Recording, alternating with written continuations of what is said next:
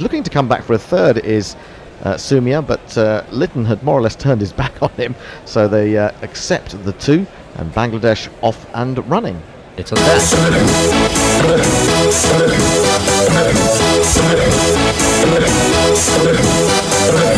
You're ready for Das! Ready for Das. Das was ready for us, and he's already underway. Junaid Khan, 100 wickets in his one-day international career, already 70 games. Here he comes again, in bowls and defended into the onside, and there is no run. Now, it's lucky in the green room that we had the TV commentary on, because Sunil Gavaskar was able to inform us that this is a must-win game, Hendo. Oh, a must-win game for who, though? For both teams, and that's why he's paid the big bucks. Yeah, well, I mean, he only gets about 800 grand a year, doesn't he? And that's in pounds.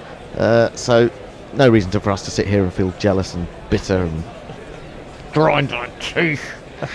But yes, come along on Cricket Tracker, join us. We want to see how many of you are interested in seeing who's going to meet India, or do you think India is just so much better than everyone else that you don't need to pay attention to this one? Oh, he has a little jab at that one as it goes across him, maybe moves a little bit away off the seam as well, but through the keeper without getting an edge, and there is no run. So on the markets this morning, Pakistan were significant favourites, around 1-3. Wow. I think they are favourites, but not by that much, I wouldn't have thought. Do you think, though, that was taking into account the absence of Shakib Al Hassan? Possibly. Was that known yesterday? I don't know whether it was. No, I don't think so. I mean, I heard about it this morning, but the fact that he's got a fractured finger, they'd either kept that one well under wraps, or it just didn't escape into the wider public. Here comes Junaid Khan in again, bowls to Lytton Das. He's right in behind this one, defending up towards mid-off, and there is no run. Want to hear from Junaid? Let's hear from Junaid.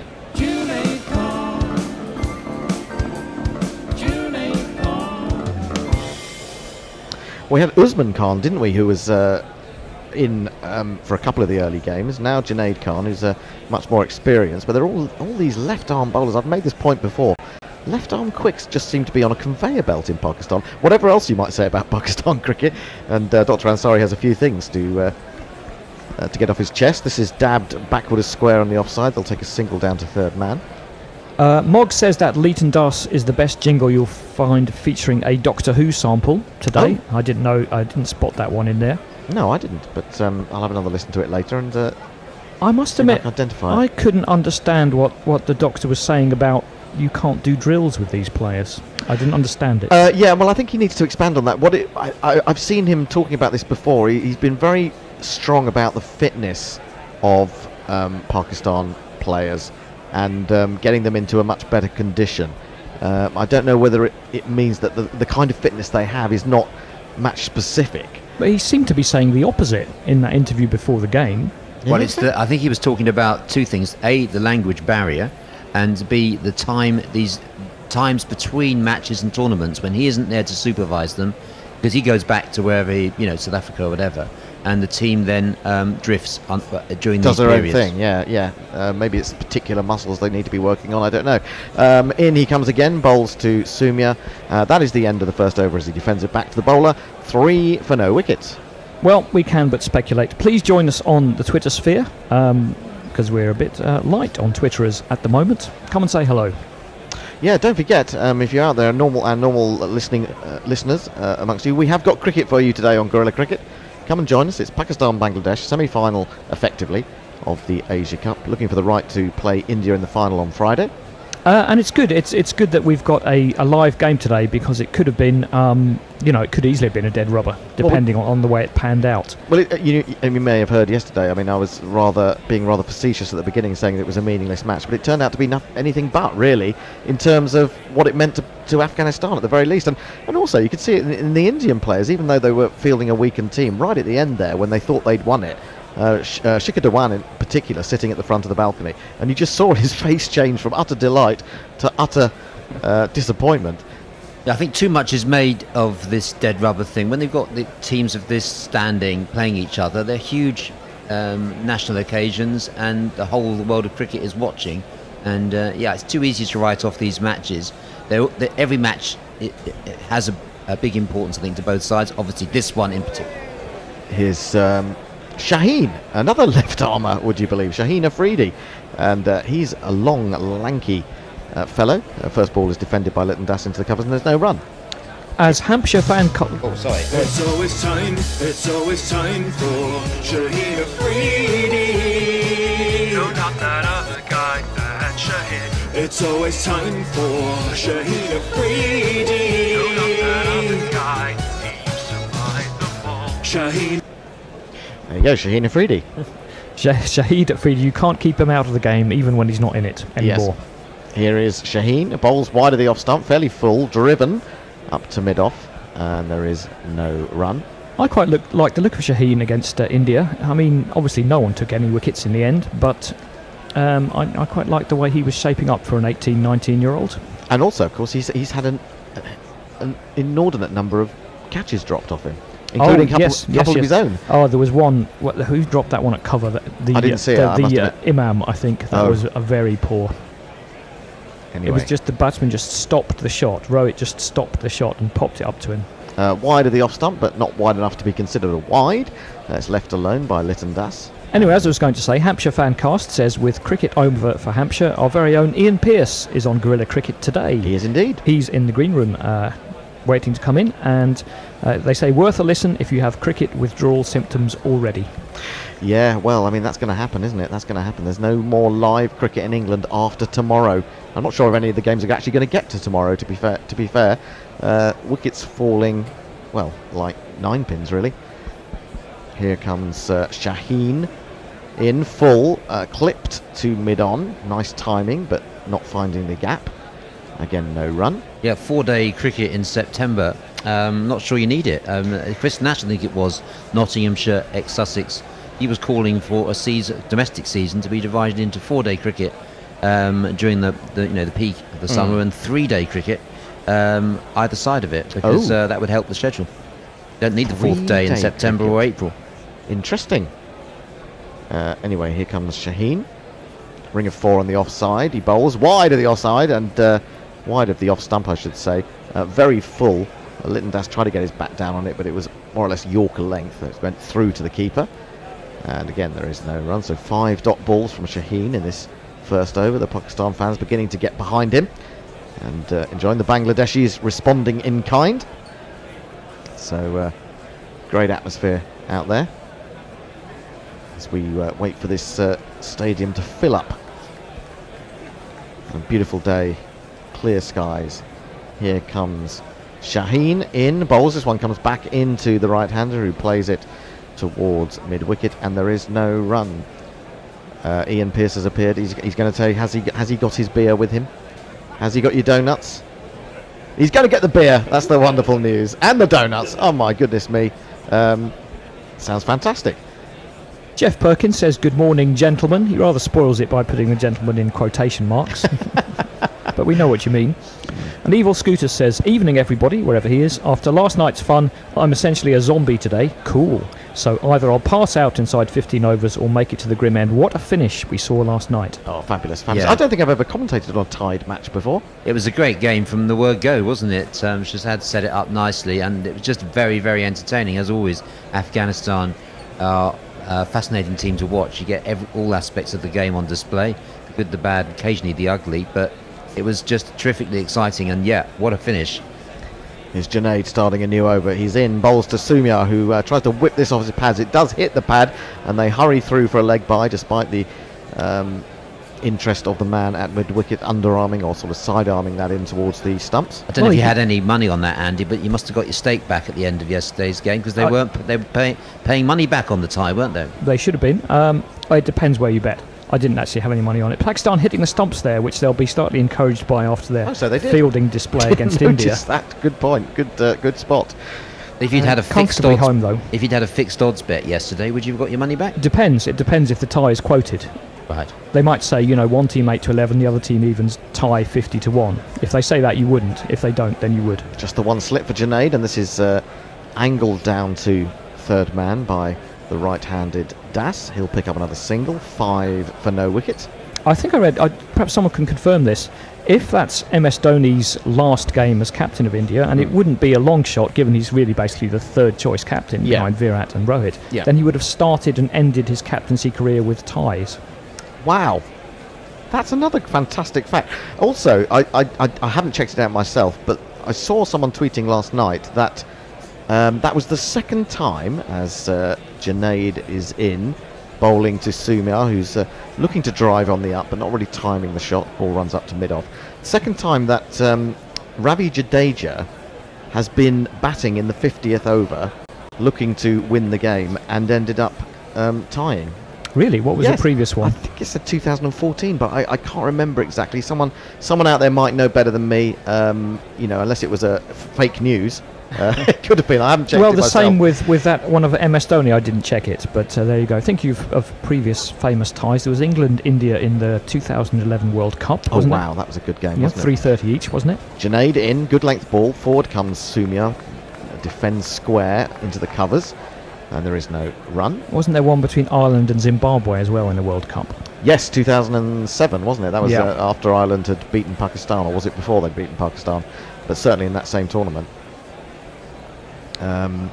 So yes, it's amazing these weird coincidental stats that get thrown up. Yes, I love that sort of thing actually, because it makes you think about the mystery of life.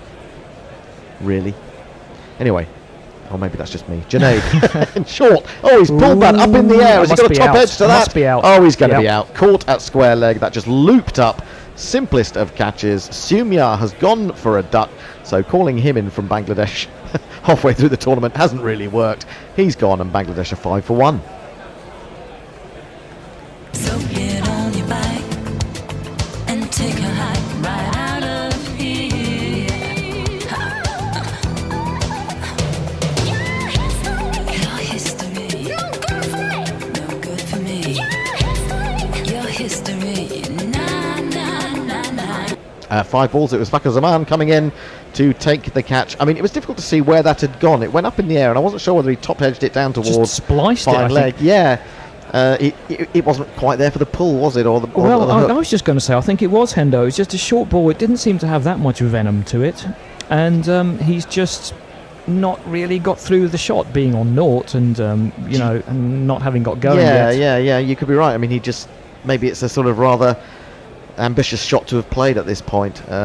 But anyway, Junaid Khan absolutely delighted with that. Went down on one knee, and the clenched fist was there. Shows how much it means to him. And we talked about Mohammad Amir not getting wickets. Well, he's come in and he's got one already. That was Junaid, wasn't it? What did I say? Mohammad Amir. No, I said we talked about Mohammad Amir not getting wickets. Yeah. Yes. That was Junaid getting a wicket. Oh, okay. Do you see what I mean? Not his replacement. I was with you, Hendo. I was with you. Good. Right, Nakul, Deepesh Sharma and Sahil all confirm that Jadeja was batting when India tied with New Zealand in 2014. There you go. I wonder what the scores were in that exactly.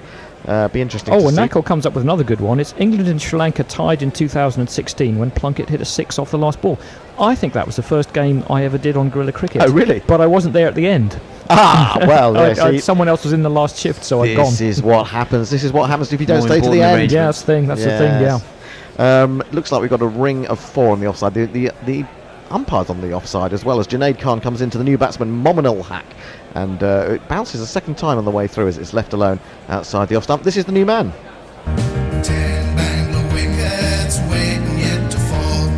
10 Bangla wickets waiting yet to fall. And if one Bangla wicket eventually does fall, you'll be Mominul Haq facing up to the next ball. Hey, brilliant. Absolutely. It works well if he comes in at number 3.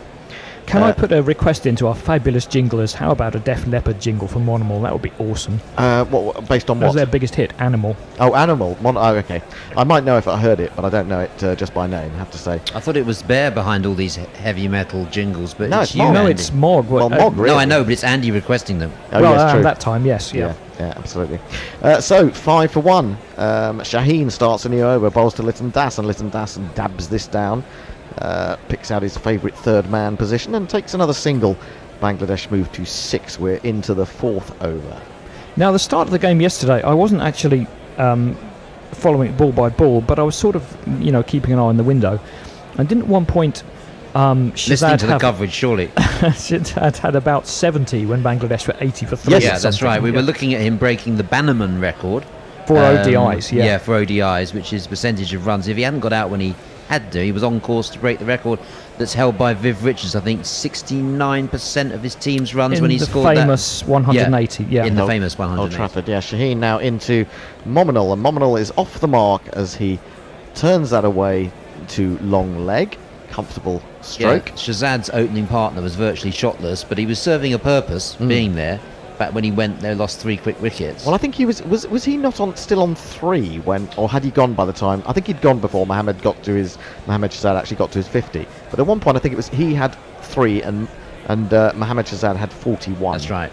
I've told this story before, but I once saw a guy score 100 before anyone else scored a run. That's extraordinary. And you were the non-strikers in there. No. I was batting down the order in those days. That is absolutely amazing. Clipped away off his legs by Lytton Duss. Nice stroke. It'll certainly bring him 1. Fielder at long leg is running around quickly, gets into position nicely, hurls the ball back in right hand, and they have to stick with a single. Yeah, it was a tour game down in Cornwall somewhere, and the overseas pro got in and just kept going 4-4-6-2 4-4-1. Oh, really? And then the next over, and then the next over, and the other opener got out for naught, and the number 3 scored 1 when the overseas had 118 not out. Wow! What did you go on to get? Can you remember? I can't remember a lot. I think I know. I think I was a game I bowled 3 overs for 36, so there was a few runs around. Shaheen in again, slightly misdirected onto Shot. the legs, and it's right in the slot, and that's beautifully clipped away by Mominal for 4. Smack that all on the floor. Smack that, give me some more. Smack that till you get sore. Smack that, oh. Brings the Bangladeshi fans on the bank, the grassy bank, to life. They're cheering that, and that was a sumptuous stroke. Some more tie statistics. Sahil confirms MS Dhoni started his captaincy career with a tie against Pakistan in the 2007 T20 World Cup, which India won in a bowl-out.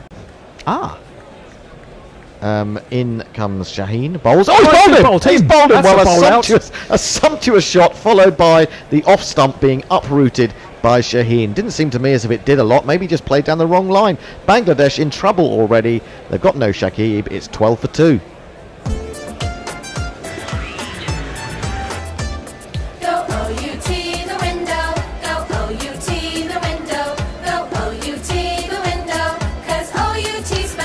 A little bit unlucky there. It's come into him. It's hit the thigh and then gone on to the off stump. So I think that might have been an okay shout for LBW, even if it hadn't hit the stumps. Do you not think it's a bit high? I know he hadn't moved very far. Anyway, yeah, we probably won't get to see it. It is academic, yes. Evil Scooter says, looking through the history of tied 50-over matches, I think it was the 8th one I'd seen, talking about yesterday, I guess. Certainly the most enjoyable, even over that incredible England-India tie. And Mog says, what's that? You want more metal jingles? Request heard loud and clear. In as much as any of us old metal fans can hear anything loud and clear, all those gigs we've been to. If you want to chuck in some easy listening ones, Mog, or some Bhangra ones, just to mix it up a bit, then I'll be happy. We'd all be happy with that, or some of us will be happy with that. Us non-metal heads. Some jazz, some cool jazz. Anything except jazz. Oh, some cool jazz. Asian influence, perhaps. Asian influence, no jazz. trouble with Just that. a hint. Some of the finest music I've heard is... Sure how big Def Leppard are in Bangladesh, Andy? Yeah, we might be surprised. Have you ever heard of a Biggest band? selling band ever from Yorkshire. Yeah, is that right? It is right. I saw a map. Don't tell me that Def Leppard are from Yorkshire as well. Sheffield, yeah. Dear, oh dear. It's No, all I about saw Yorkshire. a map. It was quite cool. It was a map of Britain with each county and the biggest selling band from each county. Oh, that's an interesting one. Yeah. Hertfordshire was Deep Purple. Ah, right. Well, we'll come back to that. That's such an interesting... Anyone can find route that of for us. We conversation. can I go think we should back go to it, back to- because I only remember the heavy metal ones. Okay, well, it's Mushfiqur is in, the captain. He's got it all to do. Scored 144 in the first game of this tournament, but here he is at the crease taking his guard.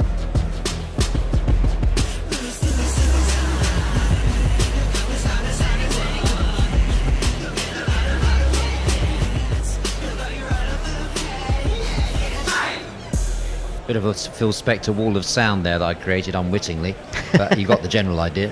It's the captain, and he's got a lot of responsibility on his shoulders. that was a shame for Monmanul. He looked comfortable in the few balls that he In the faced. 4 balls he faced till he was bowled. But I know what you mean, though. Played a nice shot. yeah, it came from nowhere, really, that dismissal, I think. I think Anyway, he's moved it into him. He's moved it into Yeah, him. a He's little bit. beaten the bat, so that can then happen. yep, absolutely. Now let's see, what has he got in terms of a field for Mushfiqur? Well, we can't tell you at the moment because we've got a close-up of the bowler. I mean, this tournament's been dominated by teams winning the toss and batting. Not always paying off, is it? I mean, Bangladesh can pull this innings back, otherwise we're going to see another low score from the team batting first. Yeah, well, they've got to find someone to get the runs. And again, it falls to Mushfiqur. You'd say, again, it falls to Shakib Al-Hassan, but he's not there today. In comes Shaheen, bowls a bouncer, which Mushfiqur doesn't have to go down too low to get under because he's quite a diminutive character anyway. That's the end of the 4th over. A success for Shaheen, success for Junaid. It's 12 for 2. Chris the Choir says, rarely have I felt sorry for you at GC Towers, but sitting in the sun at the Oval makes me feel I have the better location today, even if Surrey do bat all day. Can you, though? Can you make them bat all day and then I could go and see some tomorrow? Which would be nice. You said tomorrow's the last day. Tomorrow is the last Yes, day. right, but, okay. but actually probably today will be, on the basis Oh, that I see, Surrey yes. are so far behind. Dan Joslin says, I missed the second half of the game yesterday because I had to work and broke No. my earphones. Fortunately, I'm an archive subscriber, as all should be for this exact situation. Yes, indeed. Archive subscription is available by going to our website, guerillacricket.com. Go to archive, register, and you get exclusive access to all that we've ever done in terms of commentary, plus 500 or more of our cricketing jingles, which is a lot of fun. It's £20 a year. Speaking £20 of a year. giving us money, Andy Chave says, very excited to receive my Guerrilla Cricket merchandise today. Oh, what did you get? The Beard Shall Be Revered t-shirts. He says all the cool kids are wearing them. Yeah, no, I hope you're going to wear that around the southwest of England so that people say, where did you get that and how can I get hold of one? Round the wicket, Junaid now to the right-handed Lytton Das, and he defends on the front foot. Back to the bowler, there is no run. Jeff Perkins asks Hendo if you're not asking for more wham. No more wham. No more wham for the time being. For the time being, I'm Jeff. whammed out. For the time being. And Mog says, you'll find I've done both jazz and easily listening stuff before, but no one ever talks about those. That's because those things are bad and heavy metal is brilliant. Well, Mog, sometimes I do agree with you on a lot of things, but I have to disagree with you on that. Jazz is the influencer of almost all music we have. Certainly popular music. So you can't just Isn't rock and roll almost entirely influenced by the blues? Oh, Hold them well, again. there are plenty of blues for Yes. Bangladesh because now Lytton Das has had his off stump uprooted. He pushed forward, it just did a little bit off the pitch, and he has gone. The cartwheeling stump signifies that Bangladesh, in all sorts of trouble, are 12 for 3. No, he's okay.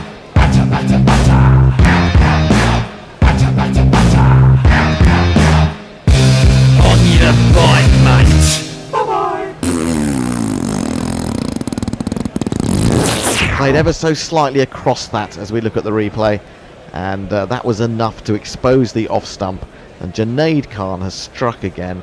It's an absolute disaster for Bangladesh, who are now 12 for 3, and Porod Mushfiqur at the other end is thinking, oh, I've got to do it all again by myself. It's a new look opening attack for Pakistan, but they looked the part this morning. Both Certainly of them have. hitting the straps, and well, that was a terrific delivery there, and some eye-catching opening performance this from Pakistan. And eye-catching work from the groundsman, who's put in the stumps So they specifically cartwheel so that they back. would cartwheel out when Yeah. when hit, which is great to see. Always love seeing that. On that point, Yoel says, almost a year ago, Sarfraz claimed Pakistan have the best bowling attack in the world.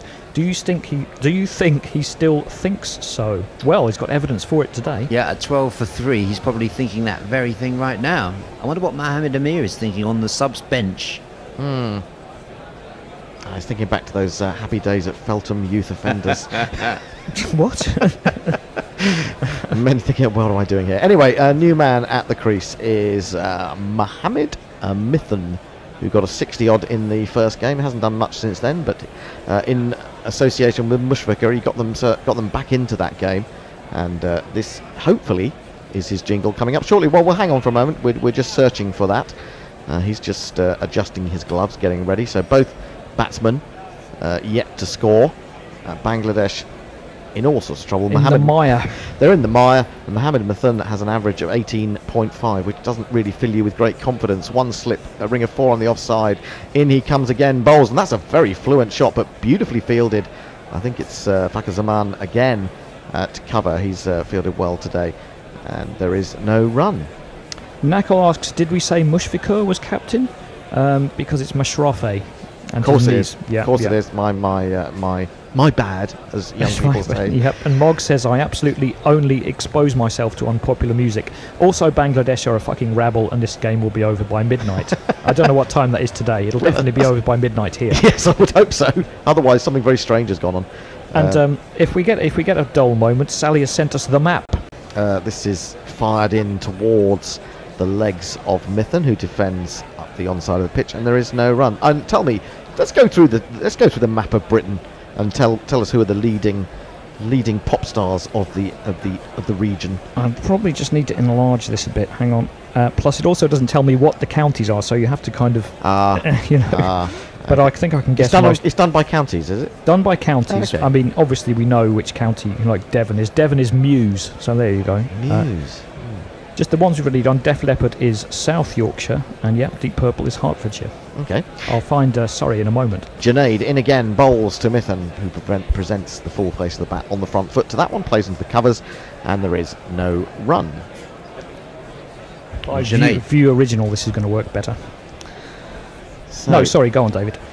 I was just saying, Junaid showing his experience really, because he's just got that ability to land it right on the spot, and he's been extremely accurate this morning. That hasn't been a bad ball from him.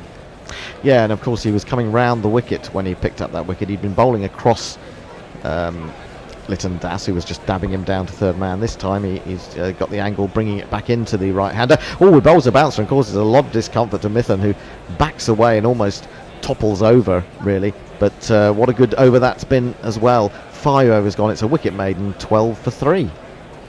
Okay, give me some guesses for basically London, Greater London.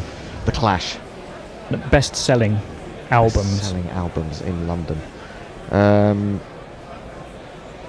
It's someone pretty big. Elton John. Elton John's right. Hey! Well done, Hendo.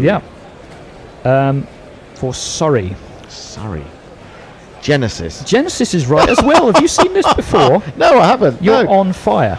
No, I just remember they all went to Charterhouse, didn't they? So that's Yes, what I suddenly that's thought. correct, yeah. Now, I have to get my counties right. Which one is next to Kent? But go on. Shaheen bowls to Mushfiqur, who defends into You the must know, offside, David. and Well, there's Essex no run. and Sussex. Sussex on the one side. So Sussex is a bit more tricky to get. I know that's your county, David. Leo Sayer. He's probably not far behind. Gilbert O'Sullivan, I don't know where he's from. Keane. Keane is right. Oh, wow. Oh, you're doing really well on these guys, because I wouldn't have I guessed didn't know that. Keane were from Sussex. Yeah, yeah. Oh, yes. I would never have known that. How about Essex then? Oh, Essex. Who's from Essex? Here's Shaheen, left arm over the wicket. Oh, he's found the edge, and a second slip would have swallowed that. As it is, it's run down to third man, and Mushfiqur is away with a single. 13 for 3. Essex. Mark Bolan, T-Rex. Nope. No, okay. It's from the 80s mostly. 80s. Is it one of those Is sort it of... Madness? No, that'd be London. Madness are probably London, yeah. Yeah, probably London. It's fascinating, this. Essex. I don't really know bands from Essex. Petula Clark. It's Depeche Mode. Depeche Mode. Oh, it's getting close. Yeah. Well, if let us know your county and your guess, and then we could maybe do it like that. Yeah, it's quite good fun, isn't it? I'm guessing Lancashire would be... It's got to be, hasn't it? Well, the Beatles Yeah, is it's kind gotta of... It's probably Merseyside, this bit. But that's not really a county, is it? Driven up to mid-off by Mithun. Driven by Mithun, but there will be no run. So he's still to get off the mark. Yeah, if you look at that yellow bit there, that's not all of Lancashire, is it? No, so what is that? Cheshire? Probably Greater Merseyside or something. But is that a county, though? Oh, it's not in the county championship. I don't know. Well, we have minor counties are counted as well for some reason. I thought Merseyside's a region rather than a... Well, than a Greater county. London's a county now, isn't it? I mean, Middlesex isn't really a thing anymore, is it? No. Mog asks what's Birmingham's or Warwickshire's. I'll have a look. Ooh, I've got an idea for them. Onto the back foot, and then thrusting his hands and arms right above his head to allow that to pass through. Mitham, 13 for 3 is the score. Anyway, back to cricket. Short third man says, who will play the final, Junaid or Amir? I know I'm being presumptuous, but come on. Well, Has to be Junaid on this it's got to be evidence. Sinead, hasn't it? Really. Sinead O'Connor. We should do. We could do a Sinead O'Connor. Sinead O'Connor. We could do one of her songs as a jingle for Sinead. You And could do Nestle nothing, Boy nothing says, compares to me. Not even Mohammed Amir. Nestle Boy will give you your biggest nightmare in a minute, Hendo. Oh no! He's beaten him with that one. He got that to whiz off the pitch away from the right-hander. This is marvellous stuff and lively stuff from Pakistan to start with. They may not regret having lost the toss. Hendo, Nestle Boy is at the V&A where they have a giant screen showing people competing at video games. Oh! And esports, I saw the other day, is the biggest growing sport in the world. It's not a sport. How can it be a sport? All you use is your fingers. I remember having the same argument about poker with a number of people. I think my preferred position was who cares. Well, But there were people who insisted poker. The best argument I heard was poker is a sport because it's on Sky Sports. QED. Well, yeah. 2 slips now for Shaheen, who bowls. It's driven into the ground and then into the hands of the man at extra cover, who is Mohammed Nawaz. There is no run. And there's another maiden. Let me go to this map and see if I can find Warwickshire for... Now a problem is which county is Warwickshire? I mean, if you look at this map... Oh, I see, on there. Is it this dunno. one? Or is it this one? Or is it this one? I can't really see. My glasses aren't good enough. But Slade?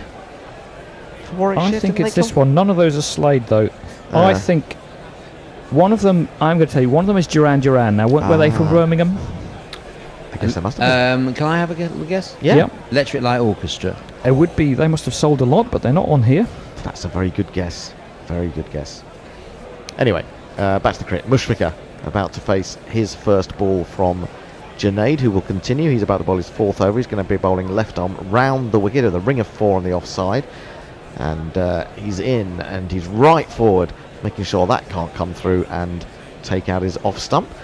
Played with the covers. There is no run. Just a few shout outs for our listeners on Crick Tracker. Thanks very much to all of you. Hello in India on Crick Tracker. Khawaja Mansour Ahmed, thank you very much. He says, I like your commentary. Thank you. And Khawaja Mansour Ahmed says, I'm from Kashmir. Okay. And I love your commentary. Sahat Hossein Robin gives us a nice emoji. And also Hassan Ahmed. Hello to you wherever you are listening to us. Oh, and that latest delivery almost finds its way through. There wasn't much of a gap. It was bat and pad quite close together. I think it was a bit of pad and bat involved in playing that. But Mushfiqur survives.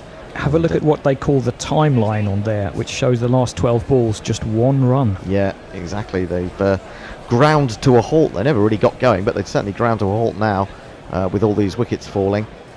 And Mushfiqur's got to find a way of getting Bangladesh back into this game. These power play overs slipping away now. 13, they're barely 2 and over, really. Halfway through the 7th, here he is again into Mushfiqur. Mushfiqur looks to drive, drags it somewhat with the inside half of the bat up to mid-on, and there is no run. I mean, what is how do you regard the state of Bangladesh cricket right now? They've had their ups and downs since full member status. I think slightly disappointed, I would Yeah. say. I mean, they still seem reliant on the names that they've had for several years. I don't feel that there's... I mean, perhaps Mahdi Hassan coming through as a bowler or a bowling all-rounder. Mushfiqur Mumtaza is surely on his last legs, literally. On his last knees. Here's Junaid in again, bowls. Mushfiqur defends, allows the ball to come to him, turns it into the onside. I think they're a much better bowling unit since Courtney Walsh got involved with them, with their bowling coach. Yeah, there's been a... But I mean, I think we've been talking about Rubal Hussain seems to have been around for a good while. Who are the guys coming through for Bangladesh? Who are the next generation? This is a similar problem that Ireland have, isn't it? Yeah, absolutely, they do. But you would think Bangladesh had a much bigger You'd have thought so. pot to pick from. Compare the two populations. Yeah, absolutely, and presumably the percentage of those populations who play or are interested in cricket. Junaid in again. Oh, now bouncer, which has Mushfiqur flinching somewhat, but it's been given as a wide by the square leg umpire. So finally the Bangladesh scoreboard ticks over by 1 to 14 for 3. But quite a vicious bouncer, because he's angling it in at the body the whole time from round the wicket. When you've got Mustafa Rahman, 23 years old, got a decent first-class record and beginning to show some promise in ODIs and T20s. Well, he started really well, Mustafa, didn't he? He came in and took 11 wickets in his first 2 ODIs against India. He's had some injury problems. He's got a lot of talent. He had a lot of excitement when he played for Sussex for a short period. Yeah, didn't he get an injury there? That was the problem. Yeah, curtailed him, here's Junaid in. Oh, he's pulled that one, and he's pulled it well. He'll only get a single, though, down to long leg. So Mushfiqur moves to 2. The score moves to 15 for 3. But he's still only 23, Hendo. Yeah, so, he's got time, hasn't he? It's too early to write him off. He's got a lot of talent, and I think one of the most exciting left-arm, left-arm fast medium bowlers around. Yeah. I mean, I suppose it depends whether you're talking about the 5-day game or the 1-day game to some extent. You need a different set of skills. You need that stamina. This game. And the T20 game, yeah. Yeah, okay, in those terms, yes, definitely. Junaid to complete his 4th over. What figures? 2 for 6. The slip has gone very wide, almost towards gully. This is defended into the onside, and there is no run. 7 overs, the first power play complete. Bangladesh still in trouble at 15 for 3. Yeah, I mean, the Fizz, Mustafa, his ODI record is 60 wickets at average of 20. Decent economy rate, 4.7. Obviously, T20, he's really made a name for himself. 43 wickets at 17. Very good economy rate of just not so good, 7.38. Okay, being a bit expensive. I'm surprised it's that high. But generally, across all T20s, he has taken 93 wickets. He's, exciting. Yeah, I think he's one answer to your question. Where's the next generation? Well, he's at the head of it. Talking of next generations, next generation of Pakistan left-arm quicks is headed by Shaheen, who bowls a wide-ish half volley at Mushfiqur. He drives, but that's a well-guarded offside field, and he can't find the way through. I suppose batting-wise, there's a clutch of players in their early 30s. I mean, Mahmudullah, I like him. Yeah, well, like him, but you feel these are guys who've been around for so long. That's true. Yeah. That well, they're missing Tamim Iqbal today, of course. That's a terrible loss. It really is. And then to lose Shakib as well, very difficult. In he comes again, defended on the front foot by Mushfiqur into the covers, who crowd round the ball as they pounce and prevent any sort of thoughts of a single. Of course, Imrul Keys, who's next in, he's got a lot of experience. Got a lot of experience, but if you look at his average, it's not incredible. He's often opened the batting, hasn't he, with Tamim, not just in one-dayers as well. And I think I looked at his average when he came into the team, when he was brought back into the team halfway through this tournament, and it's only around 28, isn't it? Something like that. Anyway, here's Shaheen, 1 for 8. He's in, bowls across Mushfiqur, who leaves this outside the off stump. There is no run. Mahmudullah had a really good Caribbean Premier League. He really showed his class in playing for the St Kitts Patriots. I know it's your favourite tournament, that.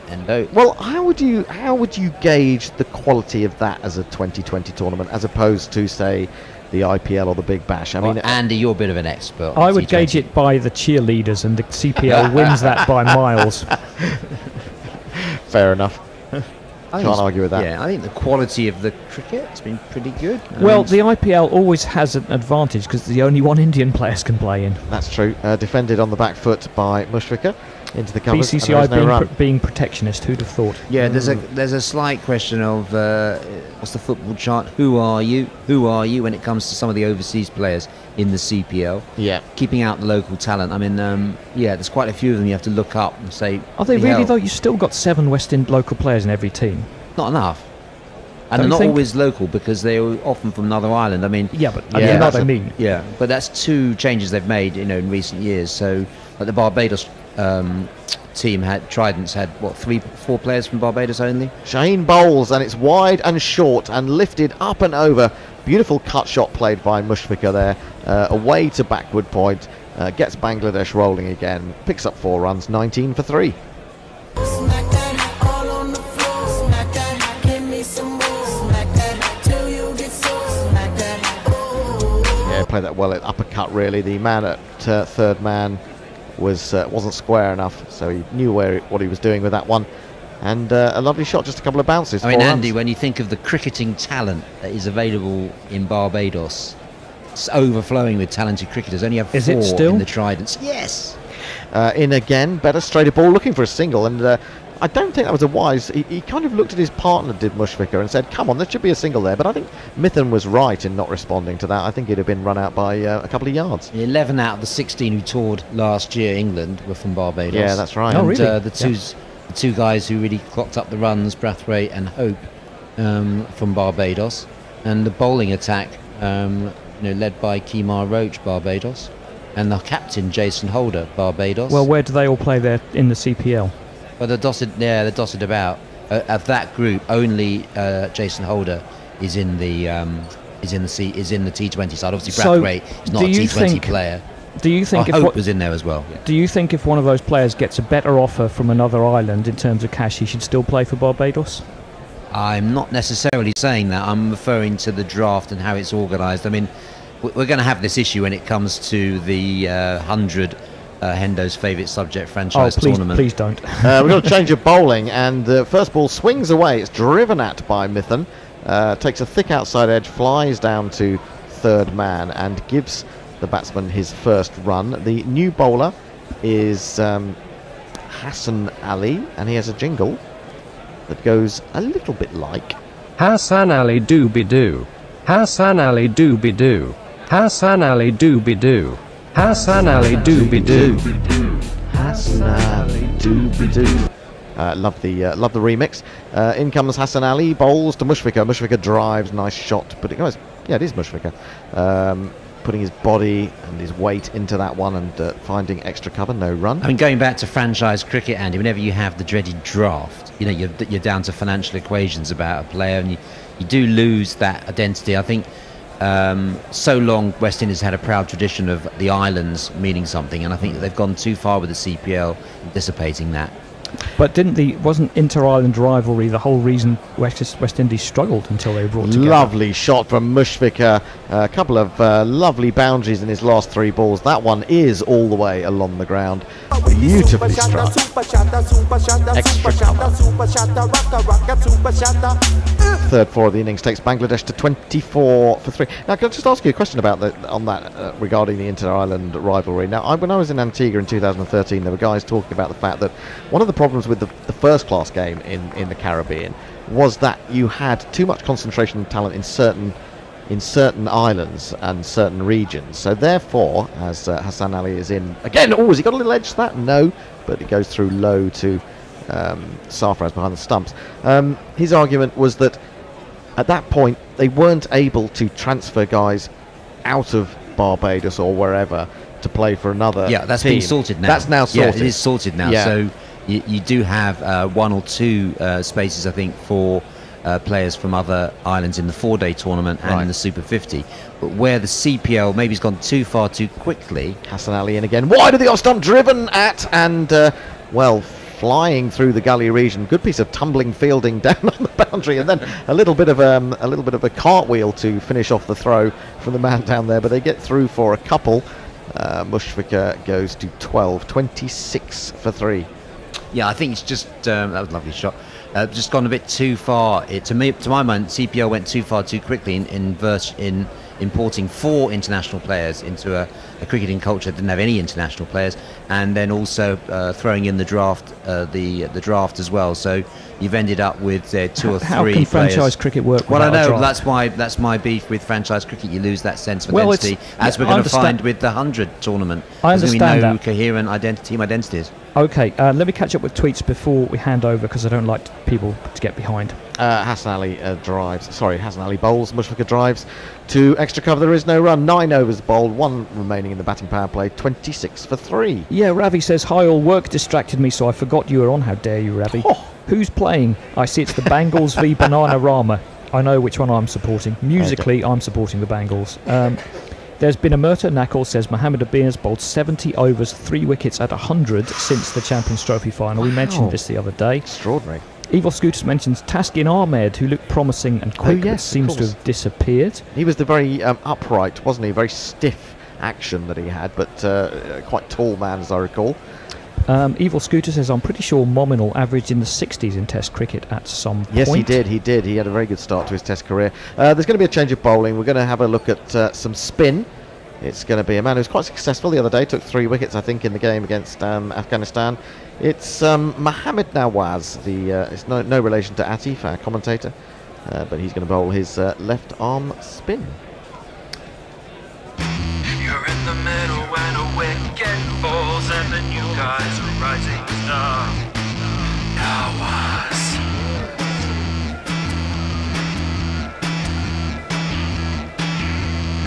He's an all-rounder with a heart of steel and he's called Mohammed Nawaz. Here he is, left arm round the wicket, bowling to Mithun. Mithun, comes forward. There's a massive appeal for LBW. Did he hit it? I thought he hit it. Sarfaraz is having a word with his bowler. They're thinking about reviewing it. Well, I'm guessing it couldn't have done if they're so convinced that there's a chance of an LBW. I mean, if he hit. didn't hit it, it looked pretty straight, but I thought he just went off his bat. I think they are reviewing. Yes, Yeah. they are. They are reviewing. It's a review. This will be an absolute disaster for Bangladesh if he hasn't laid bat on it. For their sakes, and for the sake of the game, really. You have to hope it hasn't happened. If you're a Pakistan fan, I suppose you're feeling completely the opposite from that. Mithun has only got 1 from 11 balls. Was the 11th ball his last? Let's have another look at it. It's not a no ball. We can see that from side on. That's perfectly fine. It pitches in line by the looks of it. It's hitting his pad. I think it's going down the leg side. Leg from here, yeah. It didn't hit the bat at all, as far as I can see. Is there just a little edge there? No, there's nothing there. And it wraps into the pad, but I think that's going down leg side. Yeah, I agree. At very best, it's the clipping. That was definitely out. I think that's bowler's review. Bowler's review, and I don't think that's out. I really don't. It's impact is umpire's call, and it is missing by 4 inches, 5 inches maybe. Stumps the width. Good decision by the umpire. Terrible decision from Sarfaraz and his bowler. Talking of umpiring, Nakul says wasn't the umpiring in the CPL this year terrible, but he was encouraged to see how well the American quick bowler Ali Khan did. Yes, a very exciting discovery for Trinidad, or Trinbago, excuse me. Yep. Ali Khan, he was one of the hits of the tournament from the USA. Bowled really, really well. Exciting discovery. And Sally says Western Australia had a Pakistani bowler debut today in the One-Day Cup. Leg spinner, son of a champion bowler, also a leg spinner. Kadir. Is it the son of Afridi? No, it's the son of Kadir, is it? It's Kadir, I think. I saw him mentioned that this is driven back to Mohammed Nawaz. If it's the same bloke that I saw mentioned, he's committed himself to playing for Australia, I think. I think I saw something about that last night. Please bring me up to date, Sally, if you can, on that. I see all these headlines, you flick through, didn't have time to read it all, flick towards mid-wicket, and there'll be no run. Sometimes you're not quite sure whether you actually read it or whether you dreamed it. But I think I saw something like that. Anyway. Do you dream of cricketers? All the time. That's when you know you're doing too much commentary, when you start dreaming of players and scores. Very worrying. Nawaz gives this one air, driven back into the ground, and then he stretches out both hands and grabs it from the air. Do you find that some of our jingles really get into your head? God, and you yes. can't shake for them days. out? What was the one? 50. I found the 50 runs. Well done, well done. runs. I found myself in the supermarket saying, well done, well done, well done, well done. To all sorts of imaginary people. Here comes Nawaz again. Bowls flicked away off his legs by Mithun. He'll pick up a second run here to square leg. Yeah, Ravi Nair, you'll be looking forward to hearing your favourite jingle. Next wicket, I'll play it for you. O-U-T spells out. Well, Ravi has a question for Dave, but window. I don't understand it. Okay. Because he's talking about Arsenal, Manchester United and Liverpool in the context of franchises, but they aren't franchises. Could you maybe rephrase that for us, Ravi, so I understand what you mean? Okay, well, we'll come back to that. And Mog says, I fear that Bangladesh might end up a bit like Zimbabwe. Well, that's the trajectory in which they're heading. As someone more important than me said, that's the direction of travel. Who said that? some politician. Oh, direction of travel. That's the end of the 10th over. We should have a change. Dave come into the ball-by-ball chair. If Ian wants to come in and take over on Jingles, hopefully he's brought his donuts by now. And Andy can stay there unless the Bear's ready to come and do a bit of action. We have Ian. Okay, Mog says the US beat Canada in an ODI the other day. Oh. And as Yor points out, Pakistan have no reviews left. Surely this will annoy Sarfaraz no end. Well, not really, since he called the review. It was his own fault, really. Well, it's his own fault. It probably still will annoy him. He'll probably attack himself for that. But anyway. Take a mirror out and swear at himself. Well, I'll just keep going till Ian is in position in the Jingles, and then I'll hand over to Dave. And Sally says, imagine, yes, it was Usman Kadir. Not sure about him wishing to qualify for Australia, but he does have a man bun. So there you are. As next ball comes in and it's played down to third man by Mithun. Reprieved by that review, he's picked up a single and it's 28 for 3. We can say hello to Ian. Yeah. Need to remember that it's You have to pick handheld the mics. microphone up. That's a Yeah. great improvement, though, I think. It makes it a lot easier to be clear. Definitely. Yeah, welcome Ian, fresh from the end of the Hampshire season. We'll be talking to you about that in a moment. Hassan Ali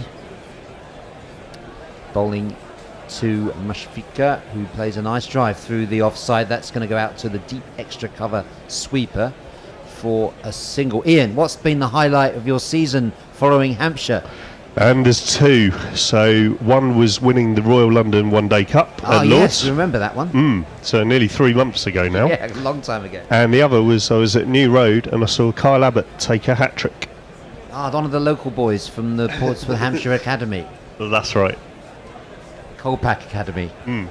Fidel Edwards has had a good season. He's had an excellent season. 53, 54 wickets I God. think he finished with. He's dispensed with too early by West Indies. Hassan Ali bowls again, and that's played out by Mithun. The sweeper again does the fielding. They go for a single. So Bangladesh beginning to put together some shots here. They're on 30 for 3, but a run rate of just 2.86. Yeah, Fidel Edwards last played international cricket. Well, I haven't got the date, but some time ago. I think Shows he's still got a lot of life in him. I think his last test was 2012 when England... 6 years They ago. were on the tour of England, yeah. Still knocking them back. He can generate some pace, doesn't he? Still. He's bowling as quick as anything and he managed to maintain it pretty much all season. Talking about pacey county seamers, did you see Moeen Ali took a wicket bowling seam yesterday? I did, yes. Jack Brooks, wasn't it, on about 82, and he thought, do something different. Pushed out onto the offside for a single to Mushfiqur. Yeah, but there was a partnership of 173, so they had to do something different. Oh, the didn't old they? partnership Jack breaker. Brooks and Gary Balance, 173 for the 9th wicket for Yorkshire. Gary Balance ended up with 100, was it 189 or something not out? Yeah, it was a large Forgotten score man. ball. He's had his opportunity, I guess. But yeah, there's been a lot of a lot of good bowling performances in the 4-day game, that's for sure. So Hampshire avoiding the drop. Yeah, I mean, they were pretty much safe with 2 games to go, which was a rarity. Hassan bowls to Mitten, that's off the edge, flies down off the edge, there's nothing into the vacant slip area. Third man is vacant as well, so it goes through to the boundary. Smack that all on the floor. Smack that, give me some more. Smack that till you get sore. Smack that. Don't know if he smacked that, Ian, but I understand where you're coming from. Well, it was he went hard at it, didn't he? He got edges, plenty big on edges. Yeah, if I was batting, I'd say I smashed that one. That was a pretty thick edge. And these bats these days, without sounding like Fred Truman, bloody bats these days are thick. You've got to hit it on the edge and it flies off. Well, especially the pace that you're bowling, Fred. I mean, you're bowling 120 miles an hour, so you've got to expect that, really, is what I would say.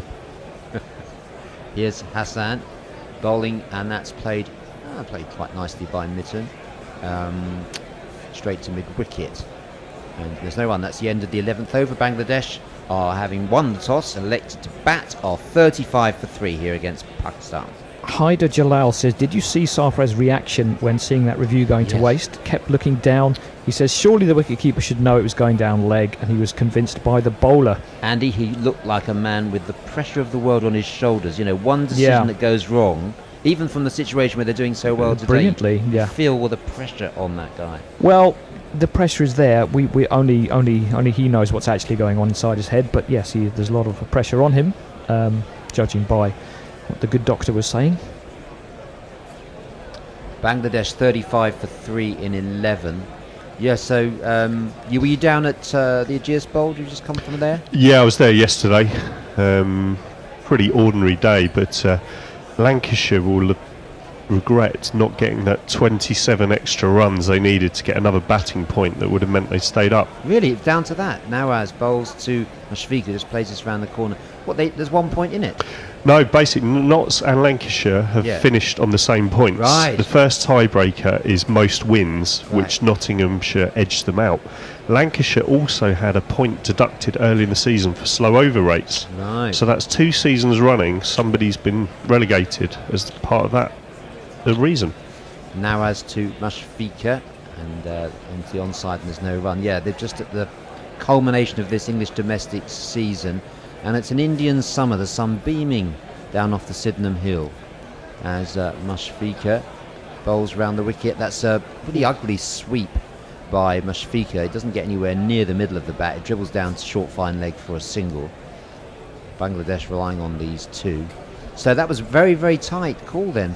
So the teams going down from Division 1. Worcestershire and Lancashire. Of course, Essex have got VJ doing very well for them at the moment. He's of interest to our listeners on Quick Tracker. The Indian Open doing very well for Essex. A couple of centuries at 80 in the first innings against Surrey in a very one-sided match so far. That's played down by Mitten down to long off for a single. So plenty of singles for Bangladesh, but not seeing too many boundaries. Is Cook back for Essex, or is he taking a break? Yeah, he's taking a break. I mean, a lot of people rested for the last match. You wonder what they're resting them for. Jofra Archer was rested by Sussex. They're resting him so he can have a good run up to the Bangladesh Premier League. Is that right? Here's Raheem bowling. Sorry, yes, Raheem bowling, and that's pushed out by. Who was that on strike then? That was. Utility turns. Right, that was Mushfiqur who pushed it out. So he's on 15. Mitten on 9. Bangladesh 37 for 3. Now is about to complete his over. Safraz crouching down up to the stumps for this slow left armour, bowling around the wicket. That's down the leg side, just pushed out by Mushfiqur for a single. So the end of the 12th over. Bangladesh are 38 for 3. Nakul says Bangladesh going the same way as Zimbabwe. Steady on. Bangladesh have issues with consistency and board interference. But Zim's coach Heath Streak has called for the board to be liquidated so they could pay their debts. That's another level of pain. Hendo has come in just to tell us he was right. And Usman Kadir wants to... Point of information. wants Hendo's to play... not playing one-upmanship. It's a genuine point of information. The very thought of it, that Usman Kadir does want to play for Australia. Yeah, Usman Kadir. So he's the son of... Abdul Kadir. Wow. It's those of us of a certain age will remember tormenting English touring teams, perhaps with a little bit of help from the umpires. What are you suggesting? One of the umpires actually said, on a rare quote, he said, "Oh, I can pick Abdul Kadir, so it's fine me giving all these LBWs out." Anyway, that next new over from Hassan Ali. That ball's pushed out by Mushfiqur. Just still on the subject of the English county season. You'll forgive us if you're listening in India, but you might be interested. I say VJ was playing in that game for Essex. Hendo might be in luck if you're looking for some action at the Oval tomorrow, because Surrey couldn't be taking this match into the last day because there are 2-7 for 1 at lunch. So they're going pretty nicely there. That's not Rory Burns. Here comes Hassan, bowls to Mushfiqur, who plays that nicely through the offside. It's going out into the extra cover boundary for a single. It's actually Jason Roy, most known for a white ball player, but he's got 123 not out, comfortably outscoring Mark Stoneman, who's more known as a red ball player, on 79. Do you like these terms? Jason Gillespie was saying this week he doesn't like using white ball and red ball. He prefers to say first class cricket, limited overs cricket, or T20 cricket. I think that's a fair point from Labels. Yeah. If I can ask you a question, how interested are we in Indian domestic cricket? Quite a lot, actually. Well, speak for yourself. Here comes Mitten, bowls, and that's played out on the offside for a single. About as interested as I would be in a map of states in Pakistan, states in India relating to their number of hit records. In India? Yeah. You'd be interested in that? No, I said about as much as I'd be interested in that. Well, I think that's my point. We have to realise that it's probably reciprocal. That our level of interest in Indian domestic cricket is probably Indian listeners' interest in English county cricket. Your point being? That they're not very. Stop But talking your about point it. being? You mean stop talking about it? You were going through the map of England, talking about a number of rock music bands because from different counties. Because that's interesting. What, to people in India? Why not? Well, I did make an effort to appeal, as played out for no run. I did make an attempt to appeal to our listeners in India by talking about VJ as my segue into discussing domestic cricket. I mean, we didn't talk about English domestic cricket at all yesterday, and it is odd Yes, when you it's did. the culminate. Well, very rarely. I was listening for about 10 minutes, and 5 of it was you lot going on about the 100. You picked the one. You picked the 5 minutes. But next ball from Hassan Ali is driven up to mid-off and there's no run. But I don't think we should apologise for that. I think it's cricket going on at the moment. It's the culmination of the English domestic season. We're picking out some names that will be familiar to people. Not like we're droning on about people who have never played international cricket. I mean, Carl Abbott from South Africa, Phil Edwards from West Indies, VJ from India, Jason Roy. People will know these names. And I don't want to apologise for talking about it. It's going on at the moment. It's of interest. A lot of our listeners are in UK or outside of India. Here comes Hassan Ali bowls, and that's pushed out onto the leg side mid-wicket, and there's no run. I mean, it's in the context, obviously, of ball-by-ball coverage of the Asia Cup, on which we're focusing on, and we've had conversations about Bangladesh and Pakistan. I think me doth protest too much. I'm going on the defensive here. Got one over on me, I'm just Andy, letting yet you again. go. I'm just letting. Never exactly. interrupt your You enemy keep- when he's making a mistake. You keep throwing. You keep reeling me in. You should take up angling. You Oh yeah, always but perhaps I should. Yeah. Just reel me in every time, Andy. Yeah, plays me like a guitar. Bangladesh 40 for 3 at the end of 13 overs. Mitten on 10, Mushfiqur on 17. Asian tweets, Andy. I haven't got any tweets, Asian Oh, or well, there you go otherwise. then. But in the context of this game, is this going to be an innings where Bangladesh rebuild and sort of limp to 210 and then lose very comfortably? I mean, that's got that feel, hasn't it? Is that a rhetorical question? It's a- or can it's we a- join in? You seem to answer it yourself. What do you think? Nawaz flights this one, new over, slow left arm to Matin, who plays that one down to long off, and there's no run. I agree with you, Andy. I would hope that 210, 220 might give us a bit of a game, though. That's Well- slow, low. Yeah, I mean, but Pressure on Pakistan. pressure on Pakistan. Chasing. I don't think either of you guys were here, but after this ball, Nawaz bowls. That's swept by Good shot. Mushfiqur. Nice shot, genuine shot. One bounce into the boundary just behind square leg for a lovely boundary.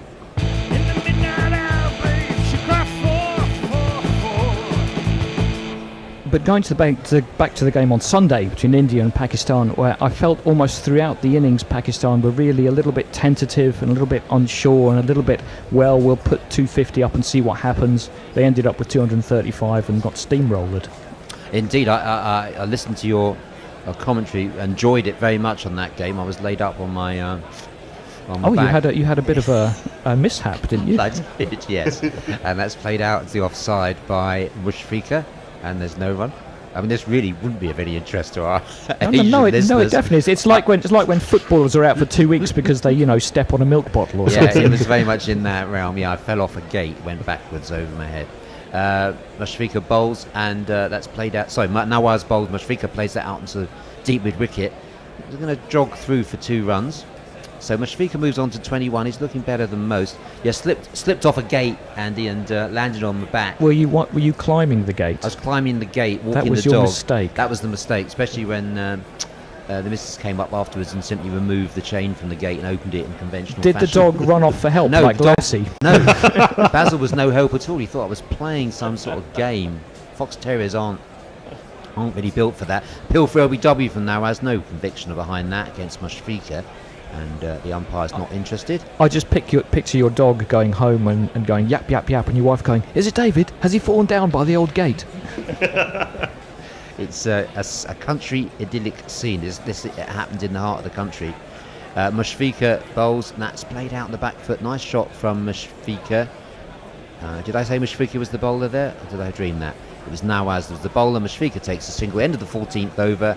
Bangladesh, having won the toss, selected to bat a 48 for 3. Yeah, 8 off that over, which was a lot better. Some nice intent, a good sweep over the fine leg. I mean, you've snookered me now, Andy, because I was about to continue my conversation about English domestic cricket Oh, with no, Ian. no, go for it. You go for it, Permission yeah. to continue. If you Granted. think it's really boring... No, then one thing I tweet will us. say, you Yeah. do know a lot about it, and I defer to your knowledge of it, both of you, so by all means. Well, I mean, it's fashionable to knock English domestic cricket, but I think there's been a lot to enjoy this summer. It's always enjoyable. It's always competitive, but I would question the standard this year. Ooh. In that you see all the scorecards of the batting. I'm a big county cricket fan, but I am a bit down on the standard at the moment. Standard of batting, the ball Batting in taken over. particular, yeah. Yeah, interesting, because they tweak around with this, the shape of the ball. Sorry, not the shape of the ball, it tends to be round with a seam, but the make of the ball. And sometimes bat dominates. You have seasons where bat dominates ball, and other seasons where ball dominates bat, and other seasons where Bear comes in and makes some adjustments. It's Shoaib Malik coming on to bowl.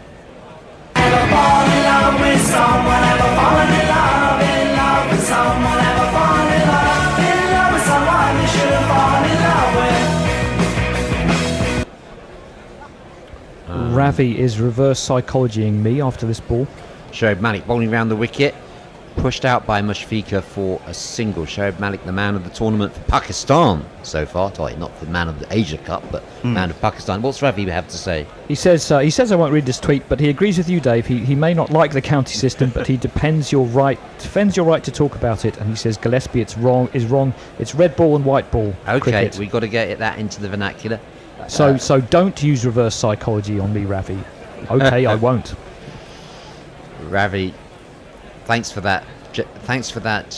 Vote of confidence. Vote of confidence. Yeah, we'll drone on about it in a moment. Whereas Knackle's droning on about Indian domestic cricket, if anyone's interested in that. I am quite interested in that. Malik to Mitten, and it's well fielded at mid-wicket, and there's no run. So Shoaib coming into the attack. What's Knackle got to say? He's watching the Vijay Hazare Trophy, in which Shreyas Iyer has 310 runs in 3 games, and Prithvi Shaw 287. Two familiar names, and that's driven out by Mitten to the mid-wicket boundary, bringing up the 50 for Bangladesh. Haider Jalal wants us to start talking about what Pakistan will do in the final. Are you bocking yourself there a little bit, Haider? Well, it's not quite over yet. We'll perhaps talk about that later. Who Pakistan should play in their final after they've won this game. How could that possibly go Who should wrong? they play in their team, or who should Yes, they? yes, who'd play in their team, yeah. Okay, well, certainly Junaid has made a very strong case for inclusion after his performance today. I'll just get you his figures. That's the next ball from Malik is played out into the mid-wicket boundary 2 for for no 6 run. off 4. Yeah, Yep. 2 for 6 off 4. Very impressive from Junaid Khan today. Malik bowls round the wicket, pushed out by Mushfiqur, and for 1 run. I guess the problems of county cricket you refer to, Ian, are exemplified by the desperate hunt for an opening batsman to replace both Keaton Jennings and Alistair Cook, and they've ended up with Rory Burns, who's had a very good season. Some would say his technique might not stand up to international cricket. Yeah, it's very possible. I think that might have been the reason why they've taken so long to pick him, and then they've come to a point where they simply can no longer ignore him. Malik picked drops that everyone one else. short. Mitten has got onto the back foot and blasted that one through the covers. It was short from Malik, and Mitten quickly onto it, putting that one away.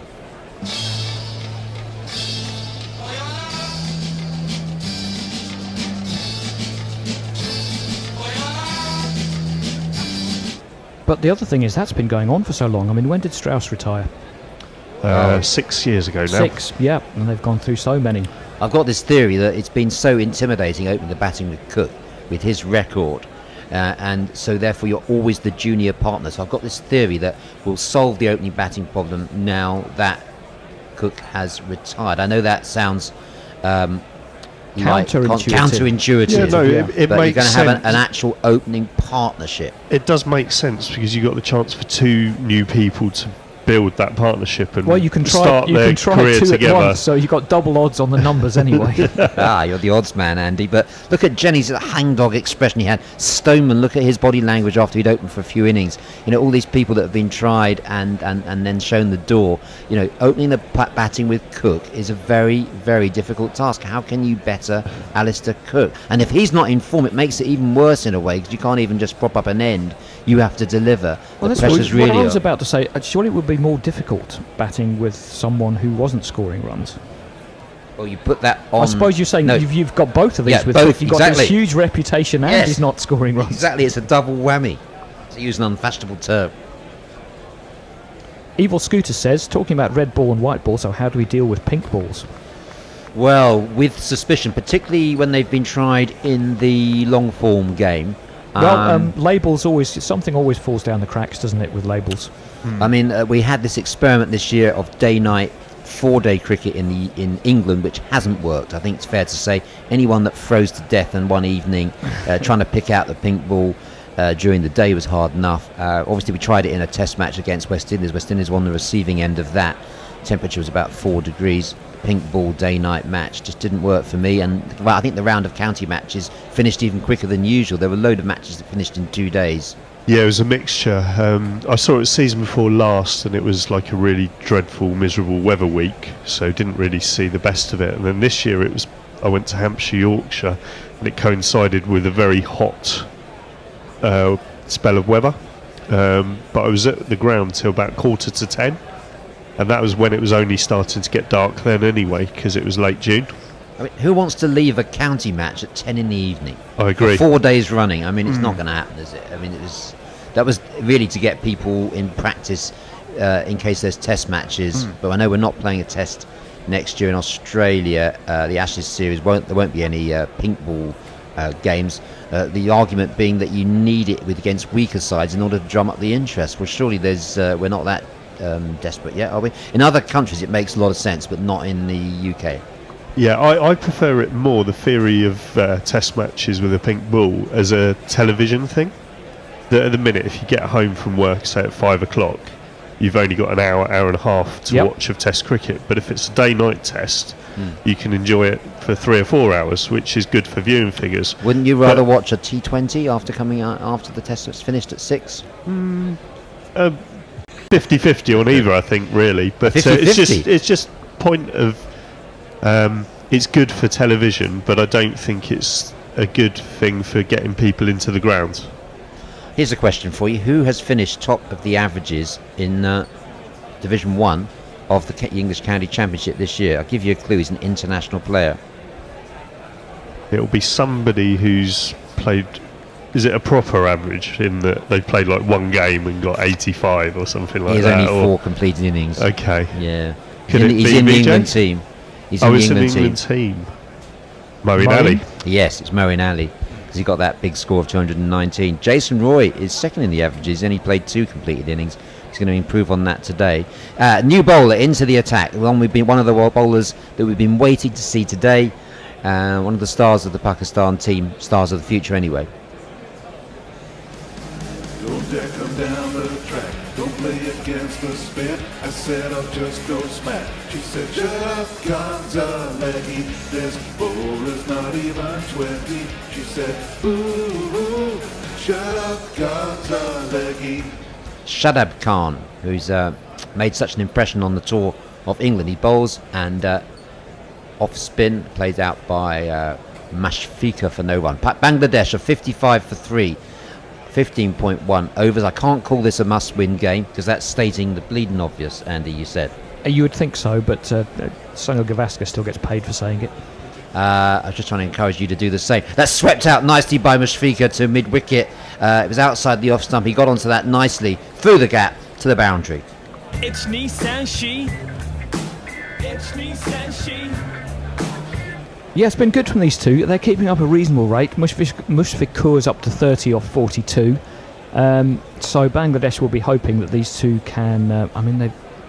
how much more batting have they got? They've got Imrul Kayes and Mamadullah. Yeah.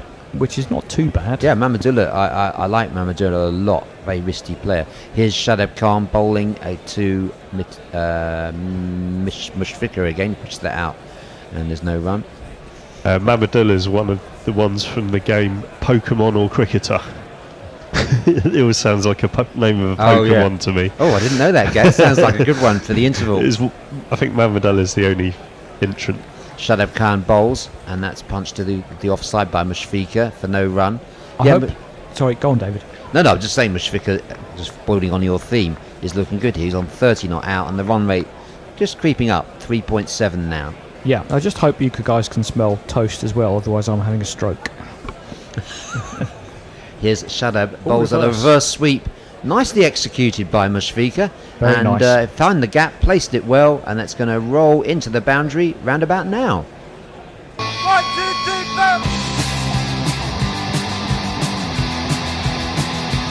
That was a really good shot, because a lot of times reversing, you find a lot of batsmen just sort of put their bat through the line and hope, but that's totally controlled. He knew he was putting it fine, and it was always going to go away for 4. You know, it's almost like the Bangladeshi batsmen heard our Zimbabwe jibes, and they're actually responding directly by playing some really nice shots since the doom and gloom that we cast over Bangladesh earlier.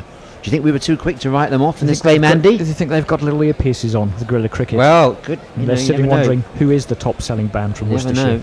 Mushfiqur falls. That's played round the corner, and there's no run there. Their ears are burning. That's the end of the over from Shadab. 16 overs gone. Bangladesh 62 for 3. Now, the domestic tournament Knackle's talking about, I infer, is a one-day tournament, because he says Shabazz Nadeem broke the record for the best men's List A figures ever, 8 for 10. Is that not better than the women's record too?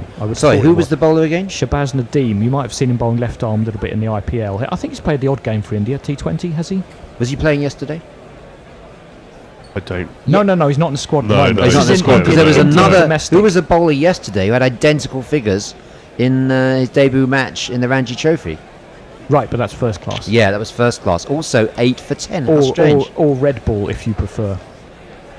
Yeah, Red Bull. Yeah, I've got to get used to that. Ravi's told us. That's an instruction from one of our core supporters. And that's down round the corner, played by Mushfiqur for a single. Play Mitten it was for the single. I say supporters, Ravi. I should say participants. Contributors. Patrons. Yeah, and leading contributor. Evil Scooters says, looking at graph of runs and crease occupation in Division 1 batsmen, Rory Burns is well on top. Malik bowls to Mushfiqur, plays it out to mid-wicket, and there's no run. And Chris the Choir, who's at the Oval, says Jason Roy hooks one straight to square leg, and he's out. So 176 behind.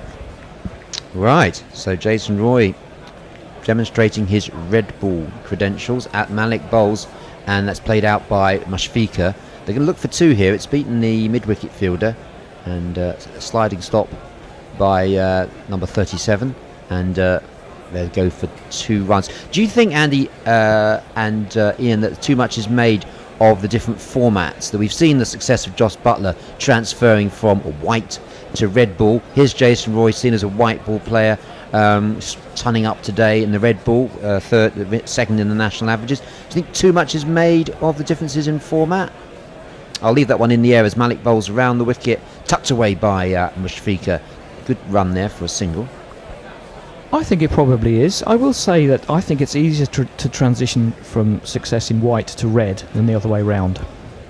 That's definitely the case, because England have always tried to do it that way round, and of course it hasn't worked in their dreadful World Cup showings. But also, if they're playing top level white ball cricket, IPL, World Cup, things like that, it's can definitely the transition can be made more easily.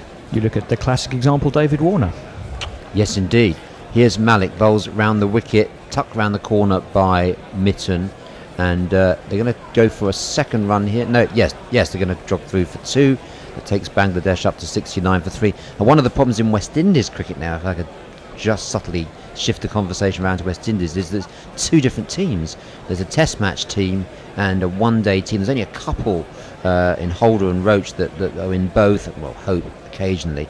And I think that's an issue. There's not enough, like Evan Lewis, exciting batsman. Okay, he's having a bad run of form in the CPL. But there's no doubt he's an exciting batsman. Not given a chance in Test cricket, or not encouraged to play it, or the players themselves don't want to play it because they're earning more from white ball. Obviously, the more wealthy countries can avoid that financial issue. With central contracts, yeah. Central contracts. I think the value of the West Indies central contracts is less than they can earn elsewhere. So you've got a problem there in that players like Pollard, for example, never played any Test cricket. Mitten drops that out into the onside, and there's one run to Mitten. He goes on to 20. Mushfiqa's on 37, and the end of that over. Ed Smith, I think, is obviously quite keen with picking Joss Butler, Adil Rashid, of people that have played, shown form in top-level white ball cricket, that he will pick them. I also think Joe Denley's, he's played in quite a few of the franchise tournaments around the world, and I wonder if that's given him the little nudge above the other people that could have been selected for Sri Lanka. So do you think if David Malan, David Malan, who's had been dropped, has a good T10, do you think that will put him back into the Test match team? Not sure so much about T10, but right, okay, he that's could going do, too far. Could do That's no going too worse. far. Yeah, I mean, he'll play some franchise cricket, I reckon. That'd probably give him a chance. Shadab bowls to Mitten, plays that down to long on for a single, goes on to 20, and Mushfiqa 21, Mushfiqa 37. Well, I think with Denley, I think he might, if he has an edge over other opening batsmen, is that he can bowl some spin. Yeah, that One Day Cup final went to early in the summer. He bowled his full 10, took 4 wickets, and he looked very useful. I haven't seen him bowl leg spin in first-class cricket for some time, but I think it is that leg spin as well as the big stage experience. Do you think bowlers find it more difficult to make the transition between, say, T20 and red ball cricket? I think it's a lot different, isn't it? Bowling 4 over spells. You know, there's a couple of examples. Here's Shadab bowls to. Shadab bowling to Mushfiqa, plays that down. There's no run. One thinks of. There's a few examples, aren't there? Of, in the West Indies team, there's here comes Shadab, bowls to Mushfiqa. Sunil Narayan's a good Thank you, example. that was the name on the tip of my tongue. Down to long on, and there's no run. There's one run. He goes on to 38, and Bangladesh is 72 for 3. Yes, Sunil Narayan runs rings around people in especially white ball cricket. 2 or 3 years ago. He was bowling those finger balls, and no one knew which way they were going to go. Yeah, he's had to remodel his action, and it's slightly reduced his effectiveness, but he's still But the very point is effective that white even ball in player. that time, they tried him in tests, and it didn't really work, did it? No, it didn't give him a long run, but he didn't work. Shadab bowls, and that's played out by Mitten. They're going to run a quick single down to. No, they're going to think about a second, turning and running now, and they're going to get there comfortably. So 2 down to short, down to third man, I beg your pardon. So Bangladesh 74 for 3. Yeah, Narayan is a good example of that. And then one thinks about, there was another example that we saw, whose name also escapes me, other examples of spinners that haven't adapted to, I suppose this year with Kuldeep playing that test match, done so well in white ball, but then perhaps playing the wrong test match on the wrong surface. Rashid Khan not do particularly well in the test against India. Yeah, that's right, but only one test, and I think there's more to come from him. Sometimes though, these T20, I remember Ryan, I don't think he played enough tests to really take a view. Yeah, Mitten bowls to who was the Shadab to Mitten, there's no run. Who was the Australian bowler in the toupee who was tried at very successful at one day cricket, came into the test match team and could only bowl one spell. His speed dropped off by about 10 mph in his second spell. The one with the toupee. Doug Bollinger? Yeah. Yes. Shadab bowls to Mitten. He was hopeless in test matches. He's going to get one spell out of him, and in a 5-day match, that's hopeless, isn't it? Yeah, it was at Adelaide when England scored, 600 odd, and I think Doug was bowling that game. He might have got Andrew Strauss out early on, with Andrew Strauss misjudging it, leaving a ball, and bowled him. But otherwise he was pretty ordinary. Well, then you've also got the bowlers who just can't do it because of injuries. Mohammed Irfan, Tymal Mills, just couldn't bowl 20 overs in a day. No, that's fair enough. Mills has got a medical condition. The only condition that Doug Bollinger had was lack of fitness, wasn't it? I mean, one spell at decent pace, and after that, bloody hopeless. He used to, brought up on a diet of 4 over spells. And brought up on a diet of 4x and pies. Now, as bowling his slow left arm, he's just practicing. He's warming up at the moment. These two batsmen have been doing very well, I think, manipulating the field with their little sweeps and dabs, and the field gets moved, and then they play it to the fielder was, which, as we all know, is really annoying when you're in the field and captaining. Yes, look at that run rate creeping up now to 4.1. 74 for really 3. good recovery, yeah. Very good recovery. Here's Nawaz trying to break the partnership, and Mushfiqur plays that back to the bowler, and there's no run. Not a huge crowd in today, but an important match in the context of this tournament. As Sunil Gavaskar so cutely summed up before, must-win game for both sides. Mushfiqur faces Nawaz. He's waiting for him now. Comes down the wicket, plays that onto the leg side. It came onto him a little bit quicker than he thought. Gone through for a single. So they're just making this progress. They're looking for singles where they can find them, and just the occasional boundary. But we haven't had a boundary for the last 3 overs. Need to set Pakistan a meaningful target here. Mutan looks round at the field. We can't see what it is right now. It's just, oh, here we go. 3 on the offside, 3 on the leg. No, Ian, help me out one here. of them's the umpire. Oh, isn't one it? of them's the umpire. Yeah. Nawaz bowls, and that's played out by Mitten. It looks a And, fairly standard sort of mid-overs ODI field. There's 5 in the circle and 4 out. There's 2 there to Mitten. Yeah, it's almost worth not looking at the field. Pretty standard, the usual field. Played out. We managed to find the gap there, and there were 2 runs to him. Whereas what the batsmen will be doing is finding those gaps behind square and the little laps and the paddles. Mitten on 25, Mushfiqur on 39. It's a warm day. Both here and there.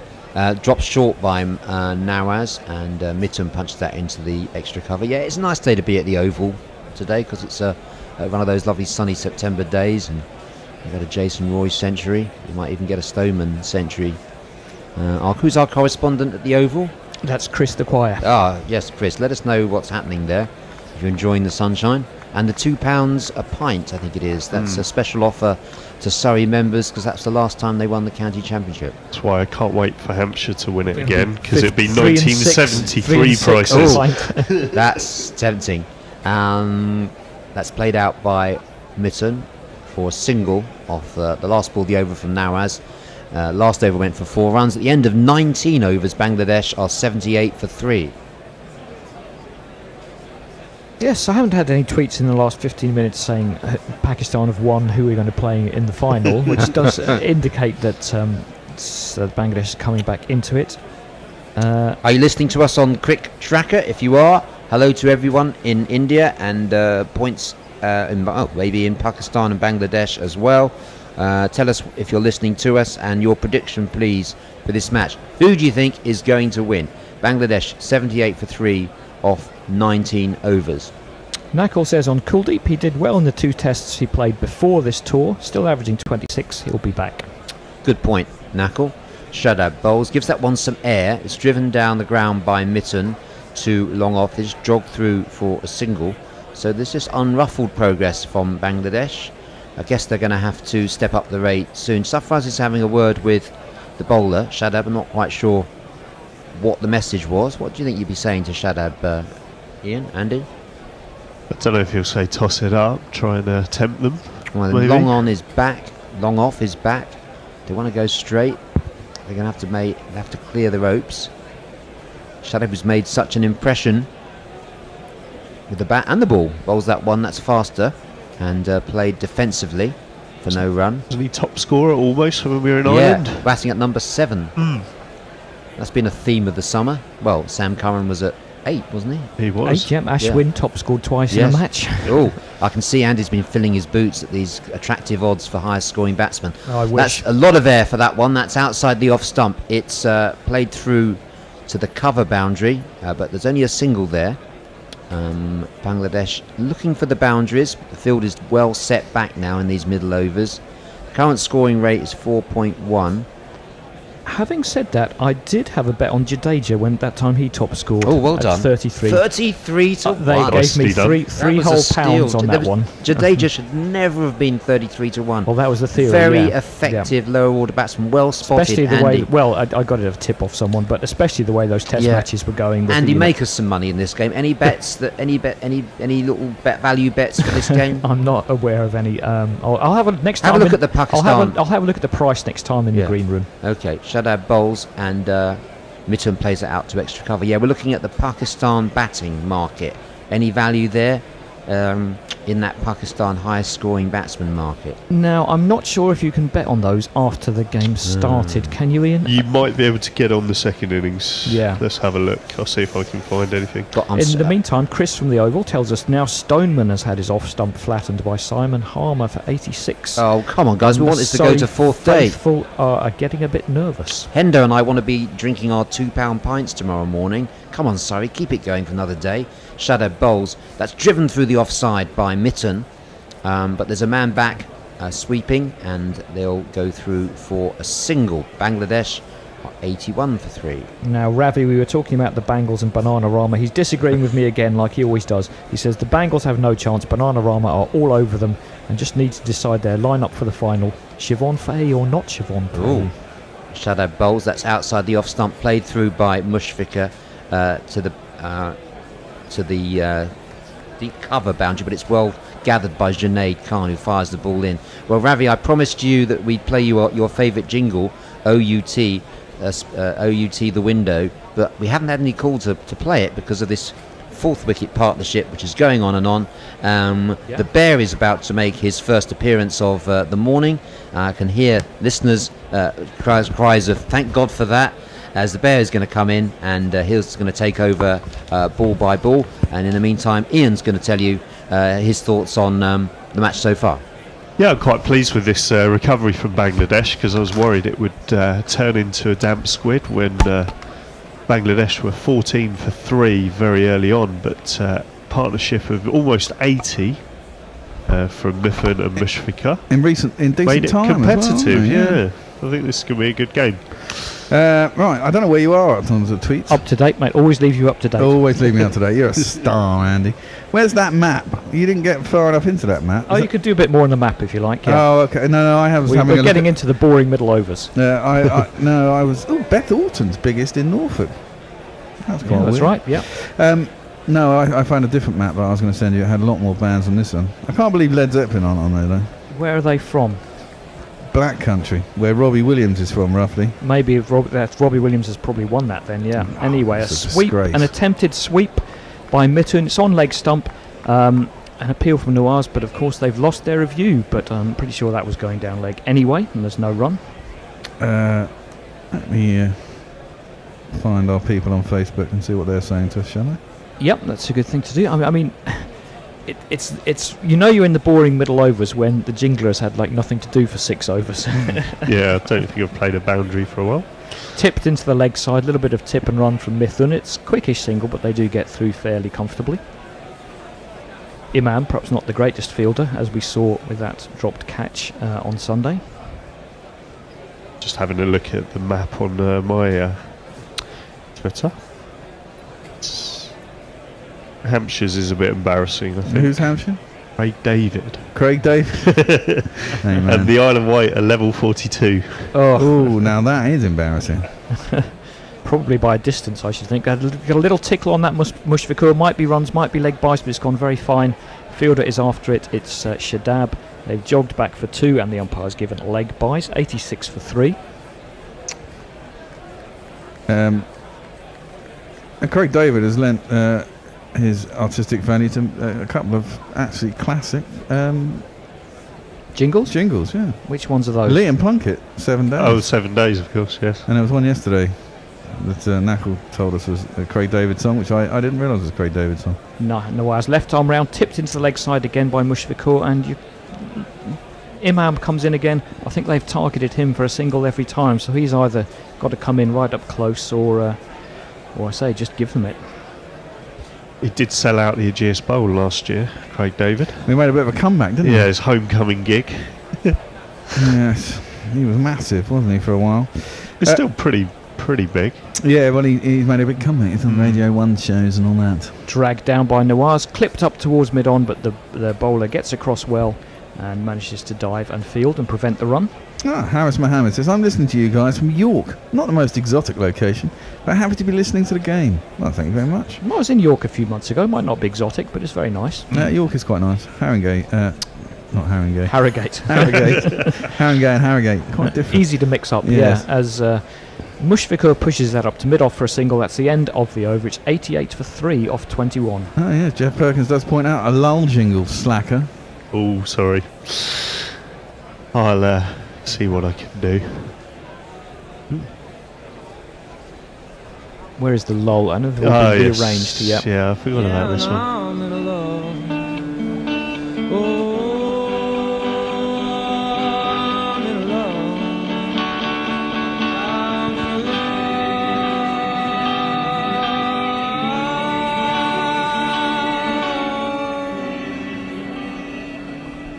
But really, lull is good for Bangladesh compared to where they were about an hour ago. It's a 4 and 5 and over lull, so it's not that bad. No, and they have recovered. I mean, they were in a bit of a state earlier. As we've seen, 250 isn't quite enough. Well, no, actually, it wasn't enough for Afghanistan the other day. That one's Shadab back into the attack, and that one's played out into the offside by Mitun, but too close to the fielder, and there's no run. And it was nearly enough yesterday against India. A much weakened India side, it had to be said. I reckon if we can get 260, 270. Shadab comes in. That one's first played up in the air. There's a dive at extra cover, but he can't quite get there. It's gone to wide mid off and it'll be a single, but a bit of risk in that shot, as we haven't seen for a while. Yeah, if they can get to 270, I think they're probably going to be favourites, to be honest. Which is going to put a lot of pressure on Pakistan. Well, 270 is still quite a way away from here, I think. Yeah. You know, the old boycott adage, add 2 wickets to the score, would leave them in a bit of strife. That one, Mushfiqur is looking for a run, but he's sent back by Mitun. They're almost trying to play tip and run mostly here, and I think Pakistan are getting a bit wiser to it. Yeah. Got to take some risks out here, but the pitches are so slow. Not a massive amount of turn in them, I haven't thought. That one's tipped out towards square leg, and they will pick up a single. Fielder fakes to throw, but knew there was no point. But they are just so slow, and there's just enough turn. It's been very difficult to score runs all tournament. Forcing a pace has not been easy. Well, it's not too hard to go at 4 and 5, but no, yeah, exactly. getting up to 6 and 7 is difficult. Trying to take those risks to hit the 6s is hard, and the 4s. Onto the back foot goes Mitun, and there might have been one there, but the fielder just got there quickly enough. It's been cat and mouse at the moment. They're just dropping the ball, trying to drop the ball in between fielders and scamper a single. Come on, people. Tweets. 90 for 3 in the 22nd over. Yeah, Mushfiqur's doing nicely, 44-60. What were they for 3? About 15, wasn't it? Yeah, it's about that. I think both batsmen were on naught. That one is hit harder, but as a result, straight to extra cover. No chance of a run. 22 overs gone, 90 for 3. Got to miss the fielders. It was 12 for 3. 12 for 3, worst point. We should say some hello to some people on YouTube. Sunil KP, Sajid Ali, Darwood, Rana, MD Sabaj, sorry. Rakesh Parga and Abdul Safan. Hi to all of you.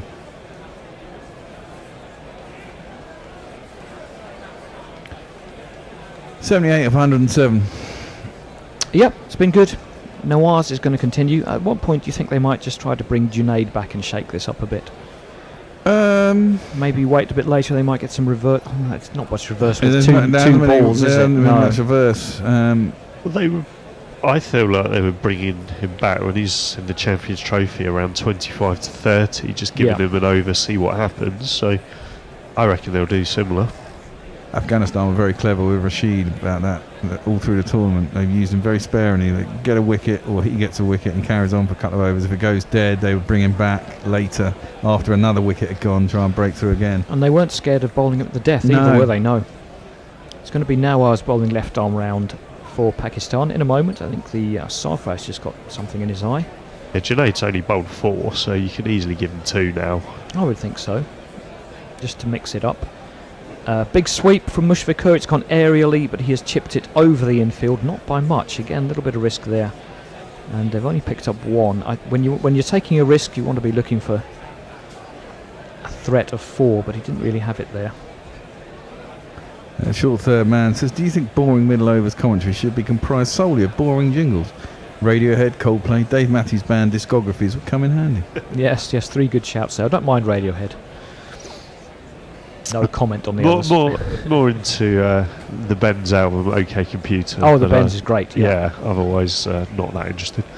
And that one's dropped down into the offside by Mitun, and there is no run. Actually, their first album, Pablo, whatever it was. Pablo Honey. Yeah, that's quite good. Yeah. Obviously, it's got creep on it. For me, they peaked on the Benz for me, but I think. Well, I did. OK Computer is actually a brilliant album. Certainly, the first half of it is Down the absolutely wicket amazing. comes Mitun, skewed away over point. Again, they only pick up a single, and some indications that Bangladesh are tiring of just trying to push little singles and are trying to expand a little bit. Certainly, the first 4 strongs, where the Paranoid Android and all that lot worked together really well. And the I mean, musicians, they were actually absolutely huge at that time. yeah. as well. Well, I mean, and the types of- headline Glastonbury, I remember. yeah. That Slightly shorter from Nawaz, and it's clipped easily up to long on for a single. I just think the time changes and all that kind of stuff in those first 4 songs is fucking amazing. But then it goes a bit off kilter towards the end. And after that, they went really weird, didn't they? It's just, Yeah, they went super ambient. Yeah. a bit odd. There's been a murder. Tweets, retirement watch, hashtag retirement. Warwickshire win by an innings. So Jonathan Trott ends his professional career as Division 2 champion. That's a sweep from Mitun. It was slightly shorter, and it's a sweep / pull, but it's gone down to sort of long leg for a single. One of those where it's a bit short, so you decide not to sweep, and you're just going to hit across it. Hampshire batsman Jimmy Adams retired yesterday, and guess what his final scoring shot was worth? I heard this, yeah. 5, Nearly. 6, No, 7. 7. 7? Now tell me more. Dab down into the offside by Mushfiqur. This time they do get through for a single. Throw comes in, but he's comfortably home. Was it a double and then someone threw it in and hit a helmet on the way in or something? He ran 3, Yep. and then the throw went back to the keeper. The keeper shied at the stumps at the other end, and it went for 4. Nice. That's 7. And then he was LBW about 3 balls later Ah, good. without adding. So his final scoring shot was 7. Nice. Don't get many of those in your career. Paul Collingwood's taken 2 for 25 in Middlesex. Middlesex have a lead of 149. Impressive, given that they were bowled out first time for 121. Who are they playing? Durham. The Durham. Oh, yeah. So Playing Middlesex, I think, Durham. this end of the season, even starting at 10:30, it must be tricky. Must be a bit dewy, a bit cold. Yesterday was fucking freezing, man. Early on. Looks warm enough out in UAE. Is this one Abu Dhabi or Dubai? This is Abu Dhabi. This is Abu Dhabi. It's Shadab going to continue. Tosses up very full. He could have got down the track, I think, that Mushfiqur, but he decided to play from the crease, and it's gone up to long on for a single. He's on to 48. Ramirez tweeting. He says, "I'm Outlaw Pete. I'm Outlaw Pete. Can you read me? Can you read me?" I think that's a link to a jingle that we have for Jadeja jingle, Jadeja wasn't it? jingle, Yeah. yeah. No, right. But can you hear me? Isn't it? Ravi. Bangladesh are 96 for 3. If you're just tuning in, that might sound fairly routine, but they were actually 12 for 3 at one point and have recovered very well as Mitun plays that one up to long on, and it's these two batsmen, Mushfiqur and Mitun, have put on 85 to put them in a better position to post something like a decent total. Abdul Safan says hi, and God is one. Okay. Hi. And I love this handle. Amazingly musical Pakistan says hi. Hi, amazingly musical Pakistan. Even fuller from Shadab becomes a low full toss, but Mushfiqur can only slap it to extra cover for no run. He definitely seems to be trying to toss the ball up quite a bit more than most spinners have in this tournament from what I've seen, but that one's shorter. It's played out towards the deep point sweeper. Be another single. Mushfiqur onto 49. You can get that 50 jingle ready. You can Okay, have I 50 will. or a wicket. Oh, Something yes. will happen. Yeah. But I think it's fair enough if the batsman can't swing through the line and hoik you over the boundary. It encourages you to give it a little bit more, gives you a bit more leeway. Should do, really. Yeah. Also gives you more chance of getting a wicket. Mittun's back on strike. That's again shorter. That's another firm cut shot, but fielder is there. 99 for 3. That was a googly, wasn't it? Yeah, he's made the international hand single for a left-handed googly, which was what was Well, confusing obviously me. I'm a left-hand bowler, but it was a googly. Oh, no. They're just getting ones at the moment, aren't they? Crikey. Binary batting, if you look at Yeah, the timeline. totally binary batting. See what Mushfiqur can do about that. But he's on 49, so he might not mind a single. He's sent back as point is in very quickly, and there's no run. And that is the end of the over. Bangladesh 99 for 3 off 24. I wonder what would happen if you put binary innings into a computer program, what it would spit out. Well, it'd be about 3 or 4 and over, wouldn't it? Yeah. Well, yeah. But if you connected it up to something. I wonder what's the longest spell in a game where it's all gone in binary. Maybe that Test matches, I'd imagine. that Fair test few of match those. Australia played in Sri Lanka when someone was injured and they bowled about 20 maidens in a row. Yeah. Remember that one? I don't. It was 2 or 3 years ago. I do remember South Africa did a similar thing against somebody in Sri Lanka not long ago when they were getting humped. Was it Faf du Plessis and AB de Villiers batted for about 90 overs? Oh, like 30 in runs or Australia, yes, Yeah. yeah. It's certainly an unusual scorecard. Well, maybe not unusual, but 6 0 and 5 from the first 3, and gone for the reverse Mithun, and that's gone straight through Sarfraz's legs, so I'm not sure he's got anything on it. I think he hasn't. Shadab is down, hands the ball off. It's going to be 2 somethings. What's the umpire going to do? It's buys. It's got to be buys. I thought it was buys. Yeah. No, he's got 2. a bat on it, so it's a drop. Technically, effectively. let's have a look. He's got something on this. Off the back of the bat. Yeah. And I think that's actually gone over Sarfraz's shoulder. 100 for Bangladesh, 101 for 3. Here comes Nawaz again, tossed up and played back to the bowler for no run. Our coverage is brought to you with the kind assistance of Dow Diagnostics, the full-service laboratory in Dubai Healthcare City, and we'll be hearing from the good doctor at the innings break. See what he makes of this Pakistan bowling performance. He's not happy with the Pakistan leadership, is he? No. He that's won't be happy with that terrible fielding, because he's gone straight through extra cover. Whoever that was, might have gone through his legs, long off his round. They should pick up 2. Sarfraz is pointing and wiggling at him. What was he doing? He's away with the fairies there, wasn't he? Just seemed to completely just let that one go under his hands. Let's have another look. It's exactly what happened. He was looking at about 90 degrees the opposite direction to where the ball was for some reason. Didn't have his body behind it. Someone put their hand on the Not head. in the MCC coaching manual. It didn't bounce weirdly either, did it? It just Really, took his eyes off it. As the game went on Sunday, Pakistan's fielding got worse and worse. It's been okay today so far. No catches dropped that I can recall. Nawaz comes in again, shorter, pulled away. He's got that past mid-wickets right hand and out into That's the wide open good spaces. Long on is all the way round, but I should imagine they'll pick up 3 here, given the space that was played into. Maybe not. I saw your fingers No, itching. only there. 2. Only 2. Should have been time for 3, but I they're would have obviously thought not so, yeah. trying to rush too hard. Maybe trying to conserve some energy or something. These 2 batsmen, as I say, were both on naught together at 12-3, so they've been out there a while. One of them goes on, gets a ton. That's what they need, and a few contributions later on. They might get past 250. Nawaz comes in again, shorter ball again, and tries to repeat the shot, Mithun, but he's really hit that straight into the ground, and there's no run at all. He's like, God, that didn't get to me at all, didn't it? No. 250 would be a very good game. Yes, and as you said, we don't have a dog in this fight, but we'd like to see another competitive game.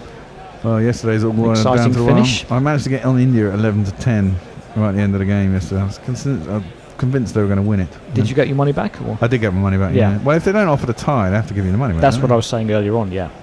It does depend. Some bookmakers will pay you as a dead heat. So And half your some will be stake. half the odds. Yeah, I was wondering It'll be about half the that. stake at the full price, at the full odds. And yeah, others will return stakes. Oh, So okay. Well, I don't know because it was 11-10, and I just Down, it wouldn't make much difference in that case. Down the track from Mithun, out towards deep extra cover, and they come back for 2. So yeah, it would make a difference if you did something like backed Afghanistan at sort of 7-1 that they were at one point.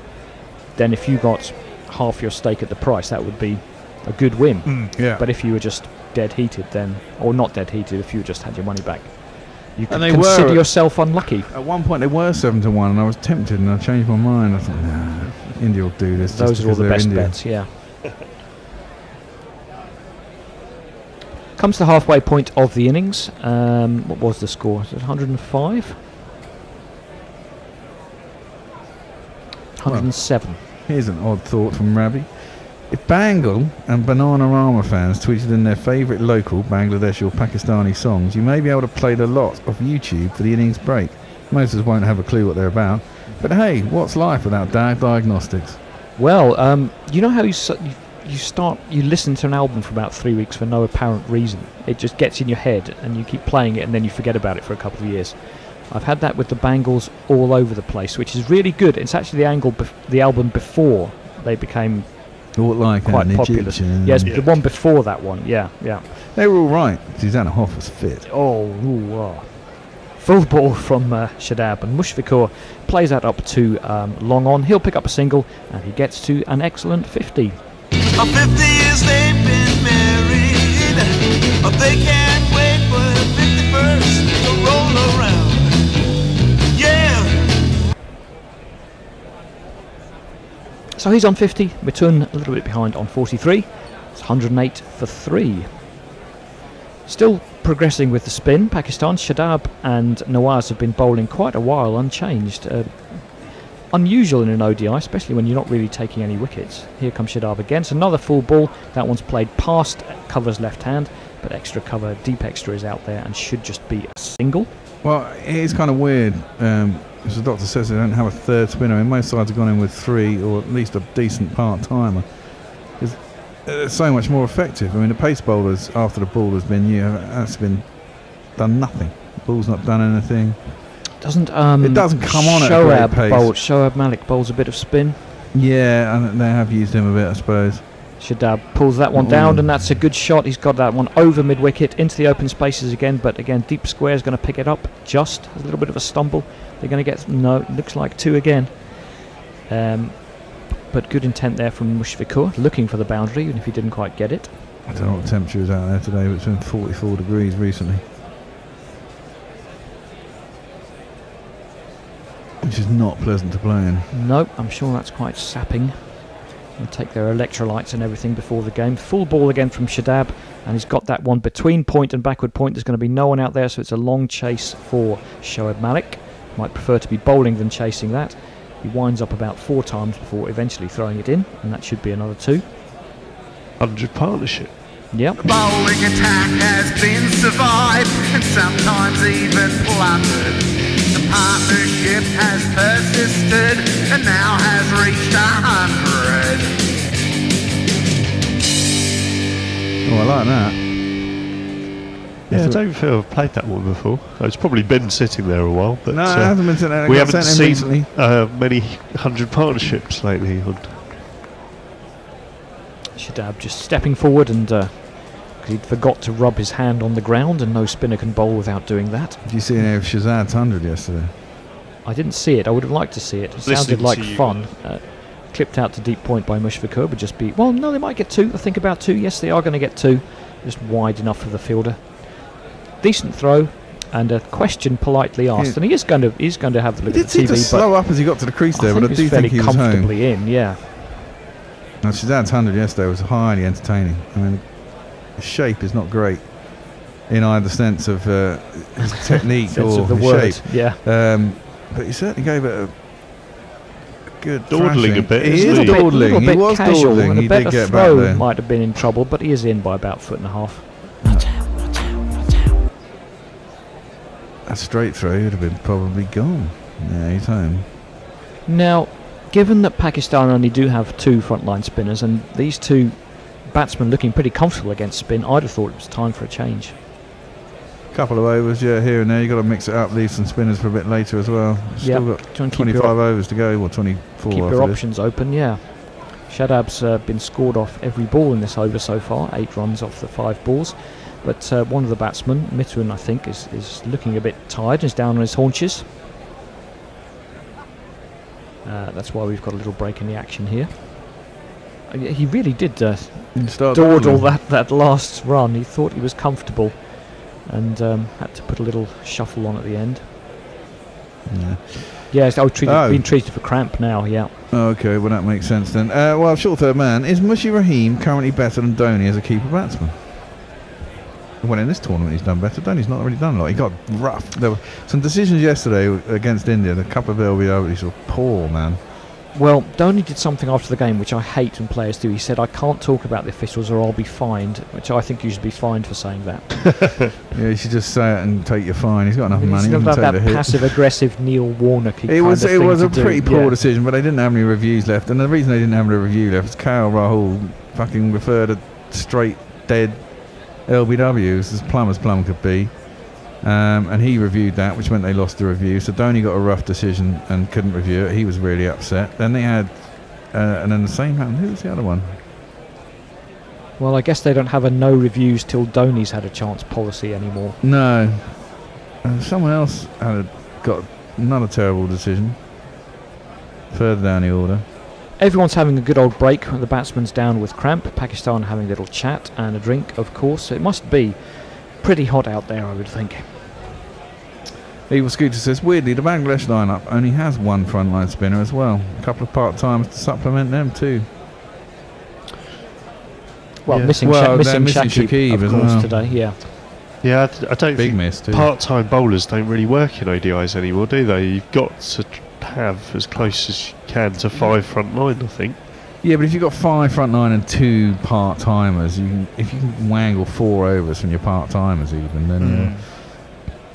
And often you can do that, especially in these conditions, you can do that shortly after a wicket. No one's going to come in and smash you from the off, basically. So you can get a couple of overs in there. Just a couple to give you, 2 or Yeah, 3 just just gives you gives you a some bit of options leeway, doesn't towards it? the end, yeah. But you don't really want 4 frontline bowlers and then 3 guys having to bowl the other 10. Ravi's on a Bangles tip. He said, if the Bangladesh had a Barmy Army equivalent, wouldn't it be lovely if their theme song was Eternal Fame? Yes. Or maybe they could I mean, they have got a Barmy What would Army they have? equivalent. You've got the guy with the tiger Tiger painted. troop. Yeah. Doesn't every country have some equivalent of that now? You'd have thought so. They're starting to Yeah. get there if they haven't. I guess it's... Well, the Barmy Army's self-appointed, self-important fans group, yeah. Yeah, but it's not just that. The Barmy Army was rip off born holidays. out of Yeah. the fact that loads of English fans follow the cricket around the world, doesn't it? I mean, how many... I We guess are back underway as Mushfiq Kaur plays a single up to wide mid-on, and that's the end of the over. It's 116 for 3. I guess it depends if you have a population that follows your team, or in the case of these guys, I suppose, the diasporas. But then do they go?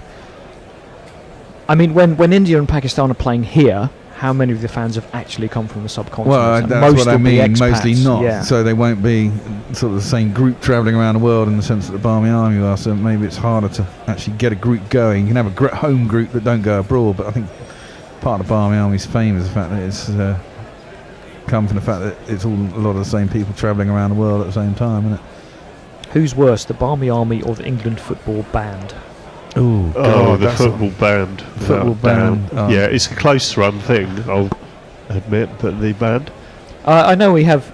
I Change haven't of seen bowler. them for a while. We do occasionally get tweets from sort of Barmy Army Adelaide, I think. Maybe they're not listening to this one. Adelaide Barmies. Yeah. Oh, we met one of them, didn't we? And there's a guy from the Adelaide Barmies we met in the pub. It is a change, and it's a change of the type I was recommending. Seam back on, and is immediately edged through the vacant second slip area for 4. Oh, there you go. Haven't won him for a while. And the bowler is this man. Hassan Ali Doobie-Doo. Hassan Ali Doobie-Doo. Hassan Ali Doobie-Doo. Hassan Ali Doobie-Doo. Yeah, we met a Barmy Army lad who came up and introduced himself when we were in Malahide. In the bar, which was quite entertaining. So he was branching out a bit anyway. Well, he was coming back home. They're all expats anyway. That one is pushed out towards deep point by Mushfiq Kaur for an easy single. So yeah, with the introduction of seam, they on the plus side for Pakistan they found the edge, but of course on the downside it flew off the bat before. So obviously is going to come off the bat more quickly. That's almost Sunil Gavaskar levels of obviousness. Yes, they removed the slip. He drove at one. He edged it through where slip should be. That's the You way had I a won man it. there before, therefore you're a bad captain. Yeah. In comes Hassan again. Shorter ball, ducks under it, Mitten. That's the advantage. You can get a few of those in. Can't afford a slip in ODI cricket Not in the 26th over, No. generally. I mean, you're a bit unless of you're a massively on top. psychic if you put one in and you get an edge there. Yeah, well, Hyder Jahal says it's high time you bring back Junaid. Bangladesh getting settled down now, and Junaid looks like the only bowler that looks threatening. Well, This is Hassan's ridiculous only captaincy. only had 3 overs and Junaid only 4, yeah. Champions Trophy, I think they got a lot of success bringing Junaid back. Well, again, it was English Yeah. conditions, faster wickets, bit more movement. That one is just chopped down behind point, who makes a bit of a meal of diving after it, but they're still only going to get a single. Bit of bounce, you know. Depends where you're playing But in the world, he's doesn't the more threatening of the bowlers based on the opening spell, that even if the conditions are different, he probably the bowler most likely to get you a wicket. it? Yeah, he's certainly the paciest. Well, Hassan Ali's not slow, is he? No, of course not. I mean, he But looks, he's a much skiddier proposition. I'm going to go and get myself a beer. Is anyone want a beer? Yeah, I put some well-oiled machine in the fridge. I'd like to try one of those. Ooh, well old machine. Okay, Yeah, I'll bring which you is, one of course, those. what we are. Here comes Hassan. I'm sure he's not too well oiled. That one is played out towards point, and there's no run.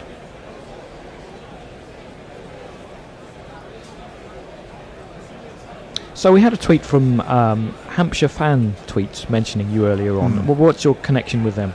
so that's a podcast. Me and other Guerrilla Cricket listener Phil Webb we do together. We about every 2-3 weeks we have a 45-minute chat on Hampshire cricket that we record and send out into the wider world.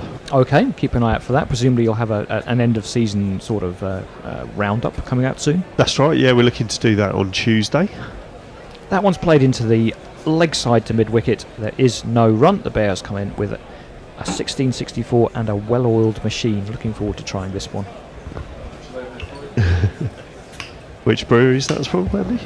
Well, I don't know. I just picked it up from the cafe. Oh, I It's a see. little organic cafe. I had a cup of tea in before I came up because I was a bit early, and they had some of these on the shelf, so I said, try this. Cheers. Okay. Ignition Brewery. Yeah, that's pretty good. Yeah. Is it an IPA? Yeah, I think so. I'm not a connoisseur, but it's more of a beer than a lager. Anyway, Junaid is going to come back. The cries have been answered. He's got 2 for 6 from 4 overs.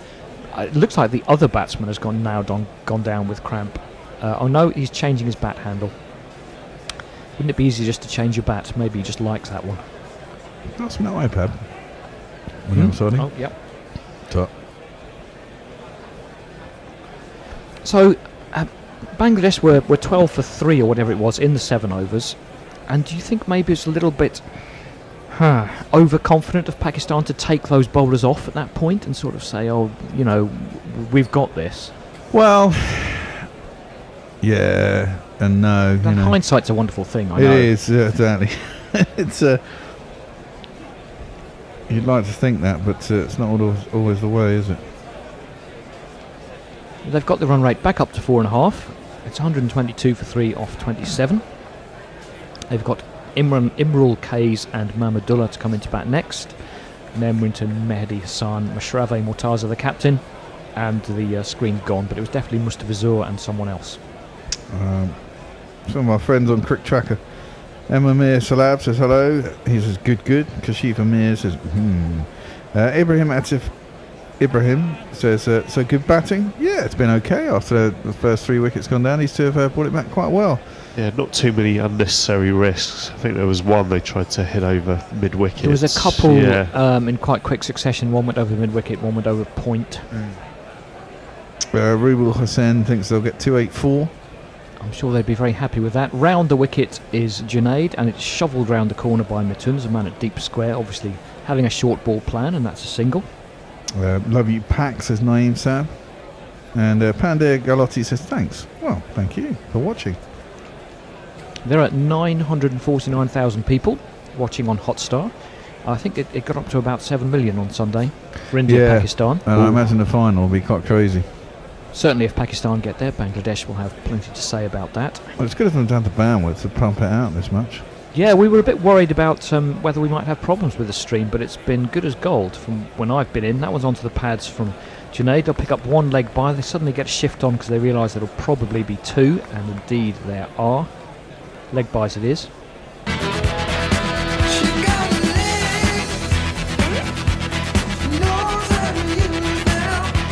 Leg buys. Bit of ZZ Top, which is quite appropriate in an eliminator game. No love for that. Eliminators, easy. Was it? That was what the album was called. Yeah, it was, wasn't it? The album, when they were popular for about 3 I months. wasn't a big ZZ Top fan. No, most of the rest of it is just really. I mean, they just went pop for one album and And sold the a rest lot of of it's kind of records. hardcore blues, isn't it? Yeah. Which I like. In comes Junaid. Oh, and that one is. We've got the inside half of the bat down towards square leg. The fielder turns and throws for no reason, but they have got through for a single. And again, batsman just trying to straighten his leg out there a little bit, is he? Yeah, just trying to straighten his toes out, maybe a little bit of cramp. Not getting the right nutrients, are they? No, this is becoming like over 50s cricket. In over 50s cricket, a lot of the time, when batsmen get set, you think, oh, well, they'll get to 50 and then they'll be knackered anyway. Yeah. That's usually what They'll happens. throw it away. Yeah. 50 and out. Yeah, just because of endurance. Well, that Yeah. was Shahzad yesterday was knackered on about 70. Totally looked out on his feet.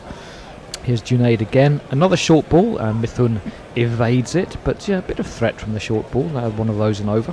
And there was a period in the middle. He did calm down again, start playing slightly more orthodox, but there was a period in the middle where he literally just was moving the front foot, Standing and swinging. delivering. Yeah, basically Yeah. standing and swinging and hitting it out to deep mid wicket. About 3 overs on the trot. Bit late with this one, but I'll play the Junaid jingle.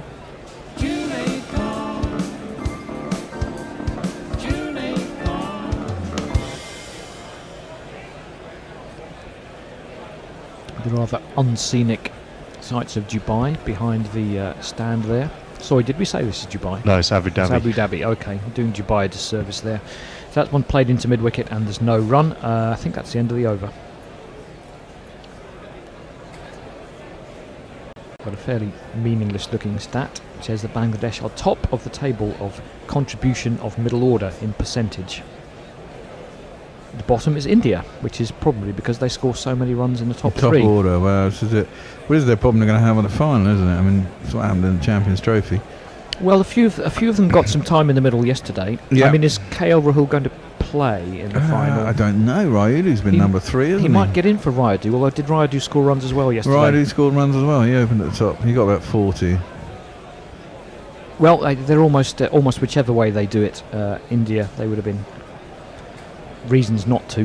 That's the end of the over. Actually, what I mean is, if you're in this situation where you've got one more game till the final, you can either sort of stick with the same team and people will say, oh, but now nobody in the middle order has practice, or you can change the team and then potentially lose or tie as they did, and people will say, oh, now you've lost momentum. So, well, yeah, I don't think they've lost momentum. I mean, Rohit and Shikhar at the top are stonking records. I mean, they can just come straight back in. I mean, Yes. they only played on Sunday. It's not Precisely. like they've been 2 they weeks miss one day sitting and they'll on be in the their- nets, on they'll their know the hands. pace, yeah. It really won't be a problem. They don't look like locals, do they? Nope. Here comes Hassan into Mushfiqur, 126 for 3. Back of a length, dab down towards point. There will be no run. Those 3 offside fielders, point, extra cover and mid-off, are all quite close just to stop those dropped singles. They could really flip this around here in Bangladesh, isn't it? At least you can go for another 10 overs and not lose another wicket. Even if they just lost one and, Imral Keys or Mamadullah could come in and inject a bit of run a ball, Yeah. they could get up around 260 here. Hassan again, right, I'm over. Down the track comes Mushfiqur and edges it directly over the keeper's Got head. away and with that. You can't put a man there, or so we're told. There's not one boy for me, I must have 2 or 3, I need 4. Advanced down the track there before the bowler delivered, and I think the bowler probably saw him, dropped it in short, went for the pull shot, top edge, couldn't have placed it better. Cricketing View's been in touch, and he says, Shahzad is the Greg Chappell of the Agricultural School of Batting.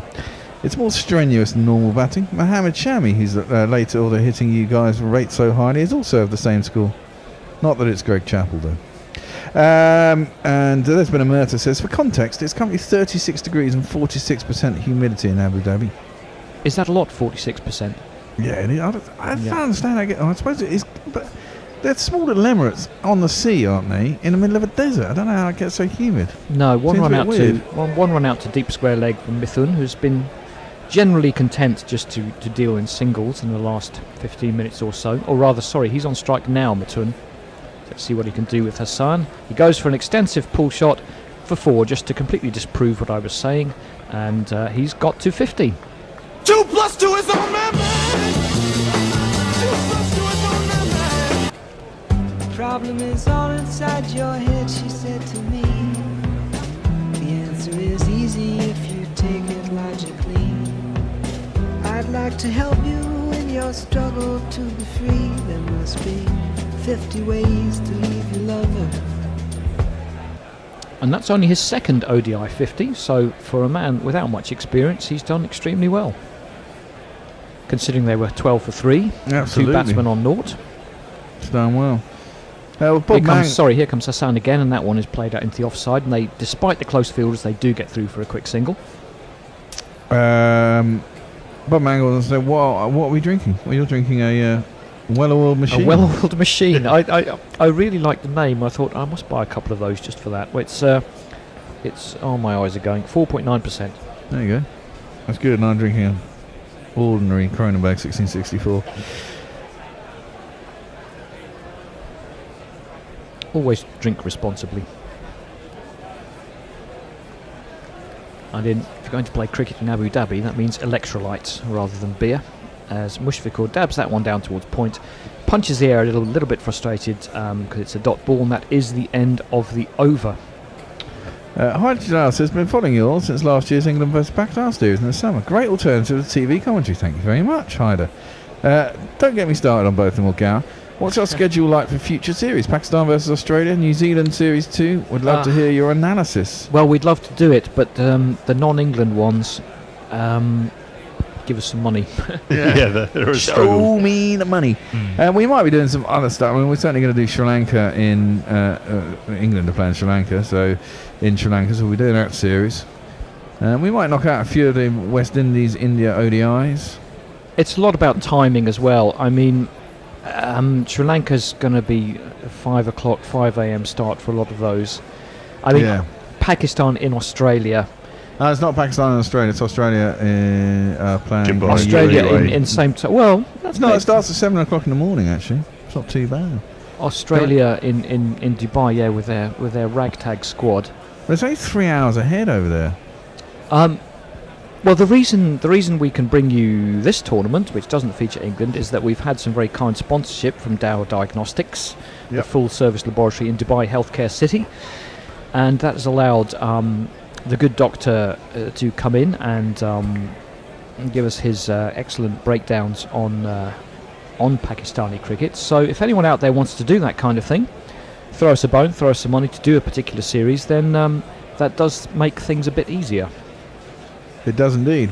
In the meantime, everybody else, everybody and those people as well, everybody is more than welcome to come and have a look at us at patreon.com, www.patreon.com/Guerrilla Cricket, GUERILLA Cricket. And if you're not familiar with the Patreon model, it's a very good one for supporting broadcasting and podcasts. You can give us something like anything from is $1 a month the lowest, I think it is. And you can do whatever you like, really. Yep, which just helps us with all the equipment, with the flat here, and just to keep everything ticking over, because it does take a lot of time, particularly from our resident overlords, Hendo and the Bear. Yeah, I was in here 2 weeks. How'd you like the new studio? Much prefer it to what we had. Exactly. Yeah, I quite like it being turned round. It's like when you turn the furniture around in your flat. It's like a new flat. It's a whole new room. Or when they turned the square at Old Trafford. But it does mean we can look out at the window into sunny South London when there's not much going on, like there is now. Indeed, we can see the lovely colour of the red leaves on the house next door. And the scaffolding pole today, I'm putting a scaffolding pole in across there, and there's going to be lights there, which means I can put up a green screen behind us. Okay. and we can get all fancy sorts of shit So going on was there. that the main reason for Yeah, turning it it all was. around? Yeah, So you can basically. do that. Well, In the meantime, we are finally back in the action. Junaid bowls one short. Mitun has rather a flap at it, but he has got something on it down to fine leg. The fielder comes round, they'll pick up 2.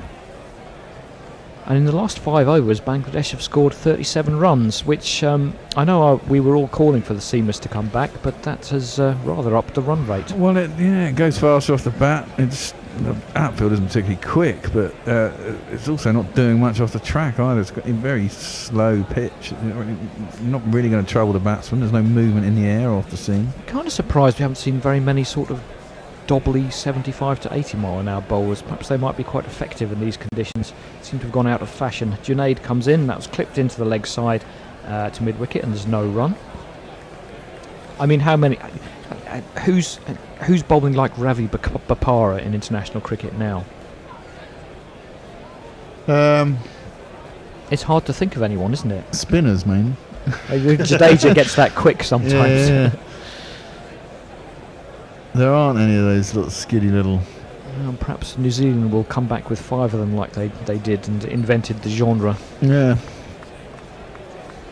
Haven't seen much of New Zealand in ODIs lately. That one's clipped into the offside. Again, the batsman comes 3 or 4 paces down the wicket, but he's sent back and there's no run. We've got a World Cup next year. We'll have 6 weeks of endless ODIs, meaningless ODIs, except for the last 3 games. yeah, I was Almost, yes. having a look on the ticket website last night. Not a lot left, unless Okay. you want to go and Well, that's watch good. Afghanistan, which I I think I probably, might do. You know, on the basis they I think wouldn't be last on my list. No, that's No. right. So What games do they get? What games can you get tickets for those? most that are left is Afghanistan against almost anyone, bar really? India. I might have a look and see if there's any local. Where are they? Are they in any particular region? That one's played out to extra cover for no run. Well, the one I'm gonna get to probably before I advertise. I was at the Aegeus, Afghanistan playing Bangladesh, Okay. and they're quite reasonable for that. So I might pick a couple of those up. That'd be a good game. Could be a cracker. Otherwise, I think a lot of the tickets left were at Cardiff or Chesterley Street. Right. Yeah, makes sense. But is that quite early in the tournament? 'Cause if it's quite late, you No, might get it's the about danger of halfway it being through. a bit dead. Yes, halfway through, I think. Because I mean, the group stage is going to last about 5 weeks. So It's going to last forever. yeah, Junaid is in again. Round the wicket on a length, and it's played back to the bowlers. No run. Expected change at the end of this over. Dave and/or Hendo will come in to join us. Hello, man. Amount is 300 in Salah. I presume that's 300 God willing, isn't it? Yeah, I think you'll need some help from God to get Yeah. 300. You never know. Ravi Nares, he's still on the Bangles theme. He Good, goes, keep are going, these Ravi. the BMOs, the Bangle middle overs? Score like an Egyptian. Is their team any good? That's terrible. Walk Like an Egyptian was actually recorded as a joke song, and they weren't going to put it on the album, and someone convinced them to, and of course it's what they're now best known for. Yeah. Played down into the leg side, there is no run, that's the end of the 30th over. Bangladesh 138 for 3, double the score after 30, and you get 276. I think our streaming's going to come back, or is it? We get the dreaded circle of doom. Do the refresh, Endo, do the refresh. Turn it off and on again. they've reached 1 million. Yeah. Bing, bing, bing. Presumably they have to bring some more servers online at certain points. Maybe that's what it is, yeah. 1.0 million people watching this. What a time to be alive. Well, that's good. Good that it's popular. Yep, I think internet streaming of cricket is, of all kinds of two sports, finger is very swipe, much Hendo. the way forward. I've told you this many a time. 2 fingers gently rested on the trackpad and just push up. You know, if you could just come away from the subscription model and put individual matches of whatever sport on, say, well, okay, you can watch this for $2.99 on the internet, I might go for that. Yeah, you get a lot of the American sports is by like Apparently season baseball pass are and very game good, aren't pass. they? Yeah. Yeah. Can you put it back on full screen, please? We can still see it. It's going to be the other seamer, Shaheen, is going to come in. 4 overs, 1 for 12 for him so far. Which wicket did he get? It was one of the bowls, wasn't it? Yeah, it was the guy who's got bowled off his pads. That one's turned around down to long leg, And they'll take an easy single. 2 fingers, push I'll up. play his jingle whilst we. That's it. Thank you. Oh, fucking It's hell. always time for Shaheen Afridi. No, not that other guy, that Shaheen. It's always time for What are you doing? Who's that? Shaheen Afridi. It's like watching your gran try to navigate the internet. Clipped into the leg side will just be a single. Sorry, you can't see any of this, but we've got, you know, every tab up and pause buttons on the screen and all sorts of things. Yeah. And Bear's going to have to take He's control. going to intervene. Exactly, intervene is the word. Oh dear. Yeah, it's a shame that we're obviously not allowed to bring you the pictures, but I think it would be worthwhile in this case. Hang on. Now it's scrolling up There and down. it is. There it is. There it is. The 2 arrows. Yes, that one. Well done. Yes, Shaheen comes back in, full on leg stump, clipped out towards wide mid on, raised voices from the green room, fisticuffs at dawn. It's 141 for 3. Yes. Before that breaks into a fight, perhaps someone could come in and come in for this next set of 10 overs. Yeah, you've been on since the start, haven't you? So Yeah, I'm we're sure doing people a are sick of change, me by now. Yes. Change, but I'm sure they're not sick of you. But I'm sure you're keen to enjoy your well-oiled Some machine. individuals are always sick of me, like after one ball. No names mentioned. In comes Shaheen, left arm over, shorter ball pulled away by Matuna up towards deep square. There's a man out there and it's a comfortable single, 142 for 3. And who foresaw this at 12 for 3? We were all checking the bus timetables and seeing about going home at 5 o'clock, but not the case now. No. Ravi says, even if you live in Southampton, isn't Chester Street easier to get to than the Ageers Bowl? Maybe. Talking bollocks, Ravi. It was a very well organised test match recently at the Ageers. Shaheen comes in again on leg stump, shoveled round the corner by Mushfiqur. He's quietly gone on to 71 with that single. Someone's asking where the man. We don't have rights to the video footage. We can't show you any pictures in the actual cricket. Send us $1 million on Patreon and we'll see what we can do. Yeah, exactly. I think that wouldn't even be enough. But we're a radio station, and we give you ball commentary. I must put in, perhaps we could get a case of well-oiled machine off someone, but I'm going to put a recommendation in for that. Very nice. Okay, that's good. Good to know. Here comes Shaheen, again outside leg stump. If there's nothing on that, should be a wide. Sarfraz has done the old appeal to try to put the umpire off, and I think it's worked. Might have flicked his pad. Yeah, if there's some. I think he's intimating that hit his thigh. It's the end of the 31st over, and it's 143 for 3. The umpire just gives it the international signal for calm down.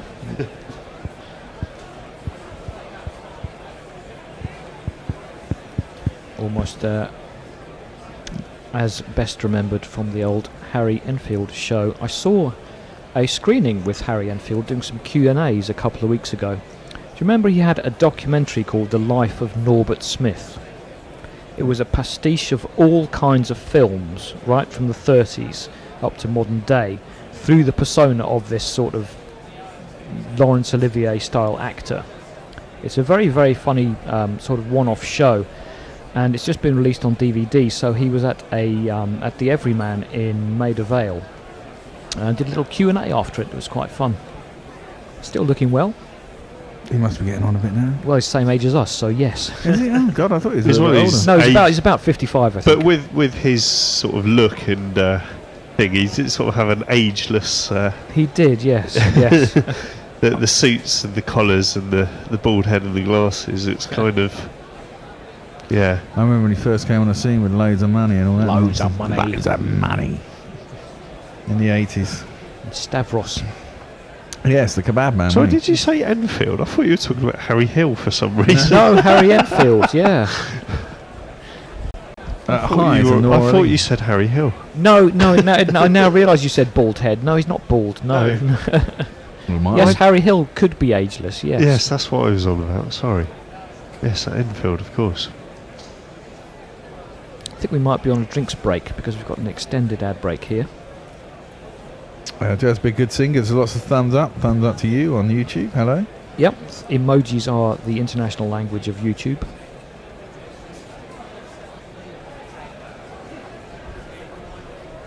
Don't forget, we'll be bringing you all the coverage of the final on Friday. India against Bangladesh or Pakistan. It was looking a lot like India versus Pakistan a couple of hours ago, but now it's back in the balance. Oh, wow. There's been a murder. Our very own Knuckles says the reason you've not seen anything of New Zealand in ODIs for a while is that they've not played one, or indeed any format, since March. How Jesus, strange. since us. How strange. And their next game isn't until October the 13th. Christ, that's not good, is it? What have they all been doing with themselves? Well, it's kind of like South Africa, don't they? They don't play enough cricket. Big spells off not playing test matches. I mean, that's part of the reason they stayed number one for so long. They didn't lose any, but they didn't play as many games as everybody else. These players are still milling around doing not very much. But shouldn't complain. I'm sure it is extremely hot out there, and they need to 36 stay. degrees and 43% of humidity. They need to stay properly hydrated. Easy for us in our airy little apartment in South London. Well, absolutely. Coming into September, I've been looking at schools all bloody week. Yeah. Duh. As I said in the green room, I've been looking at leases and why I should have extended mine 3 years ago. Well, yeah. Oh, yeah, I had lease trouble a few years back when I had a flat. It's the main reason why I bought a house. Extend your lease early. That's the Guerrilla Cricket Yeah. advice. Well, they might, well, if Labour come in, it will change anyway. How otherwise. many years have you got left on it? 78. That's Yeah, the problem. exactly. It's a little bit ridiculous less than that- 80, yeah. But I'll manage, I'm sure. mean- First world problems. I was on early 70s, and Yeah. it was one where my solicitor said, if you were buying this, I'd be advising you not to buy this flat. Yeah. But luckily the landlord, or the guy that we sold our flat to, didn't care, so that was fine. Well, most mortgage companies won't let you buy less than 70. Yeah. So just Yeah, over Again, 75. right. Yeah, Yeah. I think we was 72 or something like that. They'll let you do that, but I mean, We're back, Are we back finally. live, I think? Finally, we're back. I almost thought that was out for a second. It was played obviously on the bounce to point by Mushfiqur. A quick take and throw to the stumps, but it was obviously a bump ball. Mushfiqur on 71 and Mithun 54. I think we're having watched that India game the other day where Jadeja and the other spinner Chahal were just rattling through their overs so quickly. This one's been quite extended, and I can understand why, but I wonder if they're in line for any overrate penalties, because this does seem to have had a lot of breaks. there's a, what's the name? Conga line for the people holding Bangladesh flags over their head. Yeah, it has been in a lull for a little while. Clipped out towards deep square, and they amble through for a single. One of those that in a T20, in less extreme conditions, they would have been pushing for two, but it was just an agreed single there. Yeah, because you can force your freeholder to extend your lease, but you have to have owned the flat 2 years before you can force them. I'm as sorry well. if people find this even duller than cricket. maps of bands who sold the most albums. And this is a must-win game, isn't it, as well? But Bangladesh just scooting along at a reasonable pace. Well, it doesn't really change anything because there are only two results in any ODI. So anyway, down the wicket a little bit comes Mithun, but he can only jab it down towards cover, and there's no one. By what I mean is your strategy doesn't change if it's a must-win game or not, because win or lose, you maximise your chance of winning. Yeah, but there's more pressure on. Yeah, there's More pressure on Pakistan. External pressure, yes. Presumably their favourites. I haven't got my phone on me, but I presume They were they're- 1-3 before the game, which Okay. seemed a bit short to me. Yes, I'd have said. What were Bangladesh then? 2-1. 5-2, yeah. Junaid still has the excellent figures of 2 for 11. That one is a bit fuller, but it's another dot ball, points in very quickly. It's 144 for 3 in the 32nd over. If Bangladesh and We're going to have this change, yeah. It's not moved much. I mean, it's 2-5 Pakistan, Bangladesh 2-1. It's not moved a lot. It won't do until the end of the innings, and Pakistan probably. If Pakistan lose a couple of early wickets, someone will come in and Bangladesh will come in, or Pakistan will go out. In which case, you could probably hedge your bet, couldn't you, if you put money on Bangladesh now? I think Pakistan have rather unusually. No, one of them's the umpire standing at point. That's what's confusing me. I thought they had 6 in the ring for a second. Short ball from Junaid. Mithun ducks out of the way. Junaid at least does have that option where he can bowl one of those and over where he's fairly sure it's going to be a dot ball. Mitten not really taking him on with the hook shot. Yeah, it wasn't too high, was it? Yeah, of course he's got a fine line of bowling that too high and it being a wide. And short fellas in the Bangladesh team as well. Yep. I think these two have pegged back the run rate a little bit in the last 3 or 4 overs. Yeah, it was up to 4.7 a couple of overs ago when I hit those couple of fours. 4.5 now. Here comes Junaid, last ball of the over. Big swing by Mitten. It's over in the direction of mid-on, and there's no one there. It's a 1 bounce 4. Not on the floor at all, but And it's 148 for 3 after 32 overs. So I will give you some tweets. I can give you a tweet. So Ravi says, so on the Indy North End meter graph algorithm, we could expect the Bangles to reach 270, 280. Well, she reckons double it at 32 is the actual rule. It certainly was when she came up with her algorithm, not the 30 rule, which would put them on around, well, if they double it at 32, they'd be on 296. Not sure they'll get 296, but you never know. They've certainly got themselves massively back into it from being 12 for 3 to 148-3 with only 18 overs to go. So they can afford to lose wickets in a big... If these two stay here till 40, they can certainly start... One of them at least should, you'd think, explode and go for it. yeah, so we've got Shaheen Afridi comes in, left arm over, he bowls, and Mushfiqur just turns out round the corner, backward of square for a single. And I think it caught him on the glove because he's quickly taken his glove off at the other end and have it looked at. Well, we were talking about where the next generation of players is coming from for Bangladesh. Well, Mitten is making a case for himself. He scored 60 in partnership, 60 odd in partnership with Mushfiqur in the first game that they played in this tournament, and again today he's helping give, well, at least put a score on the board. Yeah, he plays one down to third man, and there's a single for Mitten, moves to 59, and the 150's up for Bangladesh. There's a great little tweet that's been sent to us by Nick Martin. And it went out originally by @Moondog, and I presume that's the card people. Oh, okay. And it says simply, stop uploading pics of your genitals to our site. It is against our T's and C's. Why would people be doing that, though? Probably to annoy them. Is that what As long people as do it's to entertain anonymous. themselves during the day? I think I'm going to take a selfie of my but why cock. Moonpig? Shaheen bowls, and it's just played out through mid-wicket. They're going to go for a single. They're actually going to be able to come back forward too. It's tight. It's tight. I think he's in. Sarfaraz has taken the barrels off. I think he's done enough, Mushfiqur, to get home. No real appeal, is there? Yeah, actually? umpire's going to check, but I feel like that's going to be not out. Very tight, though. I think I'd like to see that again because I don't think there's much in it. Even if it isn't out, I still think it was quite close. Yeah, similar. He's in by a foot, isn't he? Yeah, he's sort of. It's amazing how much that extra just dragging the ball to the stumps, even a few inches, can give that opportunity for the batsman to get in. Well, as long as it was the next door neighbour, yeah, fine. What a parcel delivered. It's not my earlier. fault, for crying out loud. I don't know whose it is.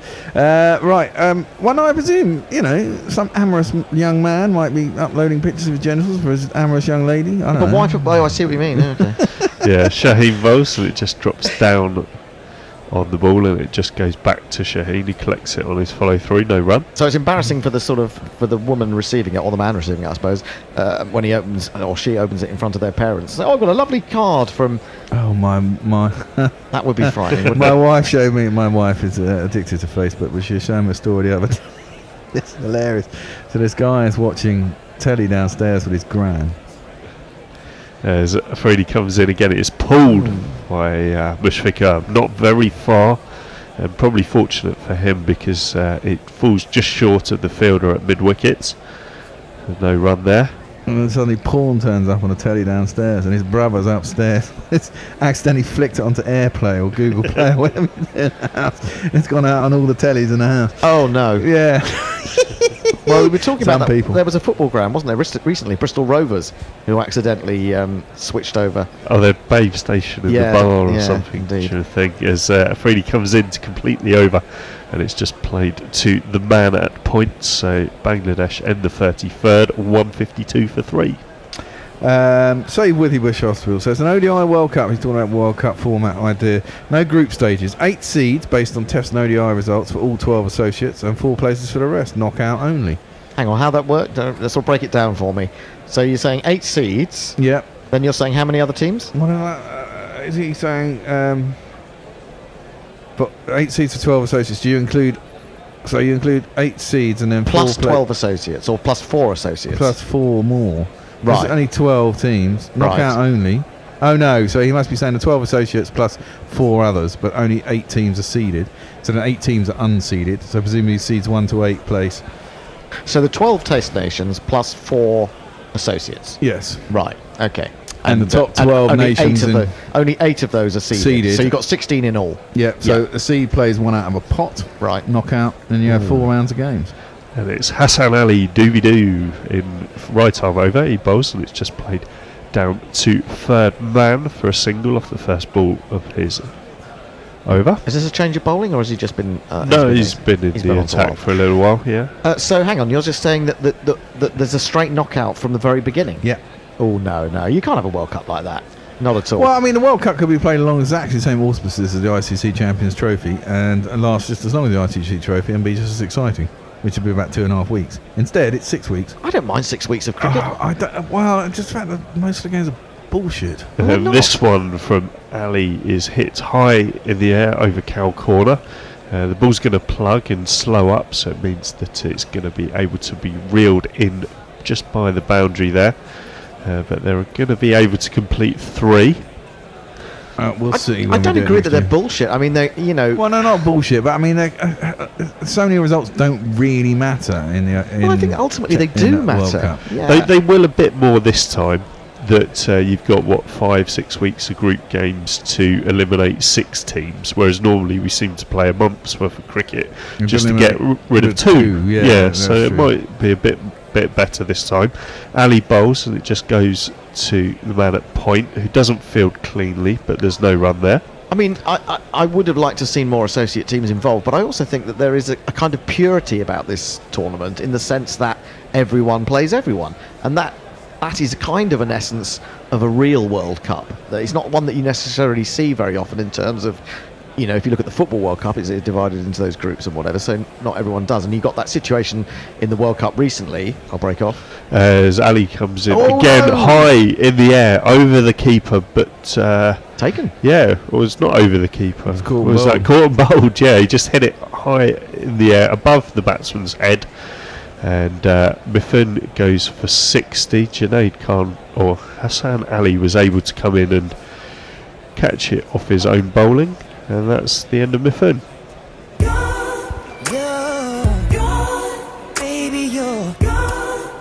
He ended up catching it right by the batsman, so it just kind of went straight up in the air, didn't it? He did indeed. Yeah. He got it right off the splice, didn't he? Surely the batsman should just give him a nudge there. Yeah, exactly. Oh, sorry, mate. No, I fell over. I fell over. Or at least just shout at him or something. Try and move. Well, at that point, you'd be legitimate to go, run! And then just head out the crease and actually barge into it. He was in my way, umpire. I mean, that's what I always did. When I knew I'd spoon one up in the air, I used to scream, run! Just try and put them off. You need to do it where it wouldn't be obstructing the field, but whilst it might be questionable under the spirit of cricket, you couldn't be given out under any law. Yeah. Anyway, that's a shame, because that was a fantastic partnership. I mean, even though they were batting reasonably well together, I just certainly didn't see them getting Bangladesh as far as they have got them. They've just got to now ensure that it doesn't slip, and they still make a decent fist of it, maybe get 240, something like that if they can, 230 at least. The Bear was talking about, these two could get through to 40 overs, and then one of them at least has to go on the charge. I don't want to go on the charge too early at this point. That was in a way. Maybe you just mistimed the shot. Yeah, well, exactly. I mean, you can't go too early. You don't want your man in. Your man in now should be the one until the next person gets his eye in. It should be the man knocking it about, taking the singles, letting the other guy get in, taking the pressure off.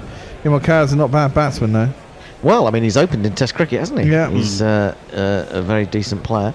Ravi Nair says, yeah, he did send in something, and then he sends it again. Did I not say it to spare Andy's blushes? Of course, Andy said there are only 2 results in an ODI, of which Ravi rightly points out there are only 2 results in an ODI. The day after an enchanting tie. Yeah, as the first ball to Kays is just wide of him. Left-handed batsman Kays, and it goes through to Sarfaraz, no run. Cruising View says Junaid Khan's bouncer is chuckier than his good length ball. Ooh. Jeff Perkins says the 32 overall was mooted at a time when fielding restrictions were tougher. Those were changed again, so 30 overs might be back in contention. I don't know about that, Jeff. I would get in touch with the Illy North End. She's our stats guru on that particular thing. She did a model for it. As that one is just played out to mid-on, so Imran Cowes gets off the mark with a single. Would we like a jingle for the new batsman? Yes, please. Let's have one. Guess he'll always have to be. Guess he'll always have to be batting in a minor team. Batting in a minor team. That's the way it seems to be. That's the way it seems to be. The Emerald Case. You think I'm crazy, I can see. You think I'm crazy, I can see. It's you for you and me for me. It's you for you and me for me. Batting in a minor team. Batting in a minor team. The Emerald Case. Beautifully sung by Jeff Perkins to the sound of Supertramp. Yep, League One club accidentally showing porn at half time. Bristol Rovers it was. I don't think it was that serious, actually. No, it was Babe Station. Yeah. That's not real porn. Sahil says Warwickshire are crowned Division 2 champions after beating Kent by an innings and 34 runs. Have they Reason really? enough to play the Jonathan Trott jingle? Well, and it yes. is his retirement. Yeah, I think honour of so. his retirement. Yeah, absolutely. So new over. Shaheen comes in, and Kays has a slash at that one, outside off, but can't get anything on it, and it's through to Sarfaraz behind the stumps. Yeah, a few retirements lately. Jonathan Trott, Paul Collingwood. Yeah, it's the old guard, isn't it? Cookie from Test cricket. Trott and, as you say, Collingwood. Trescothick's going to keep going though. Well, that's good to see. Another actually. year Yeah. for him, so that's good. Yeah, really pleased with that. So yeah, Kays is on strike. Recent arrival at the crease as he chops down on that one, just goes to the man at backward point. He wants to take a single, but it's not there, so stays where he is. Well, it makes you wonder whether, had he not opted out of Test cricket so early, whether he would have had such longevity. Who? Marcus Trescothick. If he'd been playing pretty much all those Test matches. He probably wouldn't. He probably got sick of it much earlier. Yeah, probably about 35, 36, something like that, yeah. That was travelling does a lot of people's heads in, you know. It's a long time away. It is. On a tour. I mean, England's tour of Australia. Well, some of the players left in end of October and arrived back in end of March. Yeah, something like that. As this one from Shaheen is just played straight back to him from Kays with no run. And especially if you're not allowed to go out and let off steam and get absolutely hammered every once in a while. Well, we see the trouble when they do get one. Well, you hammered do, every but once in a while. you know, when you're 22 to 26 with lots of testosterone away in a foreign country with no ties, it's very difficult, isn't it? It's very difficult. Yeah, it's very and you've difficult. got to let your hair down every once in a while. You need time off. Yeah, as Afridi comes in, Bang. he bowls, and that's over extra cover, and it's going to be 4 runs as a despairing dive, but he can't get anywhere near it. That's a good shot. 1, 2, 3, 4.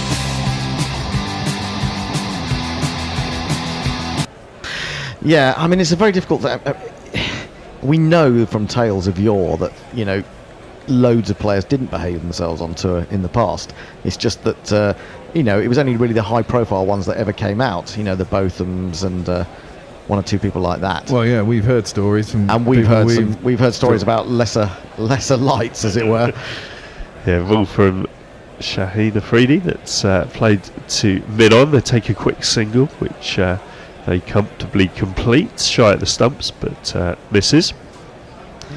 Yeah, I mean, and what do you do? I mean, they've had this situation where they've had the sort of security team going out with them, and that's not being allowed to let off steam in a way. If you're constantly under the eye of someone, you can't really let yourself go, can you? But then you get you know, We get problems. Stokesy batting people Well, in it's all Bristol these- High Street. Yeah. The age of the camera phone, isn't it? Yeah. That Yes, that's another thing. of so course. many things Yeah.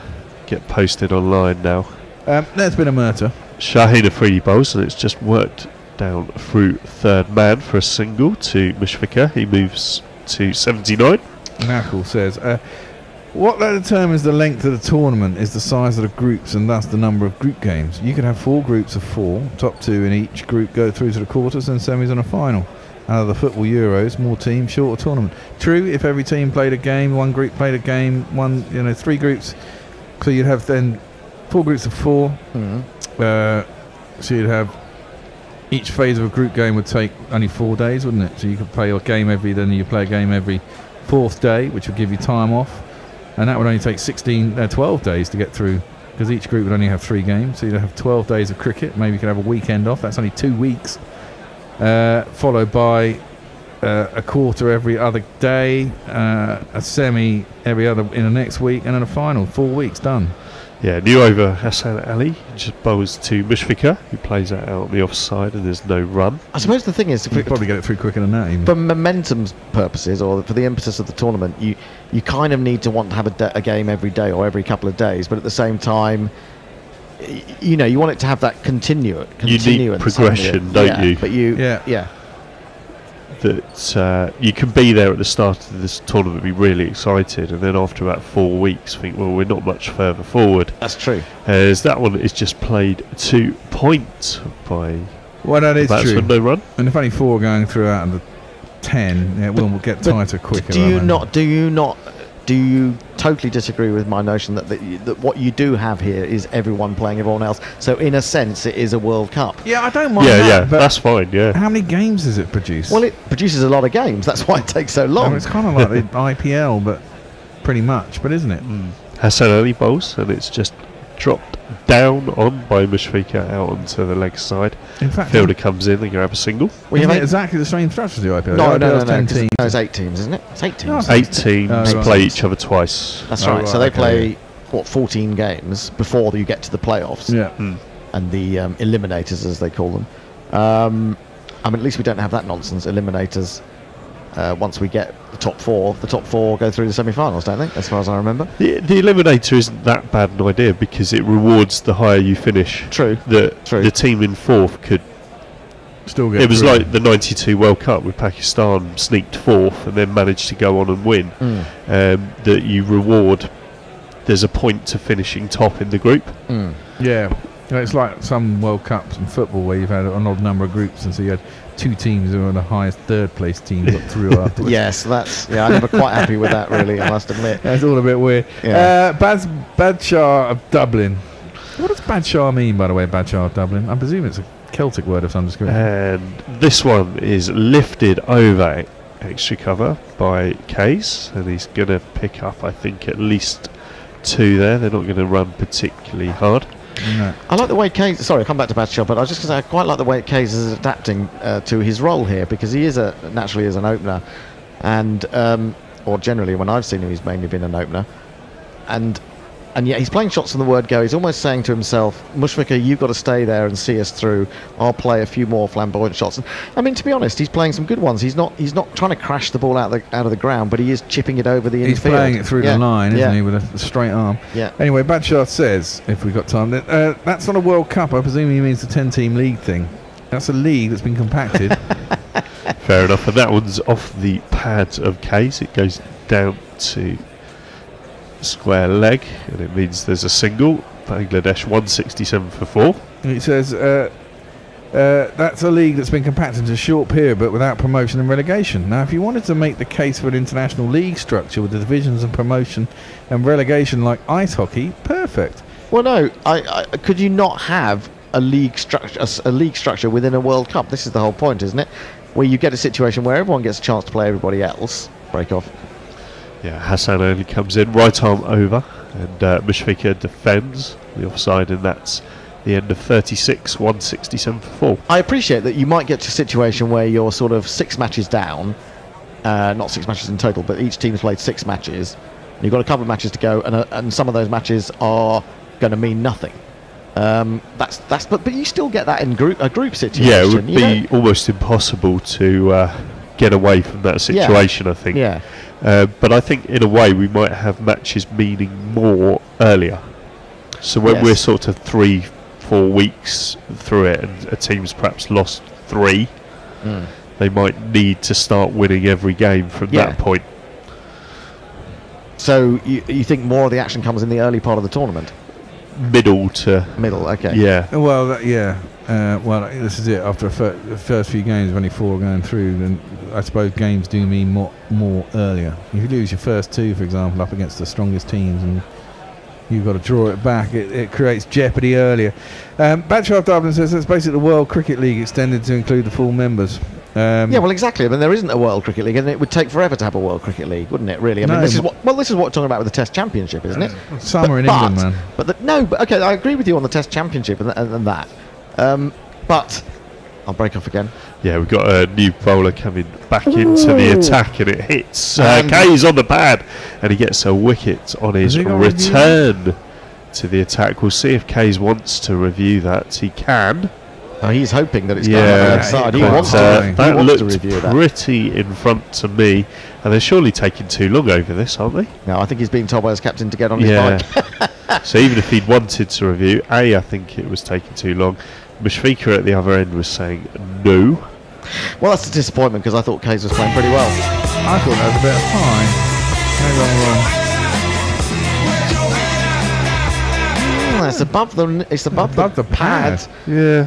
I mean, the thing is, they are low wickets. It may not have had a trajectory to take it over, and it may have clipped the bail. So it's close. It's close. I think it would have been worth risking it there from the point of view of Mushfiqur. If it was Mushfiqur who basically says to Imral, "No, I don't think."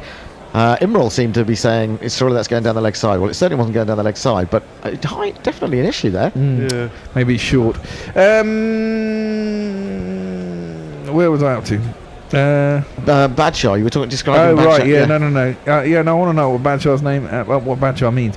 Anyway, if you want everyone playing everyone, have a World ODI League. The word that's being underplayed by this World Cup is world. There are so many strong associate teams, full members in the case of Zimbabwe, who are being deprived we're being deprived of seeing on a world stage, and that's kind of true, isn't it? I mean, that's the thing about the World Cup. There aren't that many bloody world sides. If you have a World Cup, you should at least include the littler teams who don't get to be on a world stage very often. Yeah, but then I think there's also people are going to argue if and when, and I don't think that's going to happen because we've seen the likes of Afghanistan come on really well. Ireland, say perhaps they've got to look to a new generation now, and maybe the same with Bangladesh. But you are still going to get games that you will get to see these guys, but it doesn't necessarily mean that the quality of the cricket is going to be the highest order necessarily. But that's, I think that's changed a lot. I think it has changed a lot. I mean, as we saw in the last World Cup, actually a lot of the associate leader, there was that pre-qualifying tournament nonsense, wasn't there, in the last World Cup, and that was more entertaining than a lot of the games in the World Cup. Yeah. So the new batsman is Mamadilla, and his first delivery just goes past the despairing dive of points, so Mamadilla will get off the mark first ball with a single. Mamadilla, here I go again, my, yet another 100. Oh well. All 3 was the Hawkeye for the previous K's wicket. The bowler, of course, still haven't jingled, but he comes into bowl, and it's just played with a reverse sweep that is stopped by third man, and this is the bowler. Don't dare come down to the track, don't play against the spin. I said I'll just go smack. She said shut up, Gonzalez, this bowler's not even 20. She said ooh, shut up, Gonzalez. And Shadab Khan bowls, and it just comes forward to that one. Mushfiqur plays it to backward point. There is no run. Is that the end of the over? It is. I think we should listen to this. You can be my captain, I can be your It's not the end of the over. Break that off. As well, just a bit of a preview of the John Trott jingle there. This one's just played out the offside. There is no run. 168 for 5, 1 delivery left in the 37th. All the players seem to be mulling around in the middle of the pitch then. That's why I thought it was the end of the over. That's what I thought. As that one is worked down to mid-on, so they'll jog a comfortable single. Mushfika will retain the strike. You can call you Straussy, Straussy when you call me, you can call me Jonathan Trott. Jonathan Trott, Jonathan Trott, Jonathan Trott, Jonathan Trott, Jonathan Trott, Jonathan Trott, Jonathan Trott, Jonathan Trott, Jonathan Trott, Jonathan Trott, Jonathan Trott, Jonathan Trott. I suppose he goes out on a very fine mark, doesn't he? Really taking Warwickshire back into the first division. So he can retire happy. He can indeed. What else is going on? I can speak over to it. Badshah of Dublin says Badshah comes from the Lahore Badshah's cricket team in the ICL of 2008-2009. That was a precursor to IPL, wasn't it? ICL. So we've got a bowler back into the attack, which his first delivery is heaved over cow corner for 4 runs. Oh my goodness, the jingles are coming thick and fast at the moment.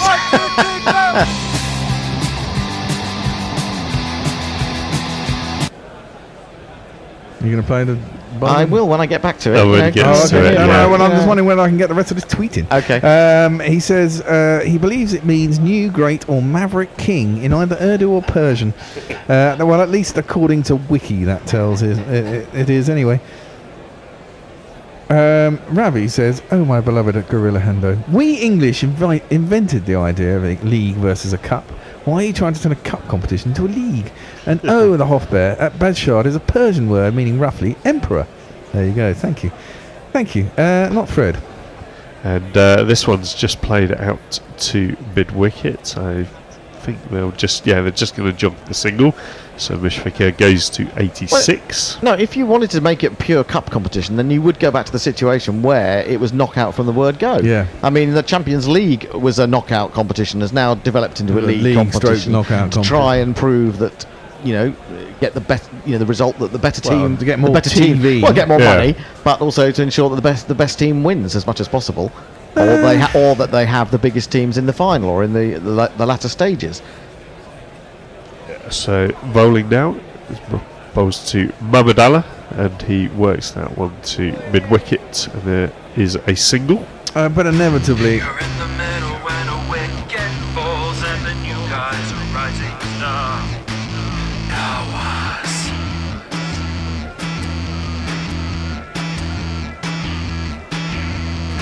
He's an all-rounder with a heart of steel, and he's called Muhammad Awaz. Yeah, and he's going to bowl left arm over the wickets, and it's just behind square. And there's overthrows, but they're not able to capitalise, so they just stick at the 1.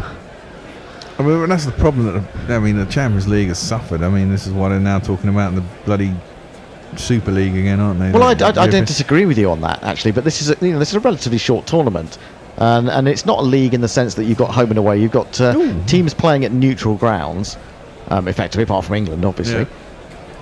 Yeah, Nawaz again, and tries to cut that one, Muhammadallah, but only plays it down into the ground, where Sarfraz collects the ball. Okay, people having a go at you here. Not Fred says, who let a Gorilla Hendo loose on a jingle machine? Well, Gorilla Hendo let himself loose on a jingle machine. Of course not, Fred. Evil Scooter said, with respect, Hendo, that's nonsense. Sorry, what's nonsense? I'm going to tell you when I get through after this ball. I will restate the tweet. Yeah, Nawaz bowls to Muhammadallah, who just pushes it to point. No run available, so Bangladesh 176 for 5 after 38. Okay. In the 2015 World Cup, it was the group matches featuring the lower teams that were generally less uncompetitive than those featuring only the big teams. I'm not arguing that can't happen. And it could happen, and I was sort of making a rider on that sense by saying that the way that Afghanistan have come through would actually nullify that to a certain extent, that these teams have got better. But there is that feeling that you might get too many uncompetitive games. I'm not saying I agree with it, but I just think that there is that feeling. Well, yeah, I mean, it's the problem with ODIs. It can't, team. There's a danger with any match to be uncompetitive, Oh, yes, isn't there? Totally. I mean, look at how one-sided these Pakistan-India games have been so far. Exactly. I mean, it's we were expecting absolute corkers, and they've been. It kind of depends where, almost in the cycle of being good or being bad, a team is to some extent. I think. But I mean, you can have a series that say finishes 3-2 with not one competitive game. True. As Shadab Khan starts a new over, he bowls, and it's just fielded by the man at point. That's why Babar Azam. That's kind of why 50 over cricket is my least favourite format. Yeah, but I think you do get so many games that don't end up being competitive, and they last longer than a 20 over, which can be just a shit. And it's a full toss from Shadab Khan that is hit in the air by Mushfiqur down to deep mid wicket, and they come back for 2. I can see Sarfraz is moaning about something. I don't quite know what it He's was. been moaning all day.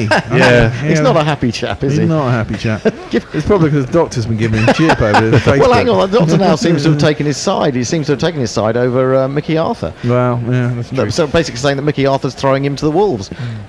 And it's another full toss that this time is punted down the ground to long on for a single. So Mushfiqur gets himself into the 90s. Ravi Nair says they have legalised the Cricket World Cup because of the television necessity of lots of India. Yeah, we all know that. A good World Cup would have full members come in at round 2 or 3, like the FA Cup. No, there's not enough teams for that, really. As this one just played out to cover, no run. And although we're interested in the lower teams, and there are a lot of people who wouldn't be. I mean, that's part of the problem, I think. So that if you had that situation, if you compared it with the FA Cup, you wouldn't have interest in those early games.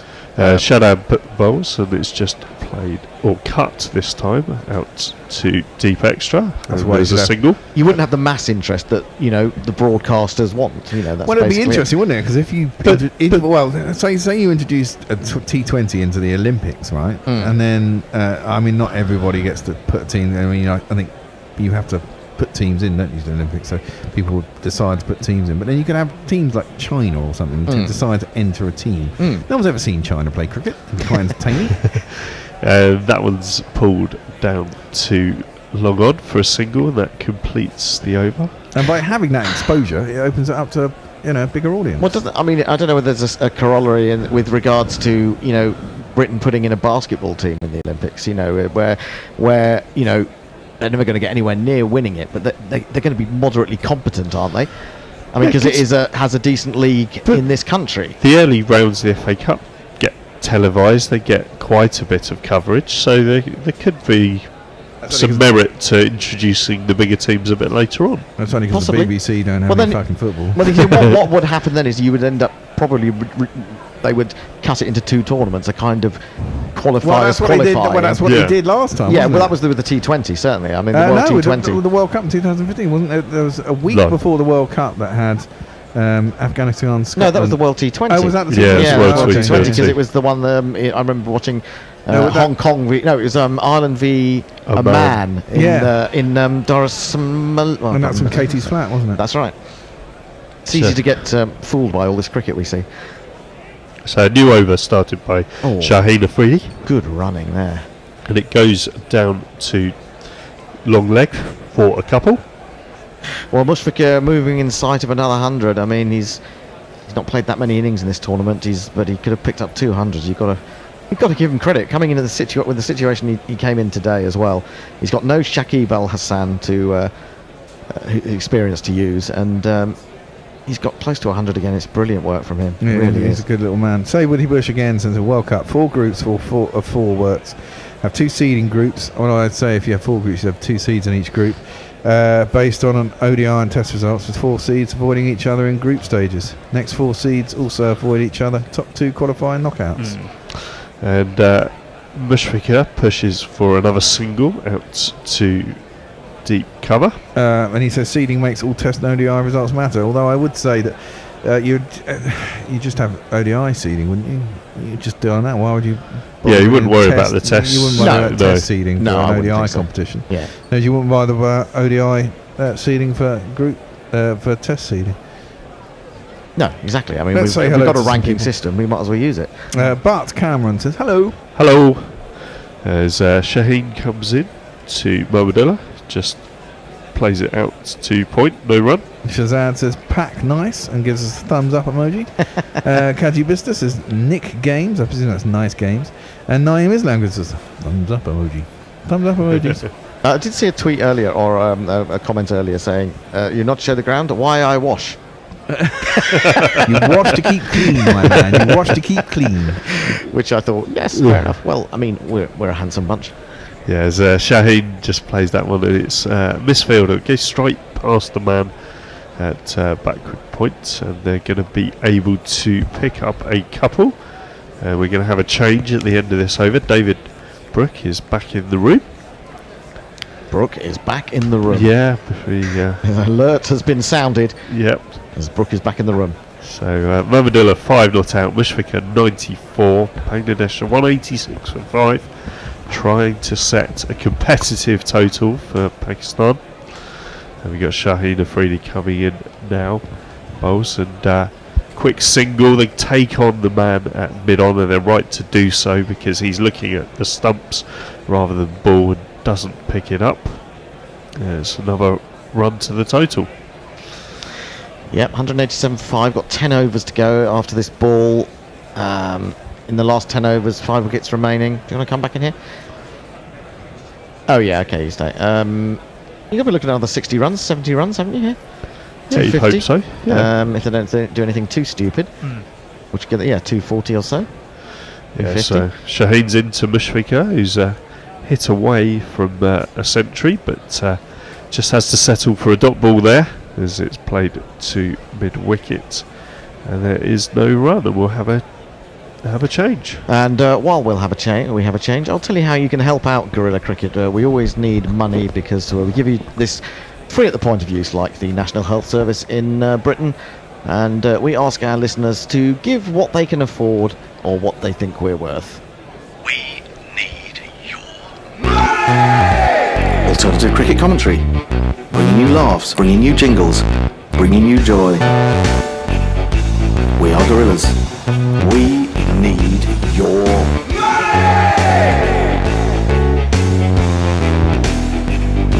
Patreon.com/Gorilla Cricket.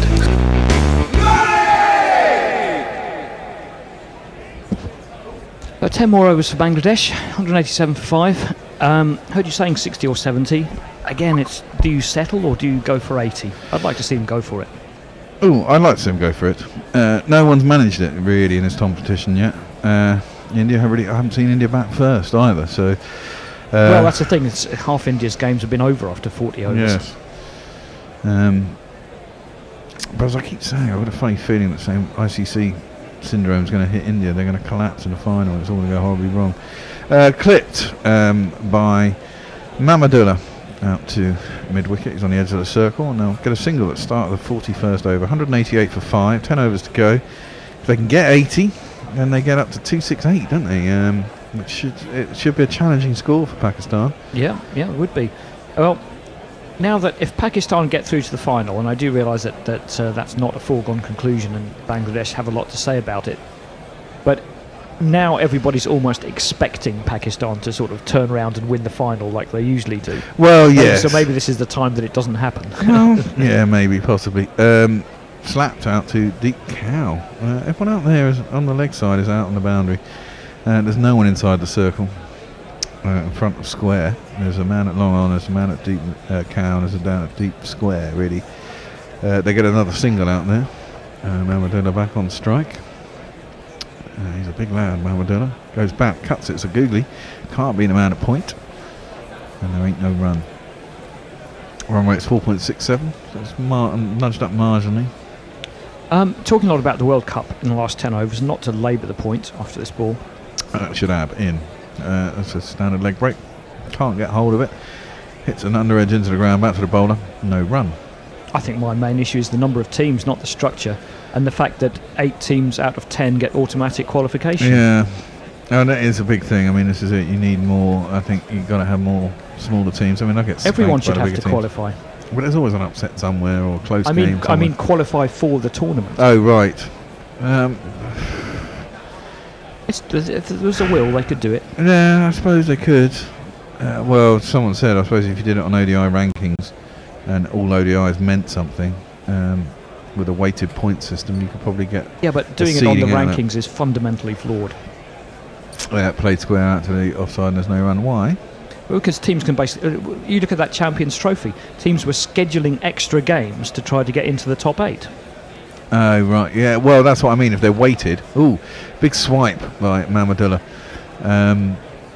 And he doesn't get it out to deep cow corner. Instead, he gets a top edge that goes over where first slip would be, virtually down to the boundary. They're going to come back for 3. It's good running. It's just pulled in front of the boundary. Now, if it was weighted, so an average pointing system, an average was almost like a batting average in baseball, some sort of algorithm so you could work it out, then it wouldn't really matter how many games you paid. Because England play a hell of a lot more games, say, than South Africa anyway. Exactly, you're right in that sense. There are some boards that don't play as many games as others. Whereas some, if you're 12th in the rankings and no one else will play you, how are you supposed to get up them? But it doesn't matter. If you play 3 games and you lose all 3, or you lose 1, and your win percentage is 0.33, maybe it's not a win percentage. So if Nepal win 3 games against Bhutan and that's all they play, they're straight in. You don't think India would have a problem with that? Yeah, I think they would. Oh, yeah, but Bhutan, do they play? I don't know. Yeah. Some tweets, Bear? Yes, give me some tweets.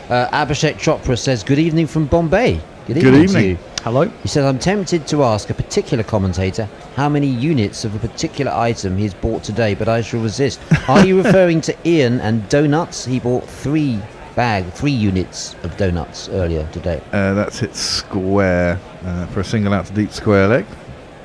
Off the first ball of Shaheen's next over. On the subject you've been talking about, Cricketing View says the problem, as you pointed out the other day, Ari, the Asia Cup, is that what makes a good tournament design and what makes a good television package are often not the same thing. Yeah, there is a certain amount of that involved.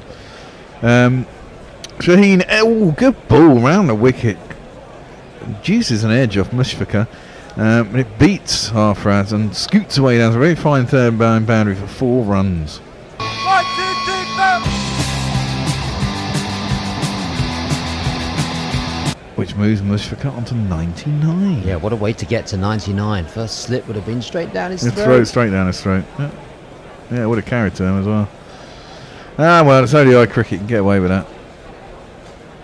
It was a decent ball though, wasn't it? Bringing it in back to him. It didn't really move a lot, but it's the angle that's done him. Yeah, enough pace to just force him to put his bat out at it. As he faces up now, and Shaheen is running in again around the wicket. He's a tall bloke, full this time, driven back to the bowler by Mushfiqur, and there is no run. Well, if he gets there, Bear, it will be his 7th ODI century. A score of 144. Be well deserved. What? He deserves nothing less. Yeah. His highest ODI score 144. He could get there in 9 overs, 8 overs, and 3 balls. And as I say, he's reached this landmark 6 times so far in ODIs. Good on. He's a good little bat. All driven out. He's gone. No. He's out on 99. Did I do him there? You did. It's bloody total commentator's curse there, David. He drove it when he didn't really move his feet. He looks tired. It was kind of up there to drive, but he just didn't get his foot to the pitch. He drove it. It got an outside edge. It's taken by Sarfraz. He's gone. Bang there. 197 for 6. Trouble. I got 99 problems, but a bitch ain't one. Oh, Mushfiqur, what can I say? He was on the walk a bit there, wasn't he? I said if he gets to 100, it'd be well deserved, and it would have been his 7th. And then I said, you've got 6 so far. I'm afraid he stays at 6. What a shame. He deserved a ton. That is so well in rebuilding this innings. What's 1 run between friends? It's still it's still a good score, team. Yeah. Where's the stats that say number of 99? Well, that's true. The only people that keep a record of that are Walls Ice Cream. Boom boom. Mr. Whippy. Mr. Whippy. Well, that's such a shame. Because seeing what they were 17 for 3 when he came in. 12 for 3. Yeah. Yeah. Really tough luck on him. Evil Scooters. Just if I can just add some words on the conversation you were having from Evil Scooters says, so what if the wider audience doesn't care about the smaller teams? That's why you have all these unending bilateral series. The point of a World Cup is to ensure that the game's footprint grows wider and people will watch in a tournament context.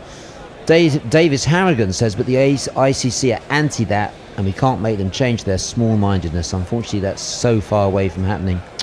Yeah. On a different subject, not Fred Titmus has noticed something. He said, have you been blowing money on new chairs and mics? We sure have. Fred, I'm glad you're focusing on the you big find- issues of the day. You There's maybe- much figure out for 99. All you can see is the chairs. Well, you know, we have. We have flipped the studio around, Fred. You obviously have been listening and not watching on Facebook. You noticed this about a week and a half ago. When did we start doing this? Last week, wasn't it? Yes. Wednesday. Yes. Exactly a week ago today. You'd have noticed that. We have a new batsman, and It's this man. We had 5 different Hassans in the side, but this game that we play has Mahady in today. Mahady Hassan. He's going to face up. First ball is clipped into the leg side, wide enough of wide mid on. There is buzzers. There's maybe. an attempt at buzzers, but they don't run it. So they have this strange position. So they have a man at very wide mid on who is neither covering mid on nor mid wicket and is always a single. It's better than having no man anywhere on the leg He's side. covering where he is, even if you haven't got a name for it. This is true. But the slower the wicket, the squarer the ball goes. It's easier to turn the face of the bat. You see how happy Shaheen is that someone took a catch off him. Yeah. Yeah, he had how many dropped off his bowling in the first game? 4 in the 2 games, apparently. Yeah, 3 in 1 game, wasn't it? Was it? Who was that against? Was that in the India game? No, it wasn't the India game. It's a game that was pretty close. That's a shot and a half. Oh, great shot. Mahmudullah's come down a track and belted that through cover all the way to the extra cover boundary. It's 4 runs, 15 off 16. It's me, says she. It's me, says she. There's a lot to like about Mahmudullah, one of my favourite players. Yeah, he played very well in the. I was playing to Andy earlier. Played very well in the Caribbean Premier League for the St Kitts Patriots. Jeff Perkins has tweeted in. You have to explain this one, Bear. Judging by today's performance of my diversified breweries share portfolio, rather a lot. Does that make any sense? We've been to you? drinking different strange beers. Oh, I see. Yes. Strange beers. Yes, I just purchased some Stella. So I just purchased some units of Stella that were the same price as units of Beck. Yeah, I always thought Stella uses the line reassuringly expensive. Well, they should say reassuringly the same price as inferior beers. Well, indeed. Shanab is in. It's a standard leg break. Cut at by Mahidi. It's first ball of the next over. It's going to get to the boundary. That's a bloody good shot. Beat the man at backward point. Hey, Hendo's happy. He's got beer. He's just shaking it though. Have you shaken it? You're going to open it now and spray it all over the house. Yes. In fact, yes, I've got 4. 1, 2, 3. Beers. Yeah, in the manner of a winning team. Shake the bottle, see it go over your teammates. As soon as Moeen Ali's out of the way, you open the alcohol. Yep. Moeen and Adil at the end of the Test series. Even Worcester were doing that. I noticed in the T20 they had one celebration with Moeen, and then another celebration where the champagne bottles came out immediately after. They spray, and he doesn't take part. Mahedi Sam works the next ball out to deep mid wicket. There isn't anybody up inside the circle on the leg side, and they get themselves an easy single. Ravi Nair, hi Ravi. He says maybe I'm just supporting the Eastern team because I'd love to say, bang, pack your bags. Boom. Bang, pack your bags. Yes, I like it. I didn't do justice to that. It's the way I tell them. And yes. Next ball is the defender back to the bowler, and there's no run. That ball really didn't do anything off the seam. They're trying to intimate that it moved about 0.001 of a degree, just enough to take the edge. Maybe true. I think there's a bit of tiredness in the shot as well. Not a lot of foot movement. Next ball, Mahmudullah tries to crunch through the offside, gets an under edge into the ground, goes out to cover. He's quite short, and there's no run. News from our county correspondent, Chris the Choir, who's at the Oval, where Ben Folkes is dragging himself off the ground as if he's doing an impression of Daddles the Duck. Essex are chipping away. New ball, Essex, Surrey, 3-6-8 for 4. Ooh. No, there is a man out at deep cover. It's cut out there. They'll get 2. It's gone back to point, actually. There is a man at deep cover to Shadab, and they'll get through, as I said, for 2. Wasn't Ben Folkes on the Australian tour? Yes, he was. Yes. What happened to yes, him he in terms was. of England reckoning? Dropped down the pecking order of wicket-keeper batsman. By Butler, I guess. By Butler, yeah. Chipped into the leg side. There isn't anyone at mid-wicket. The keeper has to chase it down. The short, fine leg comes in to pick it up in the end. Get through for a single. Mahmudullah moves on to 18. Bangladesh 210 for 6. Yeah, that makes two wicket-keeper batsmen cursing the introduction of Butler into the England Test team. The famous quote about Bairstow sulking in the outfield when he didn't have the gloves that day. I'm sure that wasn't true. Cricketing View says the ICC takes so much money from television companies up front that it is beholden to the TV broadcast providers. Better tournaments and leagues will require a different way for the ICC to make money from television. Yes, some profound points there. We're delving into the economics of cricket and the broadcasting side. Abhishek Chopra says, Dave, any thoughts on the upcoming West Indies tour of India? Well, We can speak to Barry today. we are going to speak to Barry. Yes, With such I've got to confidence there, Dave. confirm that. Yeah, on the subject of Stuart Law, the West Indies won't be helped by the coach Stuart Law's resignation to join Middlesex, because it leaves them. He'll be in charge of the team, but I don't know what you think, guys. When you're playing for a coach that you know has handed in his resignation, there's not the same. I think you lose something when you've got a coach that is not fully committed. Well, it depends. I mean, I suppose if the team think he's done well by them, they'll want to give him a good send off, and if they think he's been a twat, they'll just won't give a shit. Yeah, that's clipped down to long. There's a full toss, hip height, and Mahmudullah gets himself a single down the long leg. Yeah, I think he's well liked and well respected by the players, unlike some of the previous Australian well, in coaches. that case, they'll probably want to give him a send off. Bennett King and John Dyson, to name but two.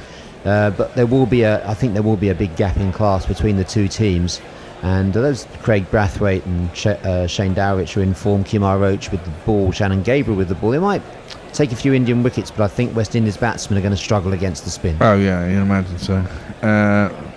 That is guided by Mahady down to third man. They'll get a single. Who's at home? India? Yeah, India are at home. They're playing 3 test matches, I think, followed by 3 one-dayers, I believe. As always, you look at the West Indies team on paper, you say the test team isn't as strong as the one-day team. No. Roston Chase has got a good record against India in the middle order. Shea Hope not quite captured the form of last summer against England, but they'll need big runs from those two. Well, that's a live ball. It's angled into the legs by Shaheen around the wicket, and Mahmudullah can't get it away. It just comes off his pad out on the leg side, and they get a single. West Indies coming off the back leg of West Indies coming off the back of a good performance against Sri Lanka, but I guess that's slightly been undermined by Sri Lanka's early exit from this competition. Well, indeed, and was that Sri Lanka? Well, West Indies at home for that, weren't they? They were, yeah. On bouncier pitches for a change. Yes, apparently so. Yeah, it's good news. Guided again by Mahady down to third man. I got a single. 4 balls gone in this over. There's 6 balls and 2. There's 6 overs and 2 balls left. The one player who did emerge from that series with an enhanced reputation, Jason Holder, took a lot of wickets. I like Jason Holder. He's a good cricketer. He's not the quickest, is he? But he's a good try. He's pretty handy bat too. He is. Mahmudullah up to the crease, round the wicket, into Mahmudullah, who drives it out to the edge of the circle. It's fielded by the man at cover. They're getting through for a single. Fielded by Thacker. Being 6 down, Bangladesh won't really be able to press the pedal down like if they were 4 down. No. And I think that's holding them back just a little bit at the moment. It is, isn't it? They don't want to go 7, 8 down. They don't want to lose Mahmudullah and then be scraping around No, with the tail. I mean, it just gives you pretty much the last 3, you made 2 overs to go absolutely batshit crazy, doesn't it? If you don't lose another wicket from here, you want to try and get 5, 6 and over for the next 3 overs. That's guided out into the leg side. Sorry, offside. What have I done? It's just blocked out to the man sweeping on the cover boundary, and they get themselves a single. Yeah, 6 singles off the last over, including one was a leg by. Well, you get 3 more. That's 18 on 2, 19. 2. Well, I would try and do it the other way round because you should be able to expect that 8, 9, and 10 could score 15 off the last 3 overs if they needed to. Yeah. So you might as well have a go now, and if you lose a wicket, then try to go at 5, 6 and over for the rest. Well, Mahmudullah's the man to do it, isn't he? He can Yeah. hit a long ball. He's not bad bat, it has to be said. Partnership already 19 or 14 deliveries, so they're certainly going on over 100%, which would imply 6 overs. Maybe get to 260, 265. Yeah, which would be a challenging score, actually. To get It'd to be decent, 260, yeah. 265 certainly would be. Hassan played into the leg side square, out towards long leg. He comes in and fields. They think about 2, they don't even bother with it. I don't think they really thought about it, no. Didn't look like they did think about it. It should have been at this point in the game. Hassan will be able to bowl out from here. He's got 3 overs left. And again, they've nicked a couple of overs from Shoaib in the middle, haven't they, just to give them that little bit of flexibility. Which is always a good thing. David's run out of the room, I don't know why. Seemed to get very dark very quickly in this game. Yeah. Looked up and suddenly it was darkness behind the Mahmudullah trying to stadium. run that down to third man. I thought he got a nick on it, but he didn't. Sarfraz didn't appeal, no run. It does, it goes down. It's virtually equatorial. Sun disappears damn quick. Now, on Sunday, albeit Rohit and Shikhar got completely set, it did look a bit easier batting second. How was it yesterday? I know it wasn't in the same ground. It wasn't the same ground, and it wasn't the same team. But India did start off pretty easily, actually. That's driven nicely by Mahmudullah out to the man sweeping on the cover boundary. Imam ul Haq, and but the question is, there's a was it single. generally easier to bat second than first, or was it hard to tell? It's hard to tell because India came out with KL Rahul is a great limited overs batsman anyway. Just came off 100 in England. Rayudu's had a reasonably good tournament, and they breezed to about 100 before they lost the first wicket. That's pulled out to deep backward square leg, and it's a single to Mahady. And there on it, once a wicket went and the spinners got into it, it became trickier for India. But they didn't look troubled, and that's the thing. If you get off to a good start, it's a question of how you handle it when you start losing the wickets, isn't it? Whether the head goes. It's clearly not that easy to score runs out here. The wide scores of 260, 270 are going to be pretty challenging. Played with a lot of bottom hand by Mahmudullah, turns it around the corner to long leg once more. 1 ball left in the 45th over, and that was a single. He was on to 22 or 26. Mahedy's 11 off 8. Get that Pakistan top order under some pressure, Well, under some yes. scoreboard pressure. Exactly that. As the doctor keeps pointing out, they don't seem to have a settled order. Sarfraz was coming in. He opened the other day, didn't he? He came in at 4 the time before that. They don't seem to know what their best batting order is. Hassan in, and it's chopped down on the offside, wide enough for the man at point. Let's go around to a short third man to field and get the single.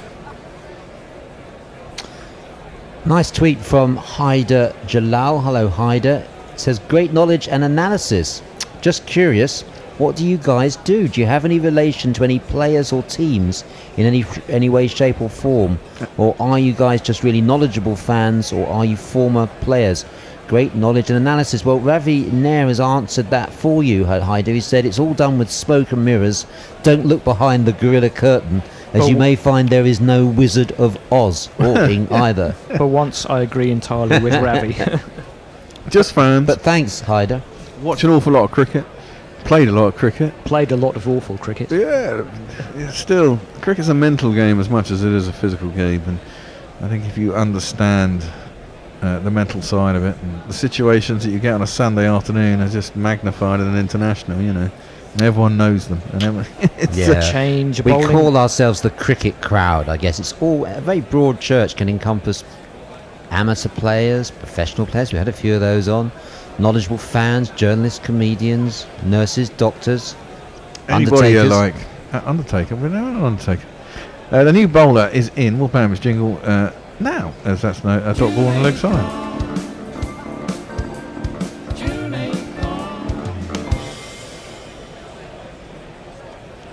As we see the wickets, 6 to have fallen so far. Mushfiqur, of course, out on 99. A couple of decent bowls by Junaid Khan. No, he got one and snap in the air. He's got 2 for 15. He's only his 8th over. So it's a bloody good spell in an ODI. He's around the wicket again, into the legs. Oh, it's out. Is that out? I thought it was a bump ball, but it's not a bump ball. It's straight. Mahidi hits that straight to the man at mid-wicket. Mid-wicket! There should always be a mid-wicket. That's why. As he catches that one, played straight at him. And Mahidi goes for 12, and Bangladesh are 2-2-1 for 7.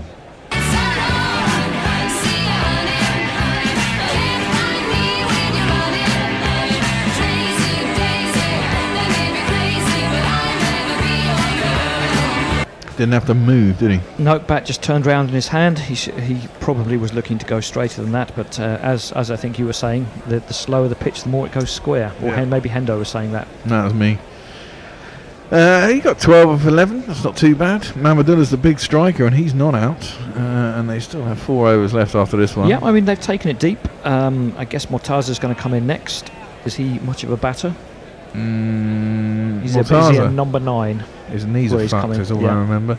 Oh, yeah, we'll have that jingle in a second. We will. I think he can hit a long ball. He's that technically gifted, but he's certainly got a bit of a long handle in him. That's all he needs at this point. Yeah, a couple of sixes would be very handy for Bangladesh. I don't recall having one this innings. Good afternoon to Tony. Tony Bishop, one of the Guerrilla Cricket's wise men, stalwarts. Alumni, not just alumni, that's past, isn't it? Yes. Yeah, not former, current. Anyway, Tony says, question for Dave. As our student of West Indies cricket, what do you make of Stuart Law's move to the middle? Well, I think Middlesex's gain is West Indies' loss. Middlesex are gaining an international coach with international experience. I think he's done a good job in West Indies without... And he's also got an extraordinary experience of English cricket. He has, played here for donkeys, didn't he? Yeah, without... I think after West Indies, the Middlesex will be a piece of cake for him, I think. And I'm sure that he will... do a good job, better than promoting the T20. What's the name? Vittoria. What, the T10? I mean, 100. You mean? Well, no, because Vittoria was the T20 coach of Middlesex. Were they thinking of promoting him? I think he was on the shortlist, but certainly Mark Ramprakash was on the shortlist, and Paul Farbrace was on the shortlist. So Stuart Law has beaten an impressive shortlist. I think you've got a good man. Junaid in. Mishrafi just prods that out to cover, and there's no run. Give me That's right. It's this man. Oh, your knees are fucked, Mashrafe Mortaza. Oh, your knees are fucked, Mashrafe Mortaza. Oh, your knees are fucked, 'cause you fucked your knees. Yes. Is he going to play any part in West Indies cricket after this? Junaid Card comes out to bowl to Mushafi, and he just defends it back to the bowler. No run. 1 ball left in the 45th over. There'll be 5 left after this. 4 left after this. Bear, can I just give a plug to our couple of interviews coming up during the breaking innings? So stay tuned. We'll be talking about this issue. Stuart Law leaving the West Indies coach. We're going to Bridgetown, Barbados. We're speaking to leading cricket broadcaster and producer Barry Wilkinson over there, who's got the latest scoop on the real story behind the departure of Stuart Law.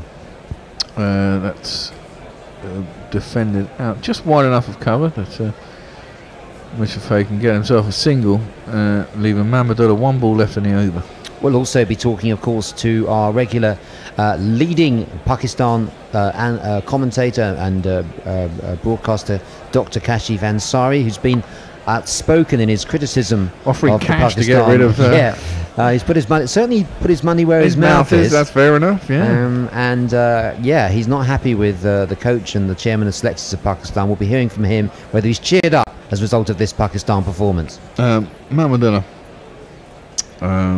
gets a short ball from Junaid Khan. Thinks about putting it, gets himself in a bit of a tangle, misses it, goes through to the keeper. It's not giving us anything, and it's the end of the over. Just to knuckle, there's been a murder. Just to picks up on your points about the World Cup qualifiers, and Afghanistan lost to Hong Kong, Scotland and Zimbabwe, none of whom qualified. In the Asia Cup qualifier, Hong Kong, who lest we forget almost beat India, lost to Malaysia. There are enough competitive teams to make a 16 or 20 team World Cup viable, says Knuckle. I reckon so. Easily on a more conventional structure. Yeah. Which wouldn't be hard to do, you know. I think these two bowlers are going to bowl out these last 4 overs. Hassan and Junaid both have 2 overs left, and Junaid 3 for 16 off 8. Very impressive. And Hassan only 1 for 47 comes in for his 9th over. First ball is, well, it looked like Mushrafay was going to get out of the way and then realised it wasn't going to get up. So he then swayed back, put his bat out there and late cut it down to third man. Gets himself a single, gets off strike. Mamadullah will be back on 22 off 27. 2-2-3 for 7. Time for Mamadullah to hit one in the stands, do you think? Oh, that'd be nice to see. A couple of them would certainly be handy. I mean, if they get 6 and over from here, they end up just shy of 250. And they want more than that. I think they would, yeah, trying to get 260. The extra 15, 16 runs on top of that into the mid-260s makes it a challenging score. Although it has been challenging to get anything, around the 250 mark. That's it. Pulled out into the outfield. Bounces 1 bounce out to the man at Imam ul Haq at deep mid-wicket. And they will get another single.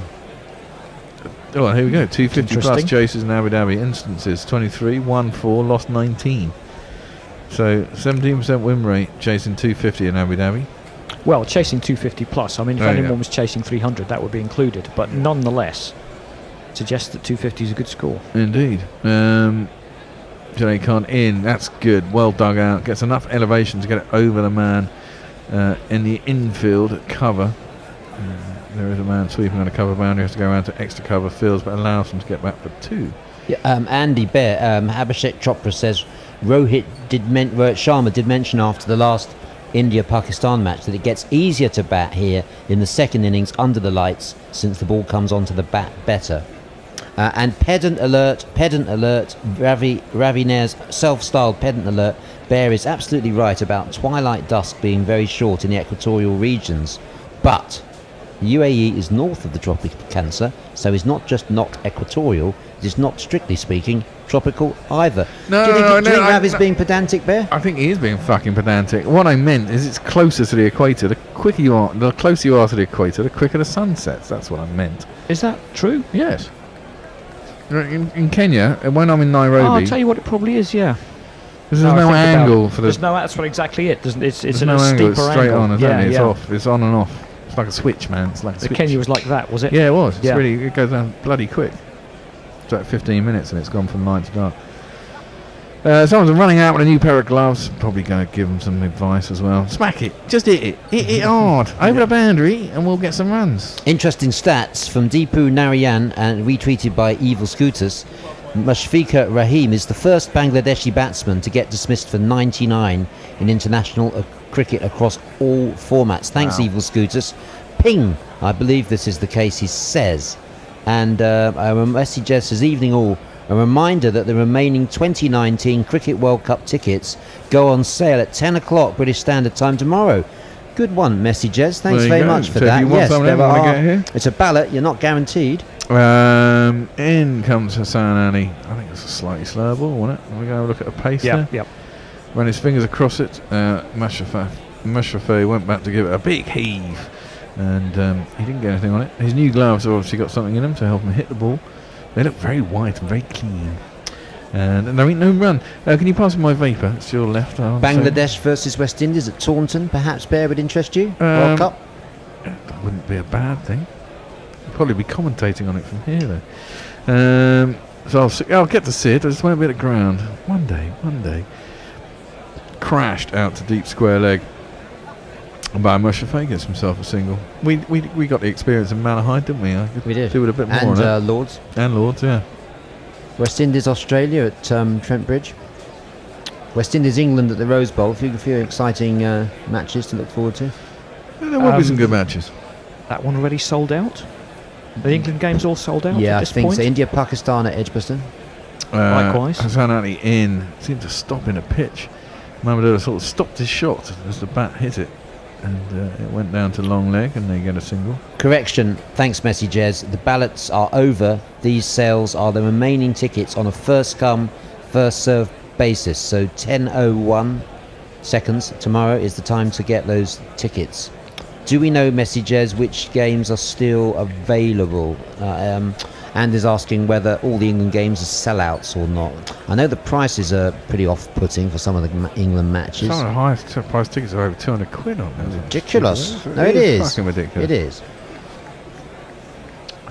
But they know they can get away with it here. That's partly why. Well, exactly. I mean, if people are prepared to pay it, that's capitalism for you. Right. That's what the turbocharged Tories would love to bring in more after Brexit. But enough of that. That's my little whinge. For the day, 228 for 7. 3 overs left. Can't run 260's looking a bit out of reach now. Well, it takes a couple of sixes, doesn't it? And suddenly you're back on Like track. again, we haven't seen one all day, I don't think. We've seen one. I thought we'd seen one earlier. Maybe not. Maybe I'm thinking of yesterday. There weren't that many yesterday. 228 for 7. And here is, I think it's Junaid Khan continuing. And it's driven out to cover. They still get through for the single. Did they? They did. Oh, didn't yeah, they? yeah. It is Junaid Khan. He will also be able to bowl out. He's got 2 overs left and he's on the 48th. He'll get to bowl the 50th and the 48th. Mamadou is 20.5 off 30, which is 5 off 7. Come on, run rate is 4.87. Yes, Dave. Well, I just see Sarfraz is pointing as if at his watch, and I think he's worried about the over rate, and rightly so, because it did seem to be very slow when I was doing the spell 20 to 30 overs. a bit late to pick on that, up on that now. It is, and a lot of it's not his fault because batsmen were down with cramp and whatnot. Yep, as next ball is clumped out to long leg, and there is a single. But I'm pretty sure he certainly seemed to be pointing at an invisible watch and trying to get people to hurry it up. Don't know what the penalty is for slow over rates in this. Suspension of the captain? It might be suspension of the captain. Yeah, he doesn't want to be suspended for India if they make the final. What the hell? I think that's their equivalent of Brexit. We've just had some politics pop up on the screen for Yeah, some but reason. The party won't look in the mirror. I don't know what that's on about. Oh, that's bold. Mamadou's gone for the big heave that we were asking for over cow corner, but he's missed it. And his off stump has gone cartwheeling out the ground. Junaid Khan has 4 for 18 in his 9th over. I'm sure Dr. Kashif will have something to say about how he wasn't playing the last game, was he? No, and certainly the doctor's been calling for Junaid's inclusion right from the start of the tournament. Well, there you go. Yeah, what a He's wicket. right.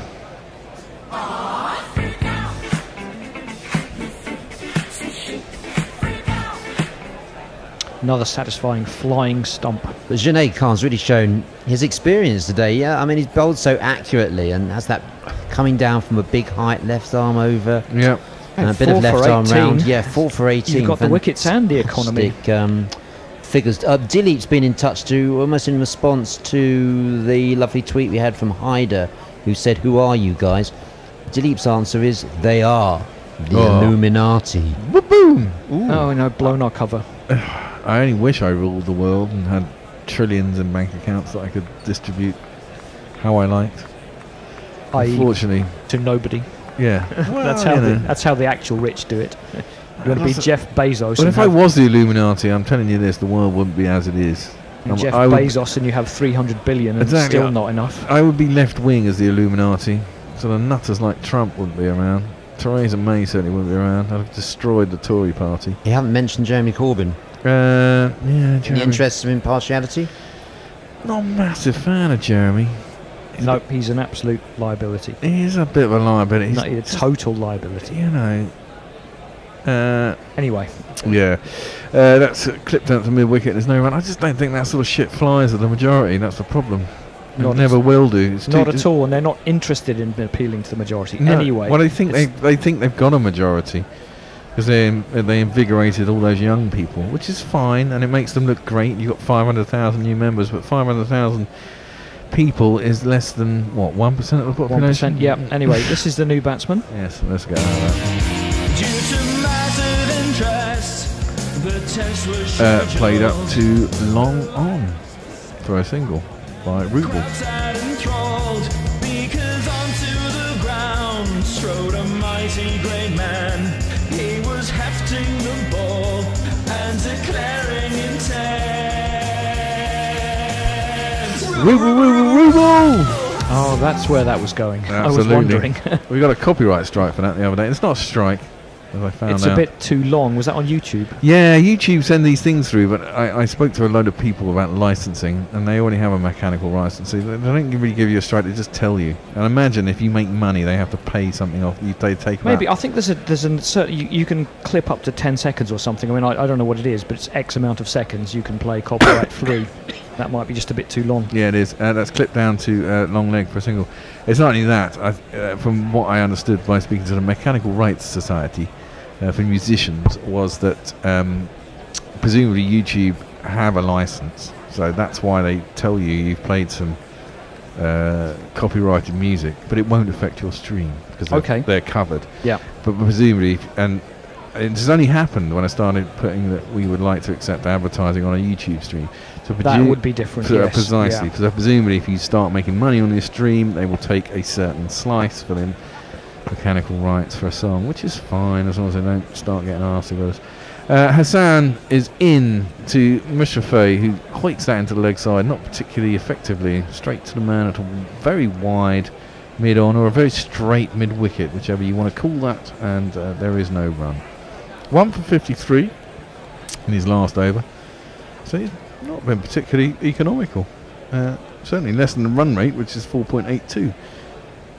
Yep, well, he didn't open the bowling. Of course, it was Shaheen who helped Junaid do the damage. But that one's gone large. Well, that's gone. Mushrafeh has gone back. His knees may be fucked, but he can just about, I thought that had gone further back. It's about a metre over the boundary at deep cow. And he gets himself 6. Turned out to be 9. Oh, I don't mind. Oh, I don't mind. It was a bit First 6 of the innings. Hassan Ali rolled his fingers across the ball as a slower ball, but it didn't Just stop waited for Mushrafeh. it. He Yeah. did, didn't he? And just cleared his front leg and gave it a big heave. Pretty decent connection. It was. I thought he'd gone further back, as I said, but it's enough. That's full. It's a full bunger. Carved out to the man at deep cover. You get a single out there. Well, these are all useful runs, All Bear. useful runs. Need Yep. to get 250 at least. 250's back on. 9 balls left. 239. They're on. Oh, thanks, Messages, for checking. He says the ICC website is pretty naff, and he can't tell whether there are any remaining seats. But yes, he agrees with us that a lot of the games, the prices are pretty eye-watering. Well, yeah. Imagine if they were in India or Sri Lanka or somewhere, they'd be a hell of a lot cheaper, wouldn't they? Make money out of England. Well, people keep paying it. Well, yeah, it's true. Well, some people keep paying, Well. and others can't afford it. Well, indeed. Well, no, I know it's. I'm not saying it's good. Cleared his front leg, Yeah, and run they've out. gone for a run out. There's a run. Well, they've gone for a run out. They've gone for a run, but it's a run out. Is that Rubel Hussain was out? Yes. No, I don't think it was, because he got single, didn't he? He got 6 and a single. So Mushrafeh will be run out the bowler's end. No, So it's they're Rubel. I think it's Rubel is out. I thought Rubel was on strike. Oh yes, Rubel would have been on strike. Sorry, I did get that wrong. Yes, he hit it straight back to the bowler. They want to get Mushrafeh on strike because he can hit it large. Yeah, he's set a sacrifice there. Taking one for the team. Yeah. Well, that's the. Now you've only got 1 wicket left. Anyway, what's done is done. What is done is done.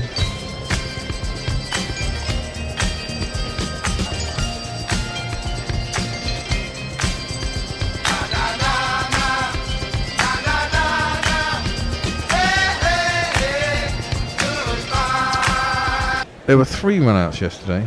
Yeah, I was going to mention yesterday because in a slightly different way, but it's now a bit like the end of that India innings where there's the dynamic of do you take one, do you put the number 11 on strike? I know, remember you were saying yesterday in the last over you didn't think Jadeja should have taken a single with about 3 balls left. Yeah. Even though the 11 did get back on, I can see both sides of that.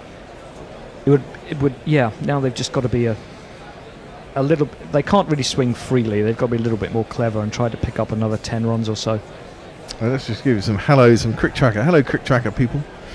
They say Malak Abrak Katak says ha ha ha. MD Bappy says hi, hello. Junaid gives 5 wickets. No, he hasn't got 5 wickets left. There we go, Mushrafeh. That's why he get back on strike, but he hasn't hit that hard enough. He's gone. He didn't connect that. Thought he connected with it, but he hadn't. He launched into it like he got his 6 before, which only just cleared the boundary. But this time it was carved up to long on. He certainly didn't get enough hits. Badly timed. He's caught down at long on. Mustafa Sir doesn't taste the ball.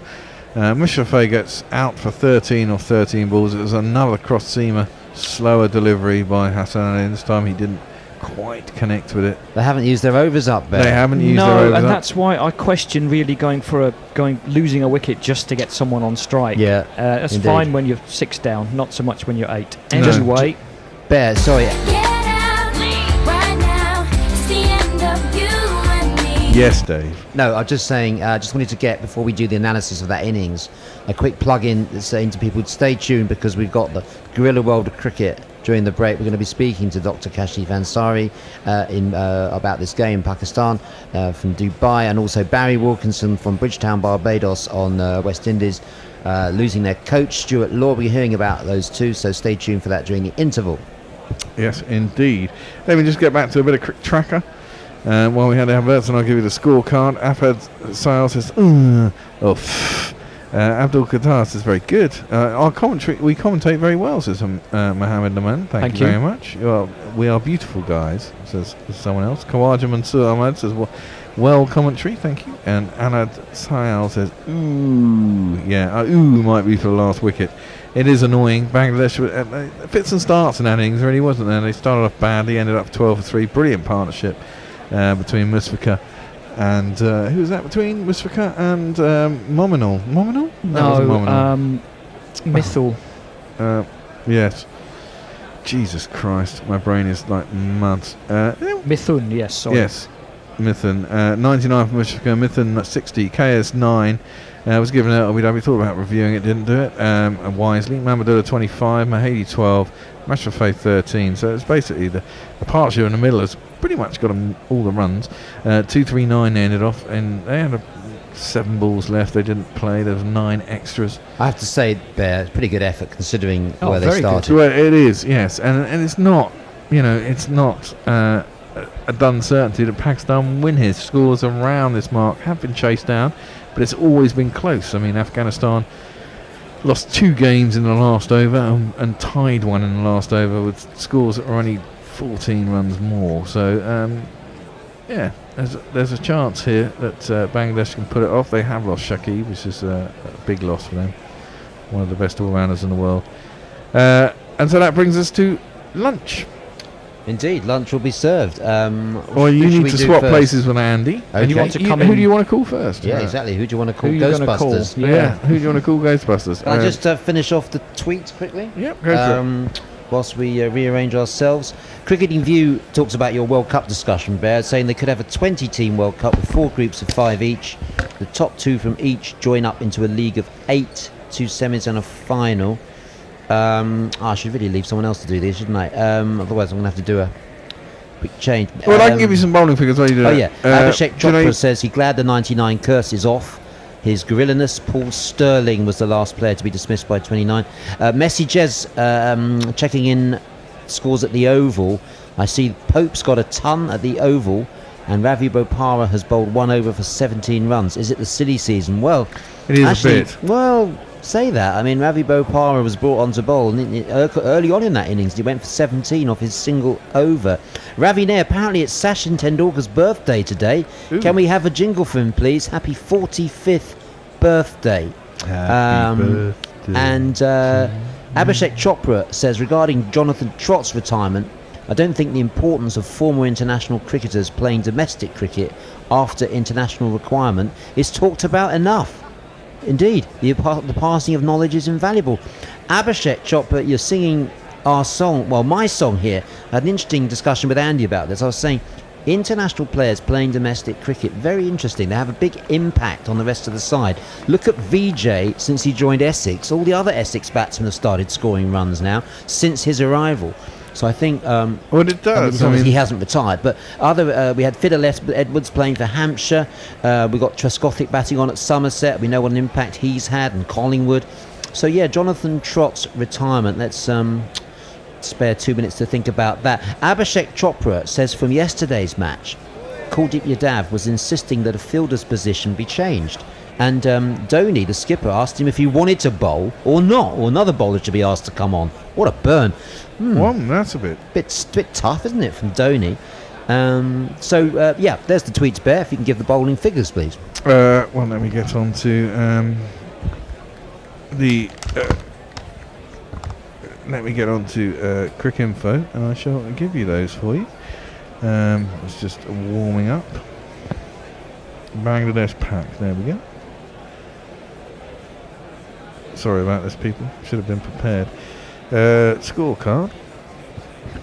Bowling figures were Junaid Khan, stonking performance, 9 overs, 1 maiden, 4 for 19.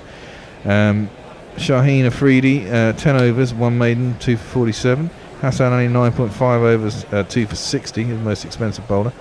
Mohamed Nawaz, 8 overs, no maidens, number 39. Shoaib Malik, 2 overs, no maidens, number 14. And Shanab Khan, 10 overs, no maiden, 1 for 52. And as we said, Bangladesh all out for 239 in the 49th over. Have you got someone online? Who have you got? We have Barry Wilkinson, who's going to give us the lowdown on Stuart Law leaving West Indies cricket and how that's affected. If you can talk for a little bit while I plug you in and get it all sorted, we'll be good. Yeah, we've got an interesting selection of listening pleasure. We've got Barry Wilkinson, top West Indies broadcaster and commentator and producer. He's the man with his finger on the pulse of what's happening over in the Caribbean with the departure of Stuart Law. It's been announced that Stuart Law, the West Indies coach, will be leaving to join Middlesex as their coach. And in a moment, we're going to be speaking live to Bridgetown, Barbados, and we're going to be joined by